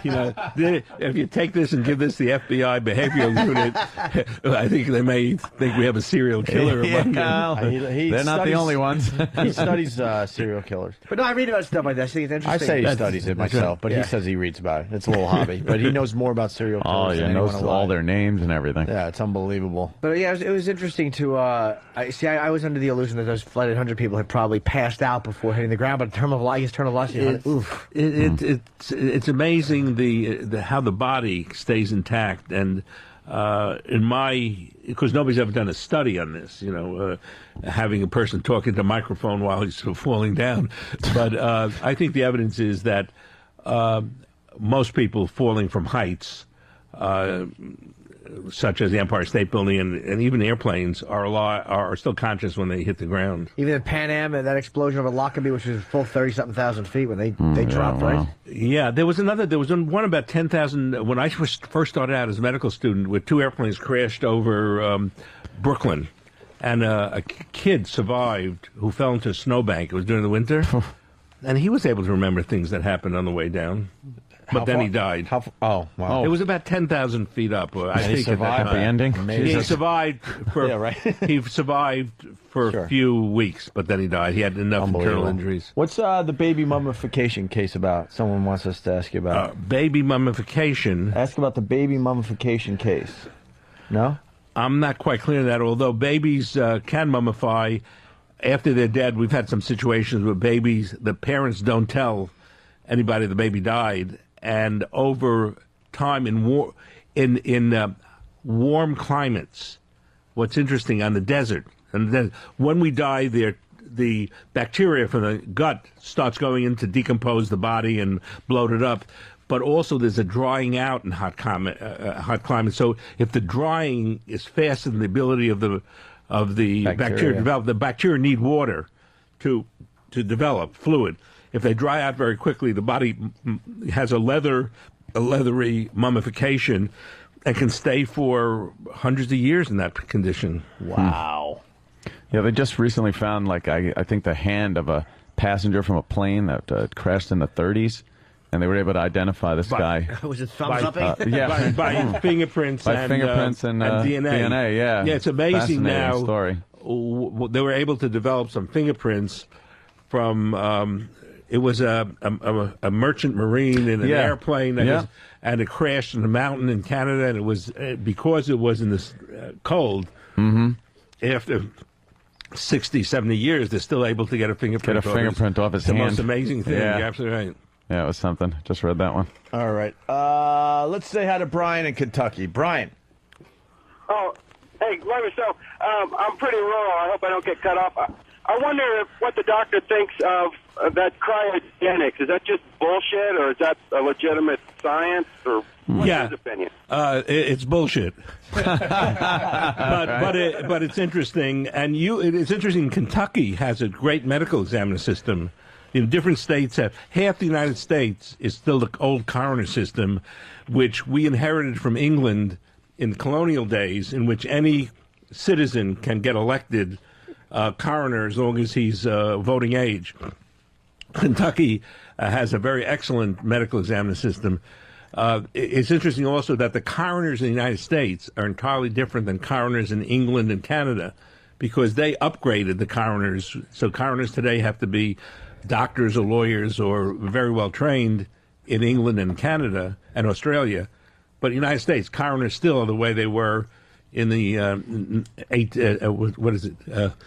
1660s. So you can just bunch of UPS drivers just opening up bodies. One. Yeah, just become one. What does he do over there with the eyebrows? He's a coroner. We have Peter Dean has been visiting me. He's a coroner in England. Is he famous or something? He's famous over there. He goes to Africa and he finds out where English people have been killed in Africa, and they cover it up. It was that in Kenya. Oh, really? In Kenya. Yeah. Absolutely fascinating. Yeah, it's been really interesting actually listening to the discussion, and particularly when you're talking about airplane incidents as well. I mean, certainly after Lockerbie, that was one of the big issues as to whether people were alive for the fall itself.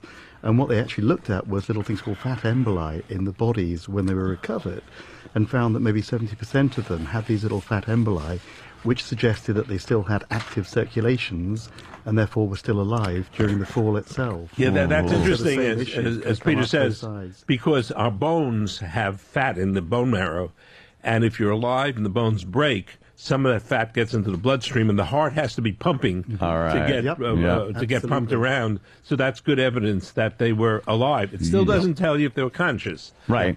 But tells you they were alive. So why are people being murdered in Kenya from Britain?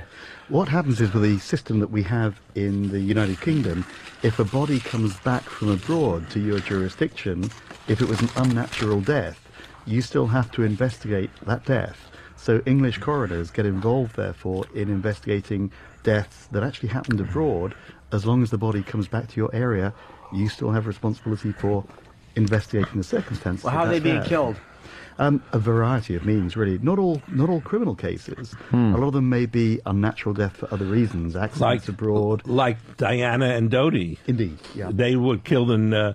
they died in Paris in an auto accident, yet the coroners in England did autopsies. Yep. Did you get to see those bodies? No, I was not involved in that one. Hey, don't look at me. He's saying hey. Absolutely. No, it's look at me. Interesting to watch the whole thing develop. But again, it's an example of just how if the body is killed in some incident abroad, criminal or otherwise, it still becomes the subject of an English coroner's inquest if the body comes back. Well, you two guys just like coroners hang out together? Is that what you guys do and just talk about dead people? We learn about it. I learned about how people die in England from Peter, Absolutely. and he learns about deaths in New York by just walking the streets of New York City. It's fascinating when you come to things like the American Academy of Forensic Sciences, the range of expertise you guys have here. That's where you go to the same kind of conferences and for forensic scientists from around the world. Peter, could you say wasabi, please? Wasabi. I would.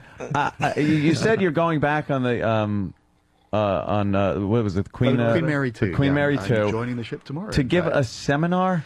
What kind of fun cruise is this? Bunch of old people. They always have a range of Oh, yeah, a interesting little lecturers closer. on board. They have general interest lectures.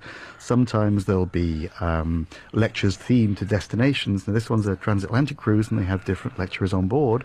So I'm just going to be talking about kind of legal history, American. I don't know. I kind of like rum drinks and feeling hot. And I don't know about listening to caters for all tastes. I mean, some Peter years ago, Peter Mike once was gave a like- lecture on the Titanic, and then they forbid him to do that again. yeah, no more cruises for you. Hey, you want to play shuffleboard or go listen to the coroner talk about pancreatic It's cancer? a little unusual. The first time I did one, they had a British comedian on board, in fact, and he said first night he's doing a show in one of the areas. And He was so bad they mixed you two up. Is he the comedian? He's going down the list of people on board and says, hey, it says here they've got a coroner on board. Must be a misprint, he said. Must be a crooner.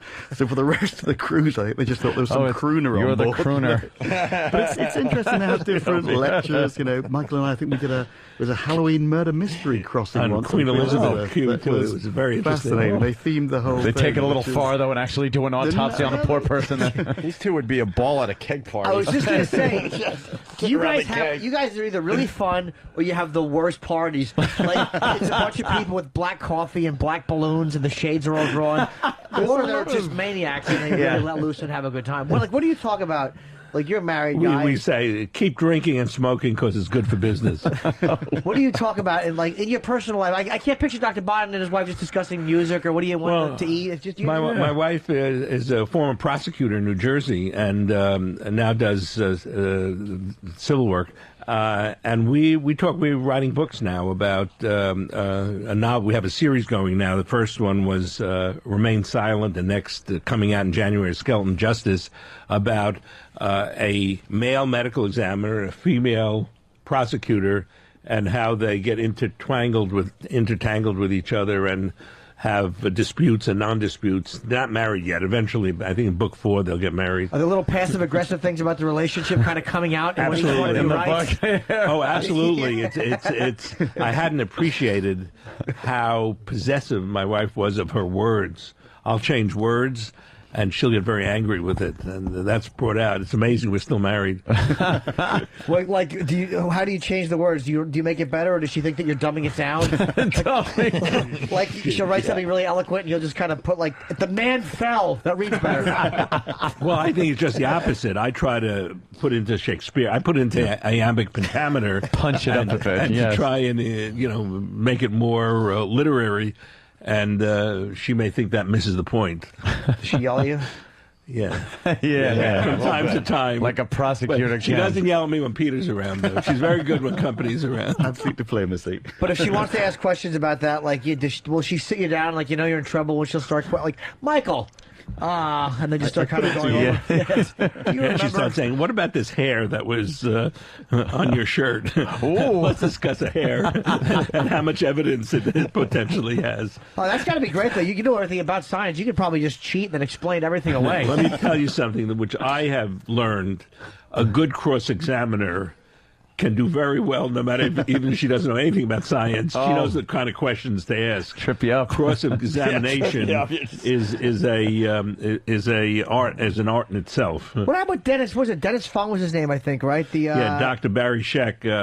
It was very interesting because people remember that with the O.J. Simpson, where Barry Scheck was able to have the criminalist Dennis Fung, who worked for the Los Angeles Crime Department, understand that he had made some mistakes in his analysis and in his protection of the evidence. But I thought the most spectacular thing was Peter Neufeld, who works with him, cross-examining the most boring kind of thing, the statistician, PhD statistician, world-renowned, and going over his evidence and getting the statistician on the stand to say, yes, I made a mistake in this statistical testimony, and which I thought, nobody knew there was a mistake there because, who would know? Who the hell knows statistics? But this high-regarded PhD professor of statistics saying, you're right. I didn't think of that, but you're absolutely right. I made a mistake.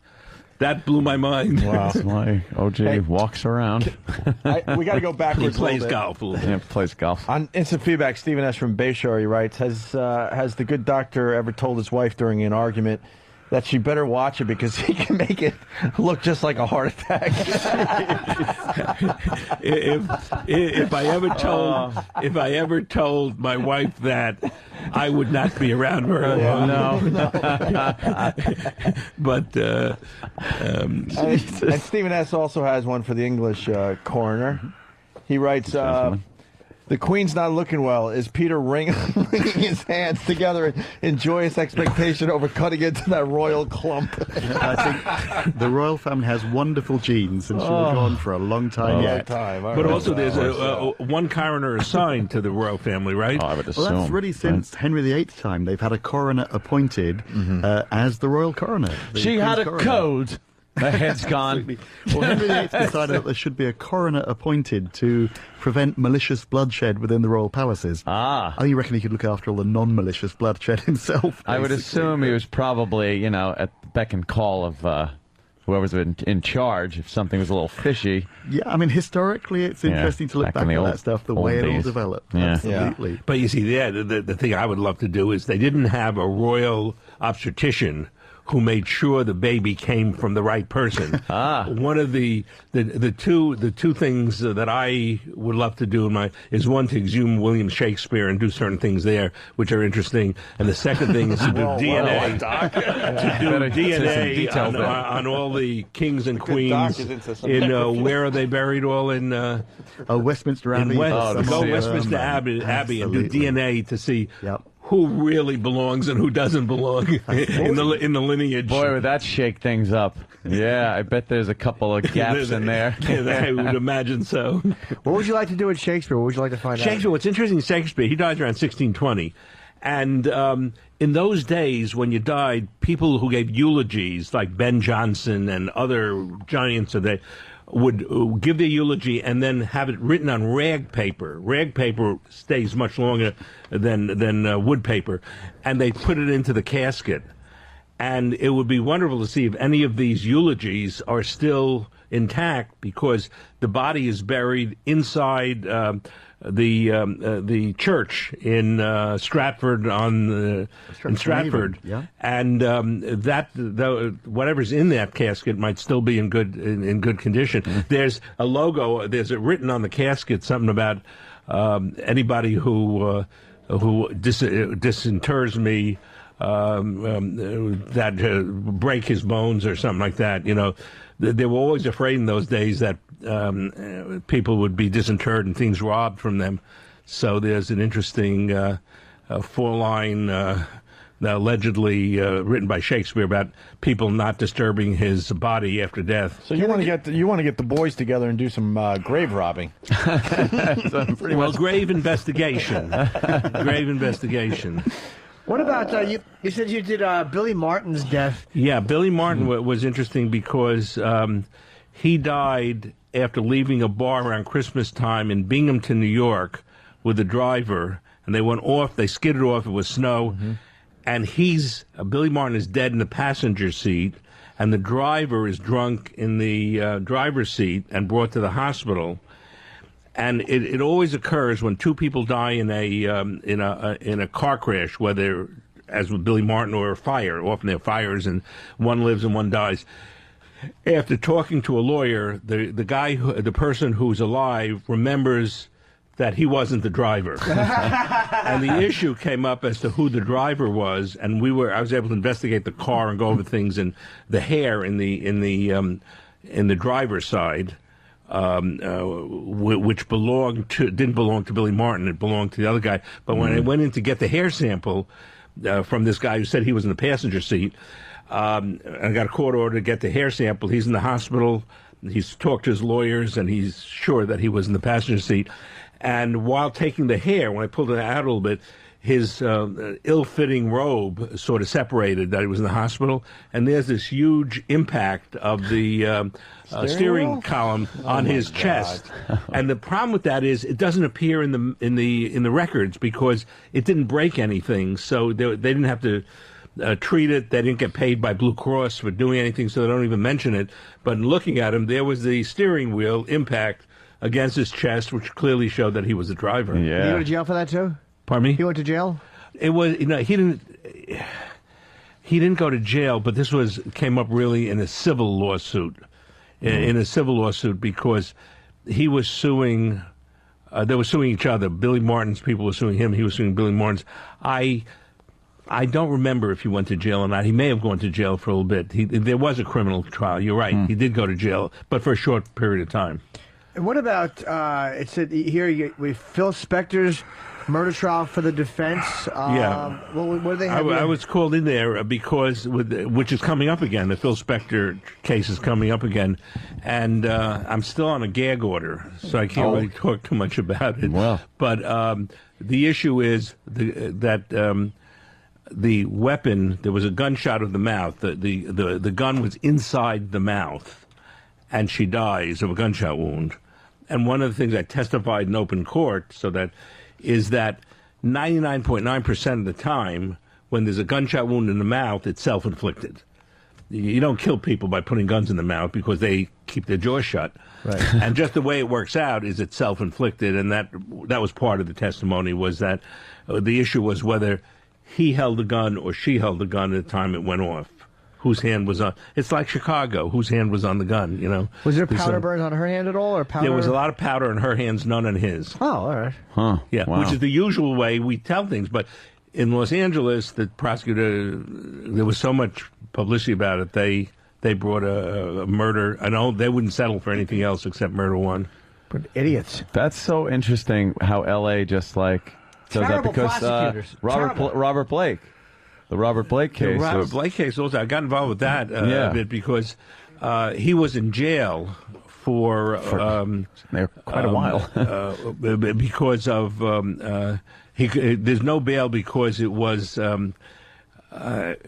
he was in waiting and hiding and waiting to shoot him. See, there was the death of the wife, plus he was laying in wait was the thing that got him no bail, and the reason that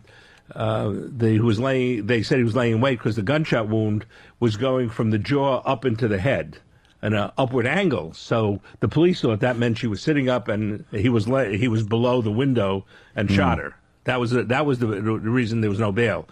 The lawyer called up and we talked to the lawyer about it. I said the thing is, if just because the gun shot is going up, that's how we describe things at the time of the autopsy. But if she saw a gun coming and she leaned to the left, it would still be the same angle, but it'd be horizontal, and it's not laying in wait. And the lawyer for Blake was able to cross-examine the person who did the autopsy, the expert for the prosecution, who agreed that that was not laying in wait, that this could have been her reacting to a person she saw with a gun in the hand, and that permitted him to get out and to not be in jail while the trial preparation proceeded. And he was acquitted. So, do you think, in your personal opinion, what do you think? I didn't get involved in the rest of the trial. I think that I believe in the American system. I mean, if the jury said not guilty, it really doesn't mean he didn't do it. It means no, it the just means there prosecution wasn't didn't enough prove evidence. it, not prove it. Yeah, they didn't prove it. And I think that the prosecution has a job to prove its case. And the problem is that if we know somebody's guilty and we're going to say that we don't need a trial, we know OJ's guilty, we know they're guilty, you're going to have a lot more innocent people in jail. We've got hundreds of actually innocent people who have been serving time, have been on death row and stuff like that. And we have to be careful not to make it easier to convict innocent people. Mm-hmm. And if a couple of guilty people get free, that's the price you have to pay for not getting innocent people. And so that's a delicate balance. So do you think, all right, let's put it this way. You're right about the court system. But do you think when Robert Blake talks to God or St. Peter, there may be an issue? Yes, there could be issues. Well, there could be issues with all of us when we talk to whoever our maker is. And I don't mean to just keep going down the list, but you've been involved in so many interesting things. What exactly is with the Klaus von Bülow? Klaus von Bülow was very interesting because a lot of people think Do you think that he killed his wife? I don't know. Wasn't she injured once and then killed, or what was the story with that? She's still alive. Oh, she is still alive. Okay, yeah. She's still alive. Okay. She's alive in a nursing home. This happened back in the 1977 or so, 70, around that time. So that's over 30 years ago, and she's been in coma since, but alive. And the issue with Klaus von Bülow, she was in her mansion out on Newport, Rhode Island, and was found unconscious in her bathroom. And the nurse who took care of her, like Miss Danvers in Rebecca or something, was sure that the husband had injected insulin into her, even though there was no evidence. The evidence was faulty that there was any extra insulin in her body, and she remained in coma. There were 2 episodes, right? The 2 episodes that she lost consciousness. But it turned out that there had been studies done at Presbyterian Hospital in New York City that she had hypoglycemia, that she would drop her glucose very low without any provocation and pass out. And that's probably what happened to her. That a couple days after she was in the hospital, the barbiturate level, the sleeping pill and alcohol came back very high, and enough to cause her to go into coma. But my impression is that when I looked into the case and all, was that once the prosecutor had accused von Bülow of injecting insulin and trying to murder her, the doctors didn't come forth and say, no, she had an overdose of barbiturates and alcohol, which she may have taken herself because she drank a lot of alcohol, took a lot of pills, because they didn't want to get sued for missing the diagnosis. Oh. See, if they had treated her right away for the barbiturate overdose, she may not have gone into permanent coma. So I think she's in coma, and he underwent 2 trials. First trial, he was found guilty, and then it was overturned. And the second trial with Dershowitz and Puccio, Tom Puccio, found not guilty. So he's alive and out right now. He's alive and well, and in London, and with children and grandchildren. And she's in a coma for 30 years. And she's in a coma. Do you dream when you're in a coma? Probably not. You probably may dream, but not know it, because that part of her brain is totally atrophied. I mean, it's like the gal down in Florida who Tony was Schiavo? Schiavo, who was in coma for 10 years. You can have parts of your brain that are damaged and necrotic, that you can't think, you don't see, or you don't feel anything, but the breathing center and the cardiac center are still working. So with proper care, you don't get pneumonia, you don't get ulcers, bed sores, because she's being handled. She can live for a very long time, just without any consciousness. What about the people that do come out of it? Because, I mean, when you look at Schiavo's, the videos of her, it really, even though they said it was a response, but when the father's talking to her and she's like, even though it wasn't like a really good conversation, it looked like she There was was some somehow interaction going hearing on, him. sure. Yeah, an interaction. Yeah. Yeah, but that's the problem. The problem with these things is that families want to, in my experience, I don't know about Schiavo, they want to feel something for their loved one. They'll say, yes, she squeezed my hand, or she blinked her eyebrows, or she looked like she was paying attention. And families want to hear that. They look for that, and it's not always there. Certainly when they did the autopsy on Schiavo and examined the brain, it's not possible that she could have known what was going on from the brain examination. Oh, so they were actually, the ex-husband was right about it. Yeah, the ex-husband turns out he wasn't as likable as the family, and he had a girlfriend and all that, but he was right about her being in coma.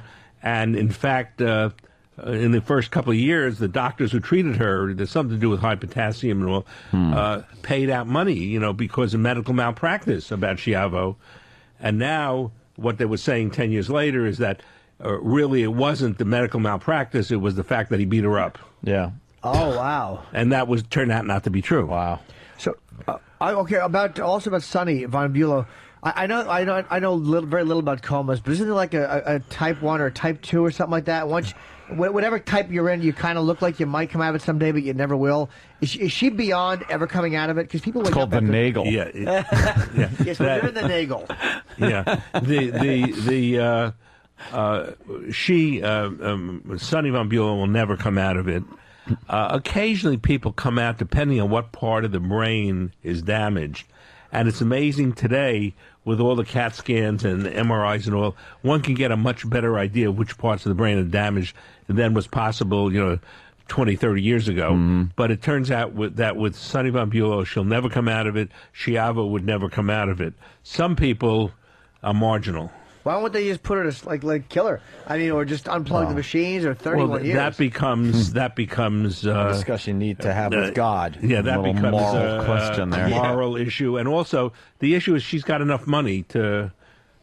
She's got enough money that she's paying for all this nursing care that she gets, and she has a big fortune to do that. The issue becomes more telling when the person is on. Being paid for by the taxpayers of the city. Like I'm not going to pay for it, but I want the city to pay for my mother's eternal survival in coma. And meanwhile, the money that goes to that person doesn't go to kids who have sore throats or rheumatic fever or strep throats and all that stuff. So there's a delicate balance as to how much money society should pay for somebody who's not going to recover, even though the family wants it, and there's no limited budget anymore in medicine. Wow. You just want them all on the slab, don't you? You just want them all. See, the slab, but one of the things we do on the slab, you see, is we try to help the living by finding out what happened. We can try and tell the families what happened. We can tell them if they have any genetic problems to worry about. And we can help society, if somebody's done something wrong, to punish the wrongdoers also. So the reason we do the autopsies is to help the family bring closure and to help society pursue whatever should be pursued when a death occurs. Wow. Are you going to be called in? Very good. Are you going to be called in for the Bigfoot autopsy? Or I saw the photos there. It certainly looks like a raccoon coat or something.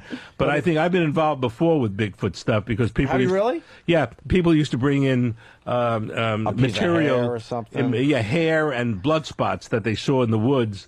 To ask us to do serology, to look for... I hope you charge them a lot, Doc. No, I found it interesting. We used to do it for free, but it all turned out to be, not true. So the little experience I've had with Bigfoot, they ain't no Bigfoot, but we found it's one in the interesting. dumpster, though, there. We got to see what that's all about.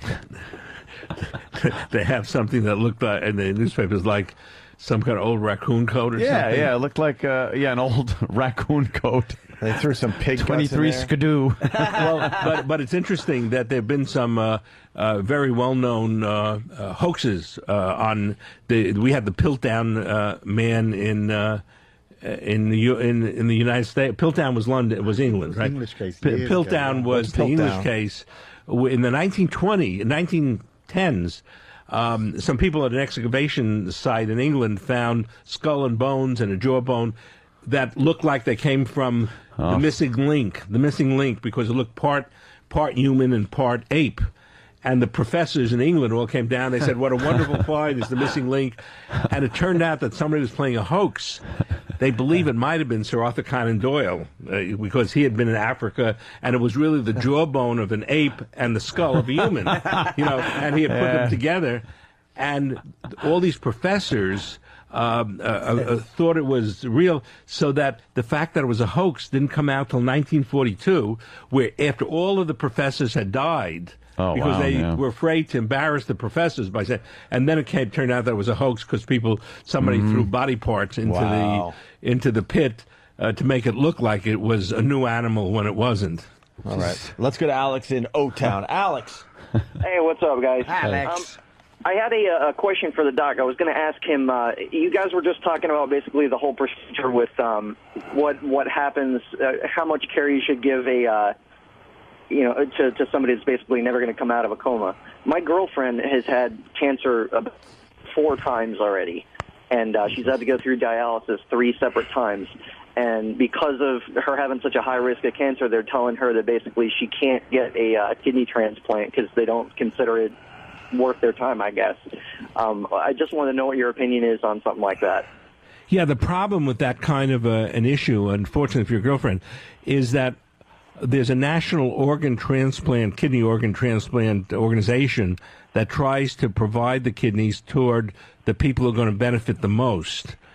And there was a big criticism. Remember when Mickey Mantle, I think, was dying of liver cancer? Oh yeah, They gave him one, and they gave him one. Yep. There was a big fuss made because he jumped the line and he got the liver transplant that instead of somebody else getting it, even though he wasn't going to get cured because the cancer had spread through his body and he died shortly thereafter.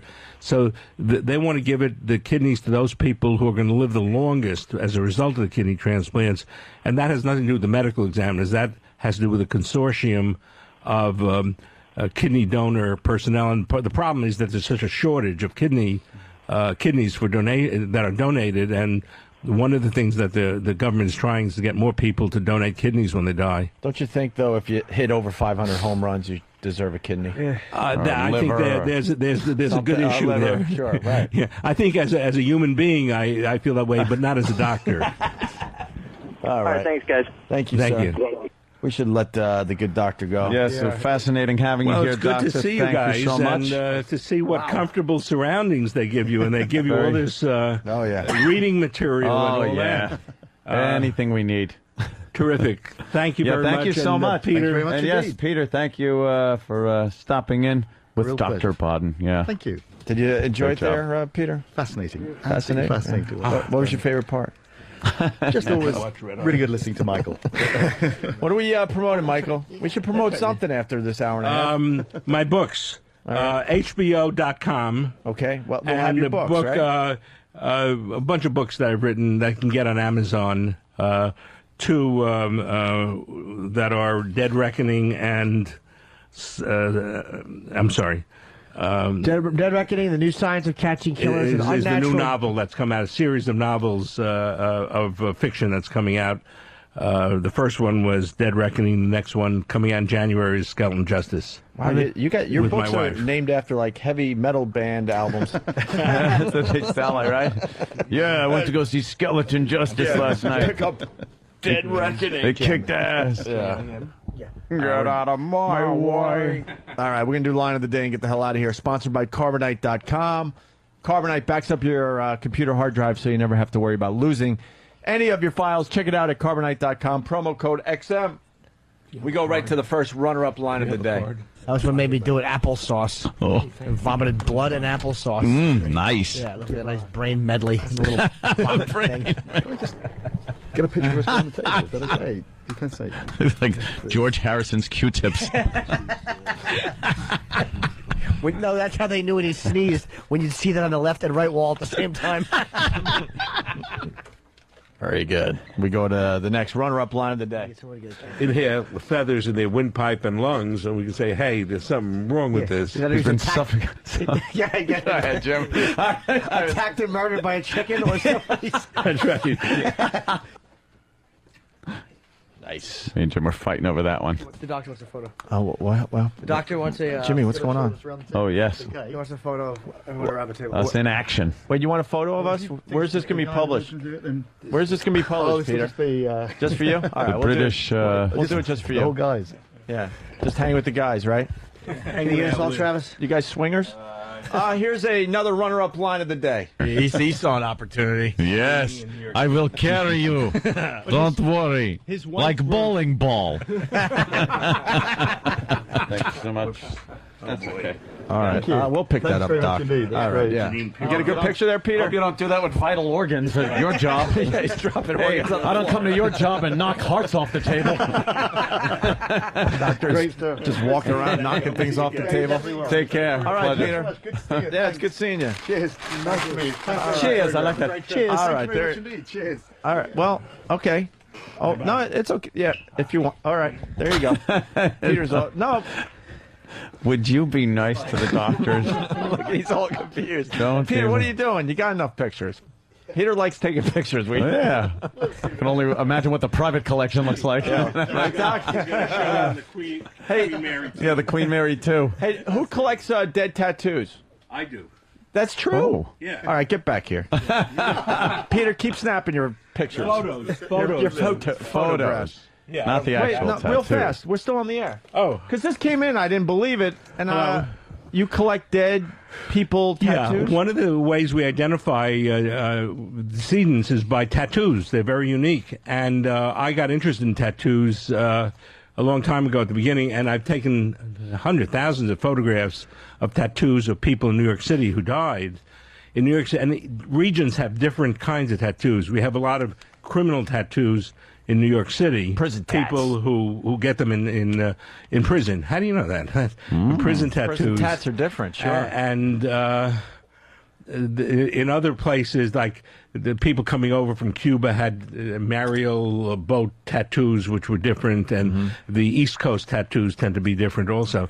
So it's been very interesting because you get all kinds of interesting tattoos. Thumb through that little I had photo one. album. You're asking me what's the best tattoo I ever saw? Well, no, but you could answer that, sure. There was get a guy who's a true story, who's an alcoholic, who's dead, and he has on his penis tattoos are always very interesting, and it said on his was your name, and made a prison type tattoo, which was not professionally done. Yeah.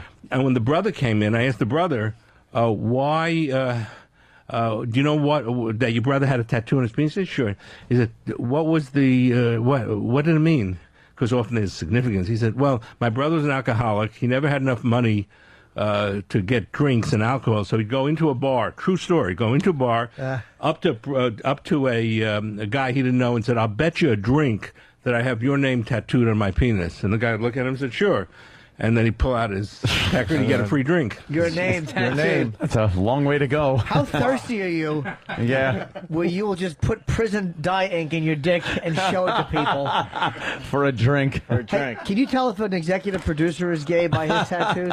There are certain gay tattoos. Yes. Yeah. You want to check out some tattoos? Steve? We had Peter, sit down. We had still an having elaborate. fun. One of my best tattoos is a guy who was a hunting scene. A hunting scene, multicolored, professional, with hounds and the fox tail sticking out of the anus. He's running into the anus. Yeah. And I thought that was a wonderful tattoo I showed, and then somebody pointed out that it was a gay tattoo. I hadn't appreciated that. Here's Steve. You want to take a look at his No, I tattoos? noticed his tattoos. These are professional tattoos. Yeah. Yeah, turn around. Show him that one. Why are you hiding the one that might be the gay I'm not. one? I'm not. He's just holding my arm. No, these are not criminal tattoos. No. These are professional. Sure. How long ago were they done? The most recent one is the one under my bicep, and that's about 2 years old. That he gets a paycheck as See, they're criminal. different. But you know what was interesting? In watching the Olympics, the great number of Olympians who have tattoos. Yeah. But they're not criminal tattoos. They're butterflies and names and things like that. The criminal tattoos are like the cross, which is a Pachuco sign, just with a line, not fancy like Steve has on him. And then, of course, the teardrop, L.A. Teardrop for the eye and the drug addicts. And, What does the teardrop mean? They just saw on Golden Pond? just as best I little interviewed some teary. people, just that they were sad about something in their life and the mother I died thought it or was because something. they killed somebody. Well, the killing tattoos are a little different. They're I thought it was the teardrop. TCB. no, the ones I saw were drug addicts who use, but they can cross over. What were the killing ones? What are the murder notches? The murder ones tend to be Pachuco tattoos at the base of the thumb, where in order to have this cross with 3 lines above it, made a prison tattoo, 3 dots or 3 lines, you had to commit murder, arson, and rape in order to properly put those on your fingers. And then in prison, they knew you were a bad guy. Couldn't you just get someone to tattoo it on you anyway? And Yeah, but then if you turn out to be a wuss, you're not going to last very long. Yeah, you're not. You'll be the last one on that in prison. That's right. The last one you mentioned. Yeah. the fact that he gets a paycheck is criminal. Steve has a question. There's an urban legend. That Foundry apparently. Music was a good band. Exactly. That when new bodies come into the morgue, that protocol is to have the anus sewn up. Yeah, of course. No. No, No. not true. That's not true. Mike, it's not true. Yes.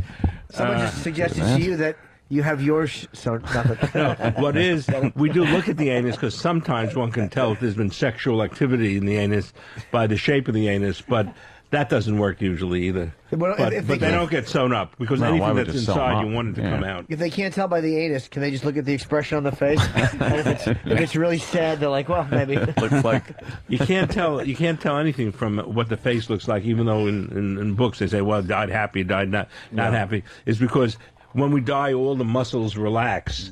And we all become sort of faceless, and then depending on what position the body is in, on the left side, on the right side, in the front, will depend how the rigor mortis is going to Sure. set in after death. So you can't.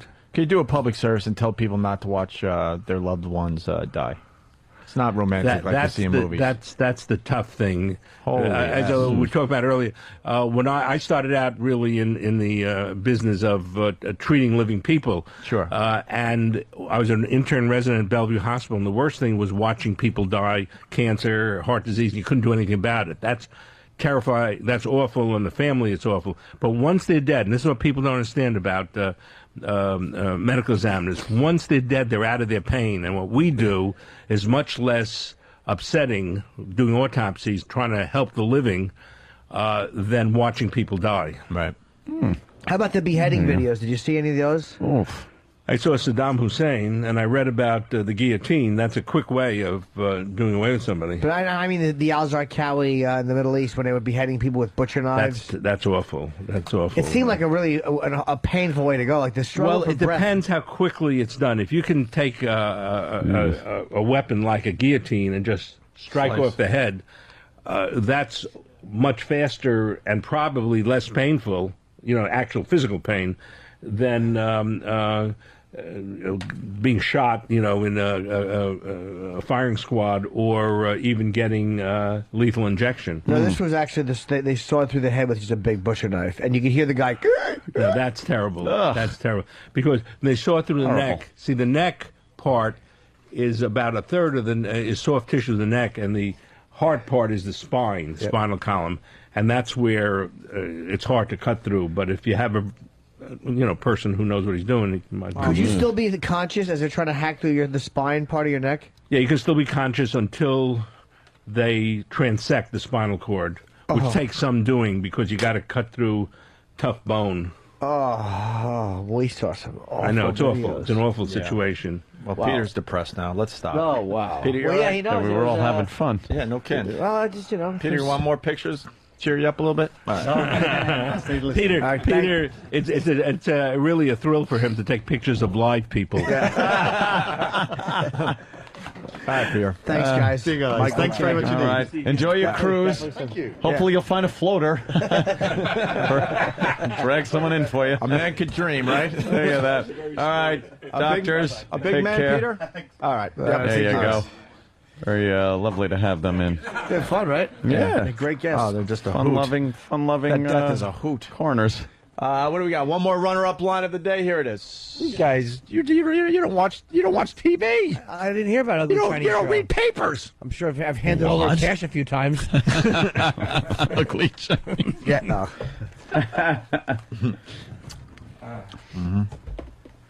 Line of the daytime. And the line of the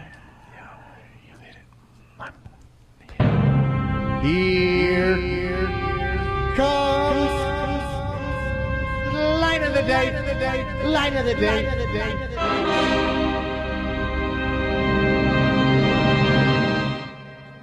I'm moving on. I'm moving on. I'm moving on.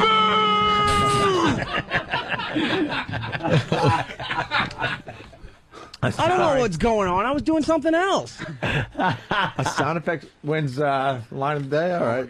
That's kind of fun. All right. Well, we're back. Yeah. We are. We have anything big for tomorrow? Yeah, what do we got? No guests. Why? What happened with that? Nobody approved any over break. Which ones? The one was just telling me last night.